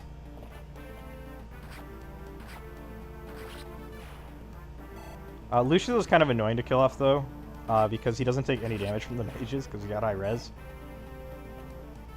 But luckily the ballista is pretty good at taking him down.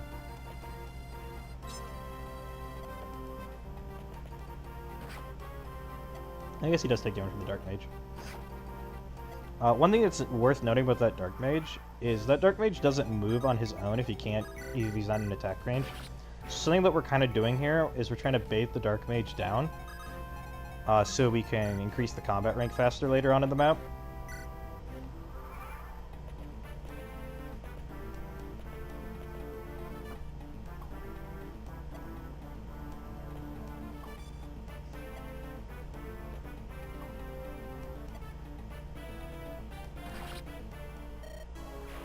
Oh no.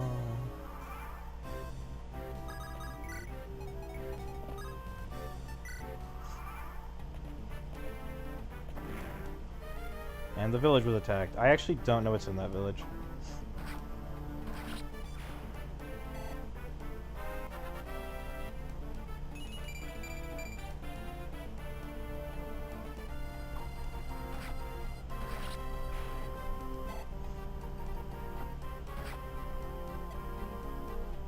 No, it's the Chapter 7 village that's got the pure water. I don't know what that one has.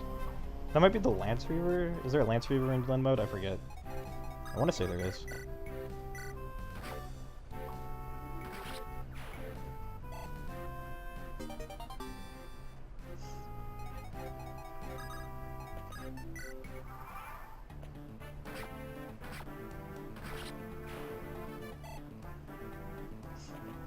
Oh, we could solo the map with Lynn.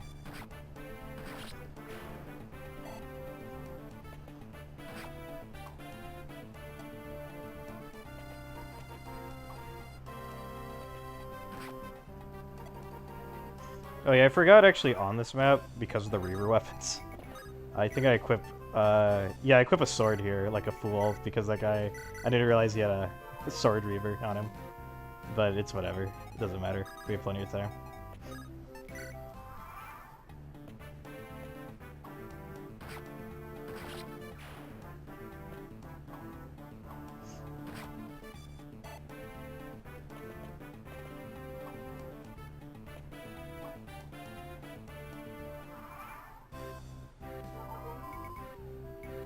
Yeah. Well, there's enough XP to fully promote 1 unit and level Lyn up to level 20. And there's a bit extra.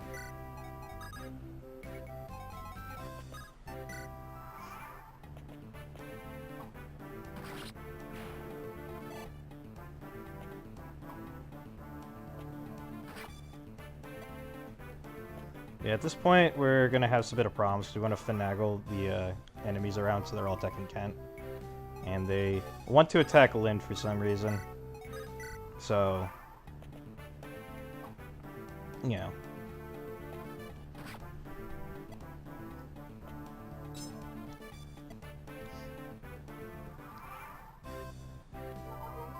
The archer that's at the ballista also doesn't move, so we need to send Lin back up to bait him down so he'll actually be in range.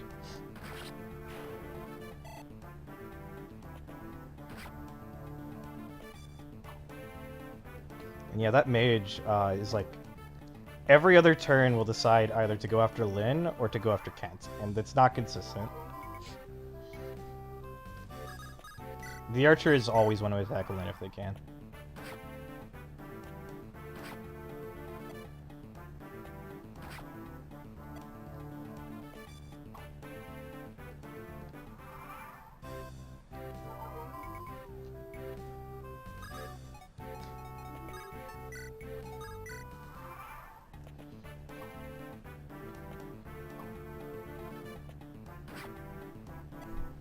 But yeah, we have to do like 127 combats here, so it's it's gonna take a while regardless.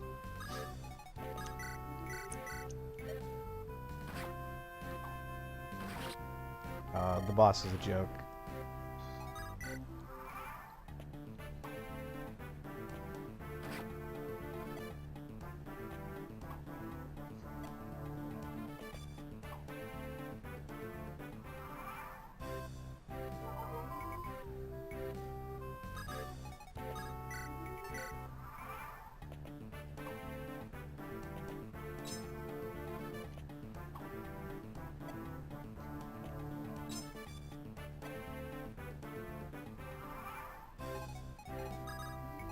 So to escape the archers, Lin can actually cross the river while the archers can't. Little known fact about Lin.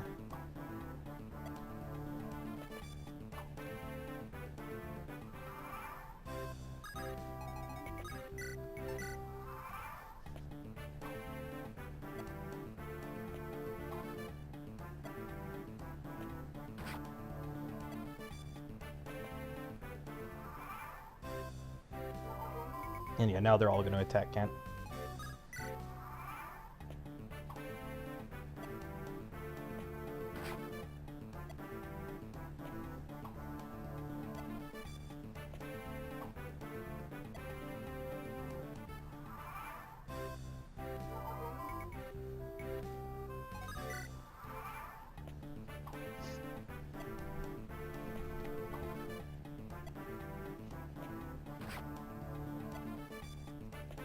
Yes, the River in Awakening is a very notable strategy.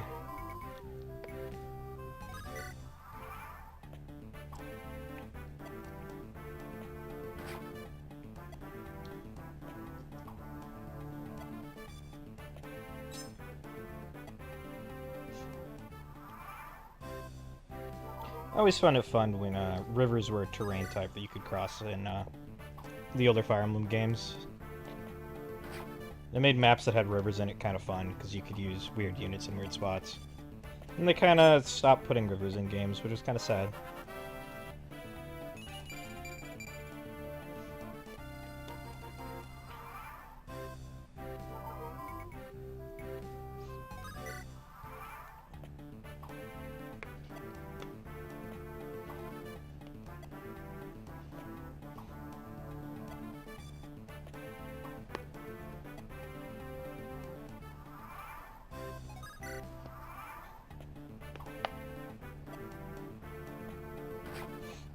What the hell is this? Well, we are farming our combat rank on Kent.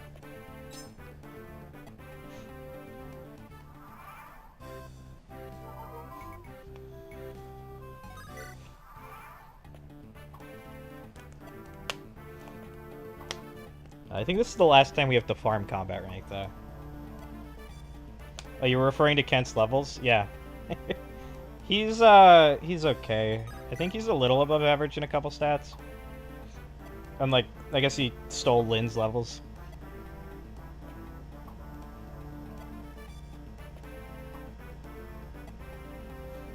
Yeah. Oh, yeah, Ross, the pirate, that was always fun.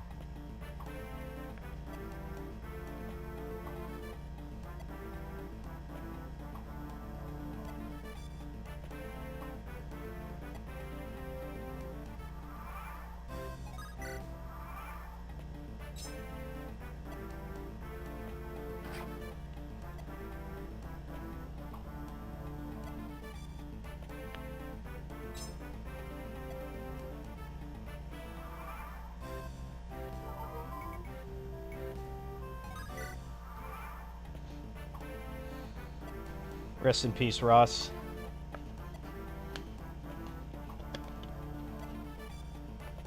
But yeah, no, I'm always a big fan of water crossing units. I think it's a fun thing that should be used more.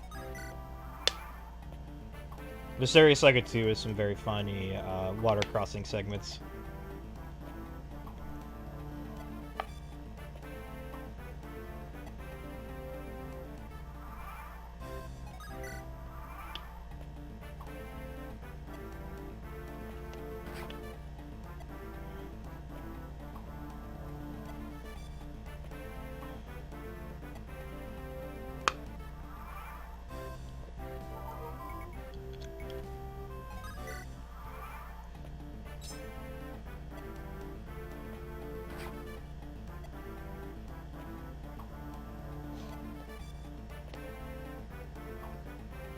What map was that? Was that the, is that Chapter 5? Because that's, like, not exactly river crossing. That's, like, a boat map. Or that's, like, you take a boat across.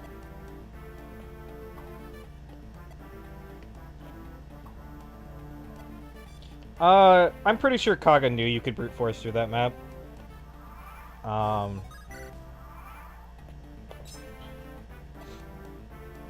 It's, like, you can see just the way it's designed. The doors are supposed to be doable. He designed a similar scenario in Mystery Saga 2. So I'm pretty sure that's intended. It's just most players probably didn't think they could do it. It's scary and it deceives people.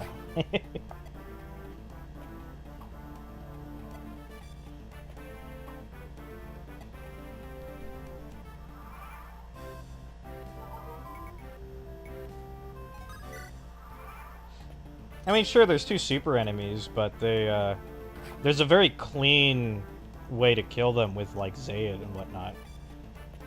It's not, it's like a... I really couldn't imagine him not saying it. Just with how everything works out so perfectly with it.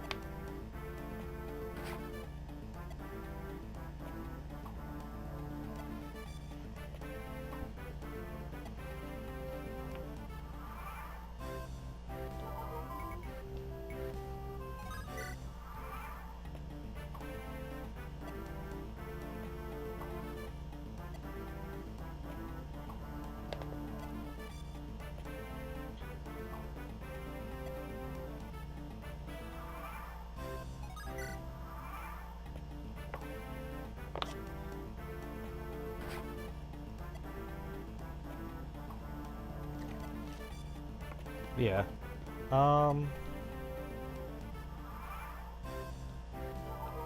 Yep. Not sure how much longer we have on this one.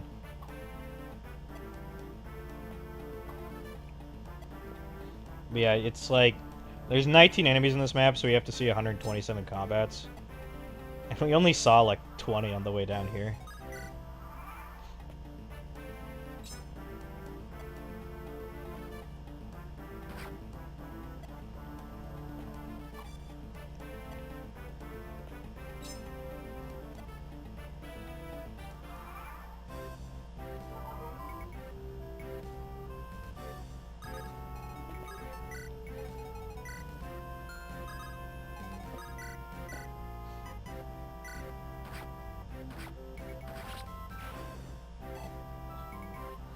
Okay, so yeah, we're at the point now where we're close enough to the combat rank that I decided to move Lin in, it looks like.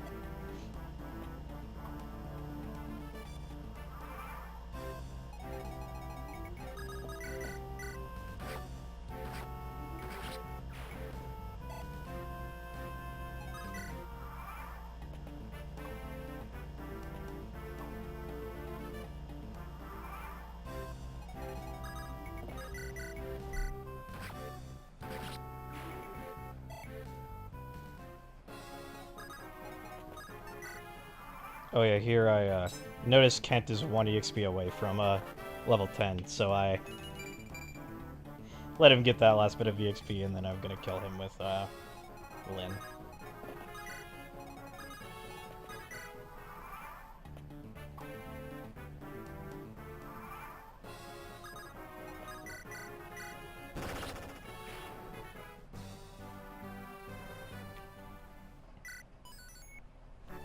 Alright, Chapter 9. This map's pretty simple.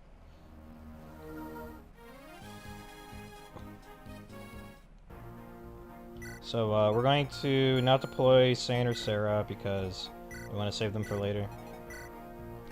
There's basically a lot of dudes up at the top that'll kill us if we send people up there, so that's what we're going to do. And everyone else is kind of going to hang out down at the bottom. We're going to have Florina fly Lynn over to the boss to kill. And Wallace luckily joins with a promotion item that we can give to Kent, who's now level 10.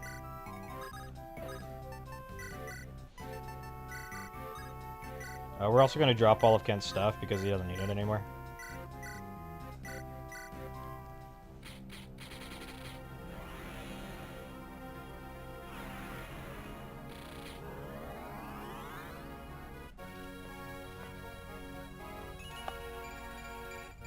Get those sick Paladin promotion gains at +2 defense.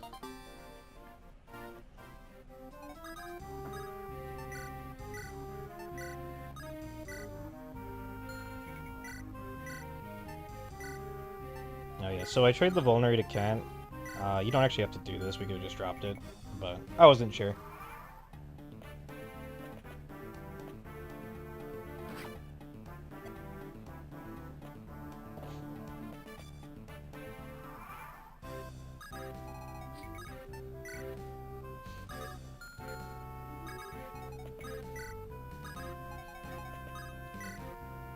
Oh yeah, so Kent is going to pick up Wallace here.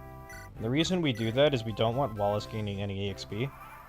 We're actually really close to the, not the EXP benchmark for the maps, those are pretty easy to clear, but the overarching EXP benchmark is kind of close to us right now, because we spent so much time giving Kent experience.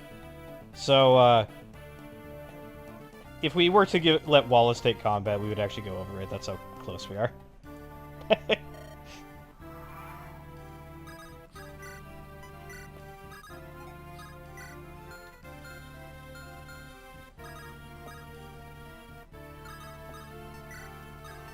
We also park Kent on the mountain there. It allows him to see less combat. Or it's like, not on the mountain, but right above the mountain. His enemies just one attack from below there.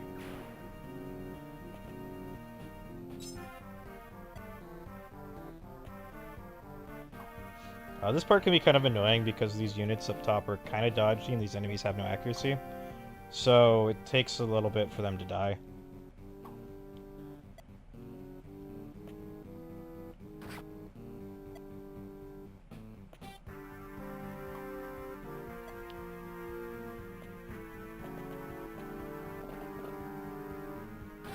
Wrath in particular is kind of bulky.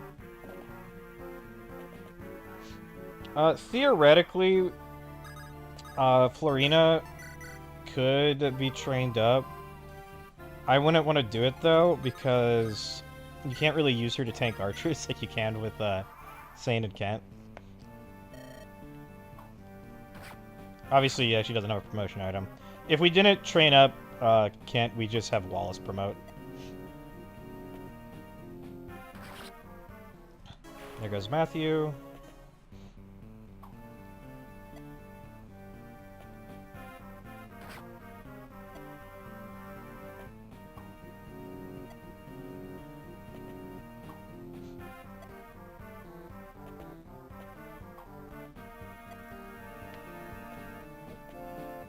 It really just does take so long for these units to die.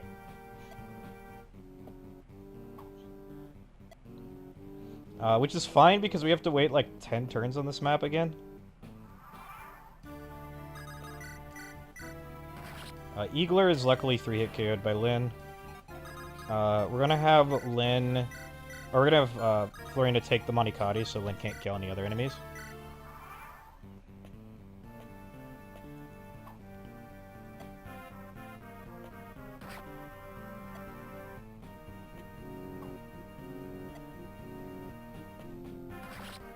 There goes Nils.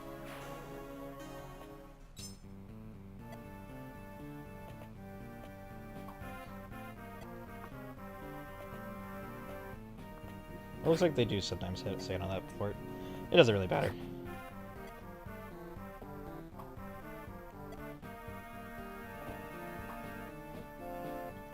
Lynn only killed 3 enemies this map, and I'm pretty sure we've already hit the combat threshold, so we're just kind of waiting on 1, Wrath to die, and 2, the turn count.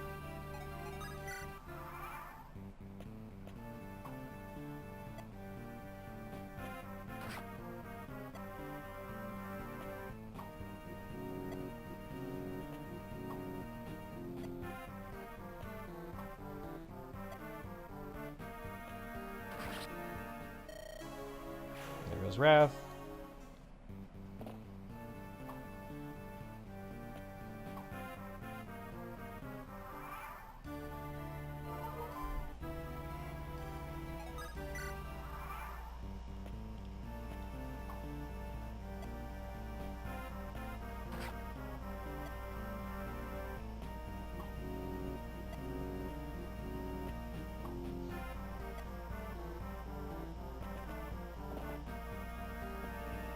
Those enemies that were harassing the northern guys are going to come down. Well, luckily, Kent is already completely surrounded by enemies, so we don't have to worry about them.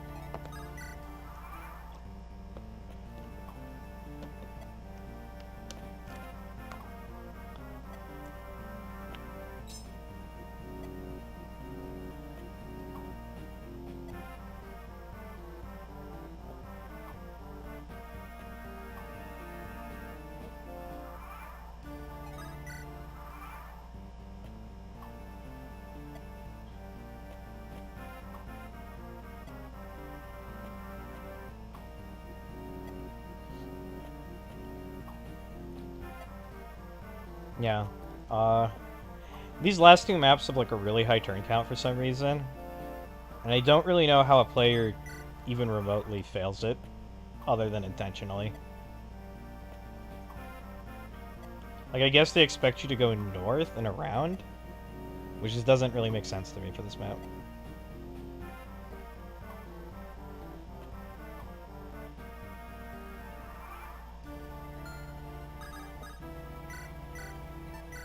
Okay, so this last turn, we're dropping the Vulnerary. The gold objective for this map is 296, which a Vulnerary is worth 300. I did make that mistake, actually, in one of the test recordings, where I forgot to throw away that Vulnerary and got an extra star. So, yeah. We're undeploying Wallace for the final map. He's going to survive. The reason we're doing this is because things here can't really kill Wallace other than the mage, and it just takes too long and he gets too much experience. Luckily, we have 3 units that we can sack this map.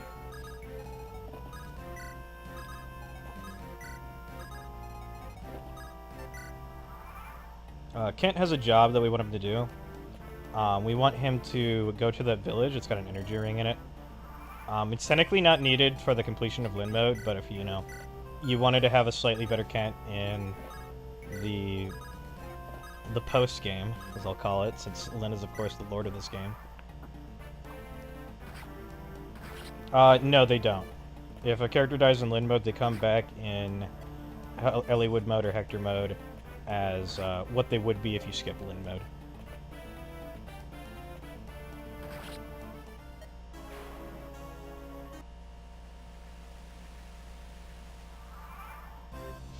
Here comes the rain, it doesn't really matter.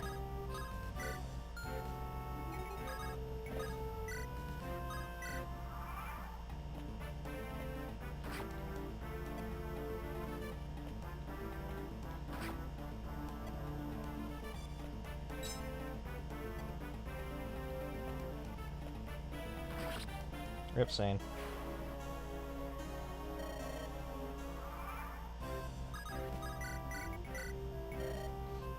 So Lynn takes like 22 damage from this guy, which is pretty funny, considering this is still level 20 Lynn. But luckily she does 3-round KO him, so that's cool. But we get a crit, so it's fine.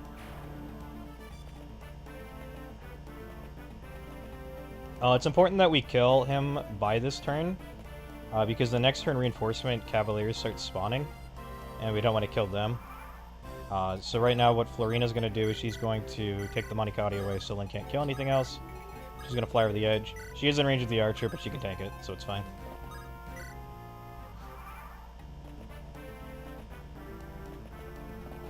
If Lyn didn't kill by that point, there is a backup strat we could do. We could put Florina on the fort. Because it turns out she can take both an archer hit and a mercenary hit at level 1, which says a lot about the lid mode enemy stats. But now we're going to have Florina fly over to the shop, and she's going to spend all our money, so we don't have it anymore. And Kent's going to get the energy ring.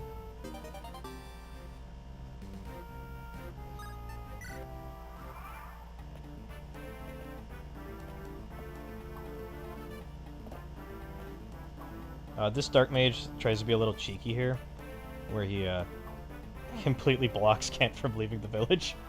And since Kent doesn't have any weapons, he can't do anything. But we don't really care.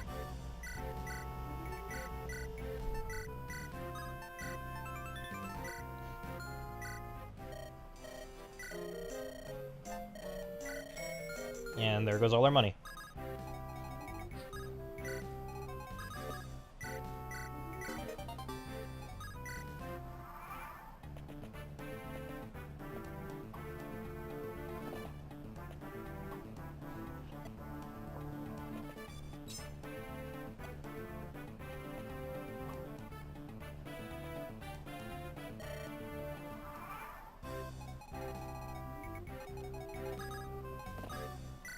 So we're going to have Florina rescue Kent, so he's not getting a bunch of combats.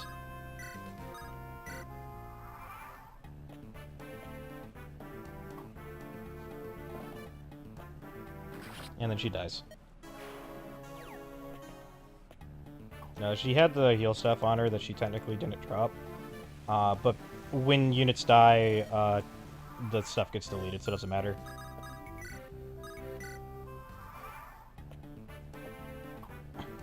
Was this worth 4 hours of ever shortening life?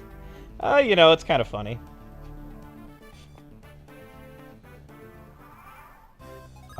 We've also had exactly 14 combats, which Lyn has killed 2 enemies.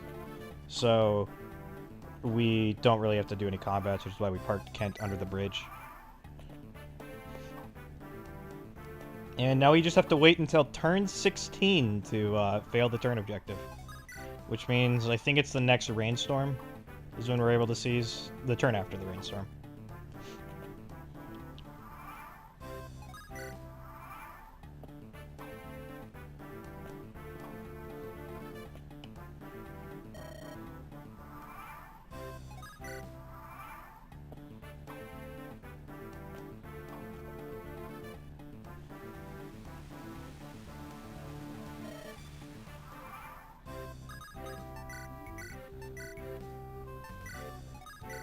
Oh, yeah, it's the turn after. Okay.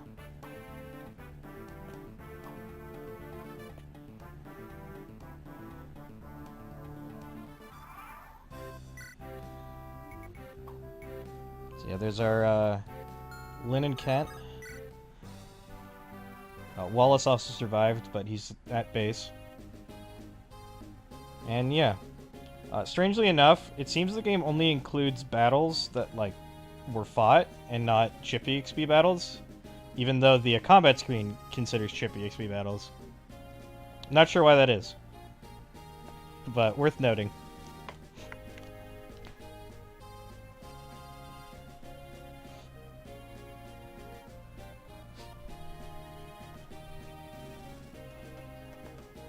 Yeah, everyone died except for Kent and Wallace. If we could kill Lyn, then we could have technically saved 1 more star, but unfortunately, Lyn cannot be killed, because that's just how this game works.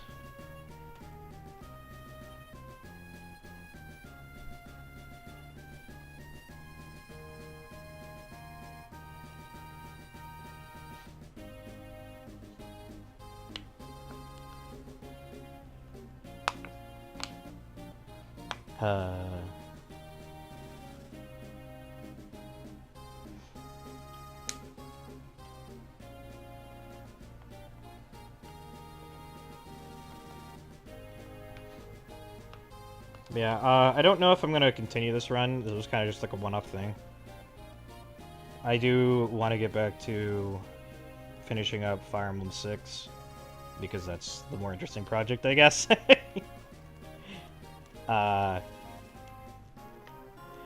Maybe... Oh, I also need to finish the FE4 commentary. Hey, there's Wallace. He had nothing. He did nothing.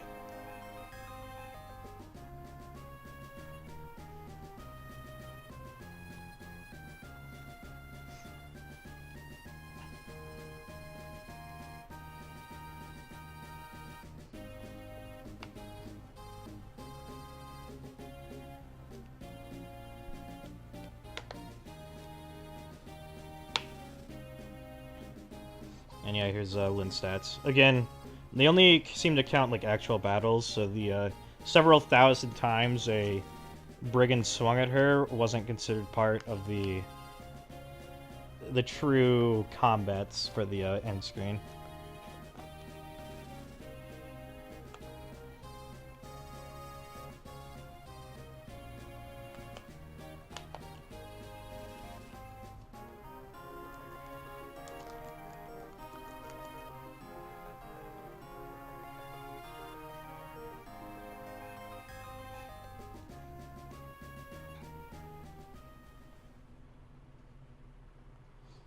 Yeah, from here we could continue, but I'll show off the rank just as proof.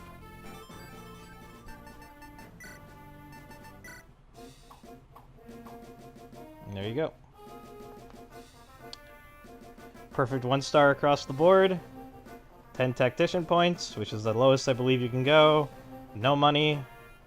In 4 hours and 25 minutes and 24 seconds. Which I believe is also about 8 hours faster than the X Emblem run, so we got that going for us.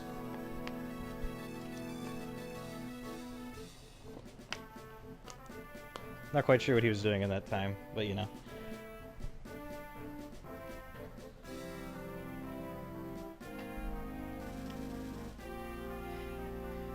Yeah, don't worry, Lynn. I don't think we can do worse next time.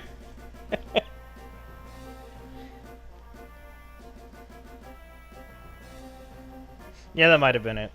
I mean... probably took some breaks in between.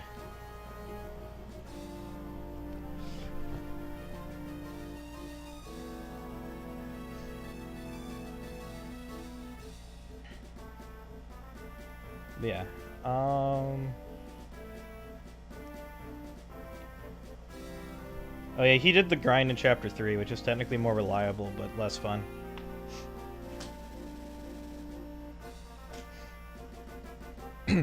Yeah, I think that's all I planned on streaming. And there's the true minimum ranks.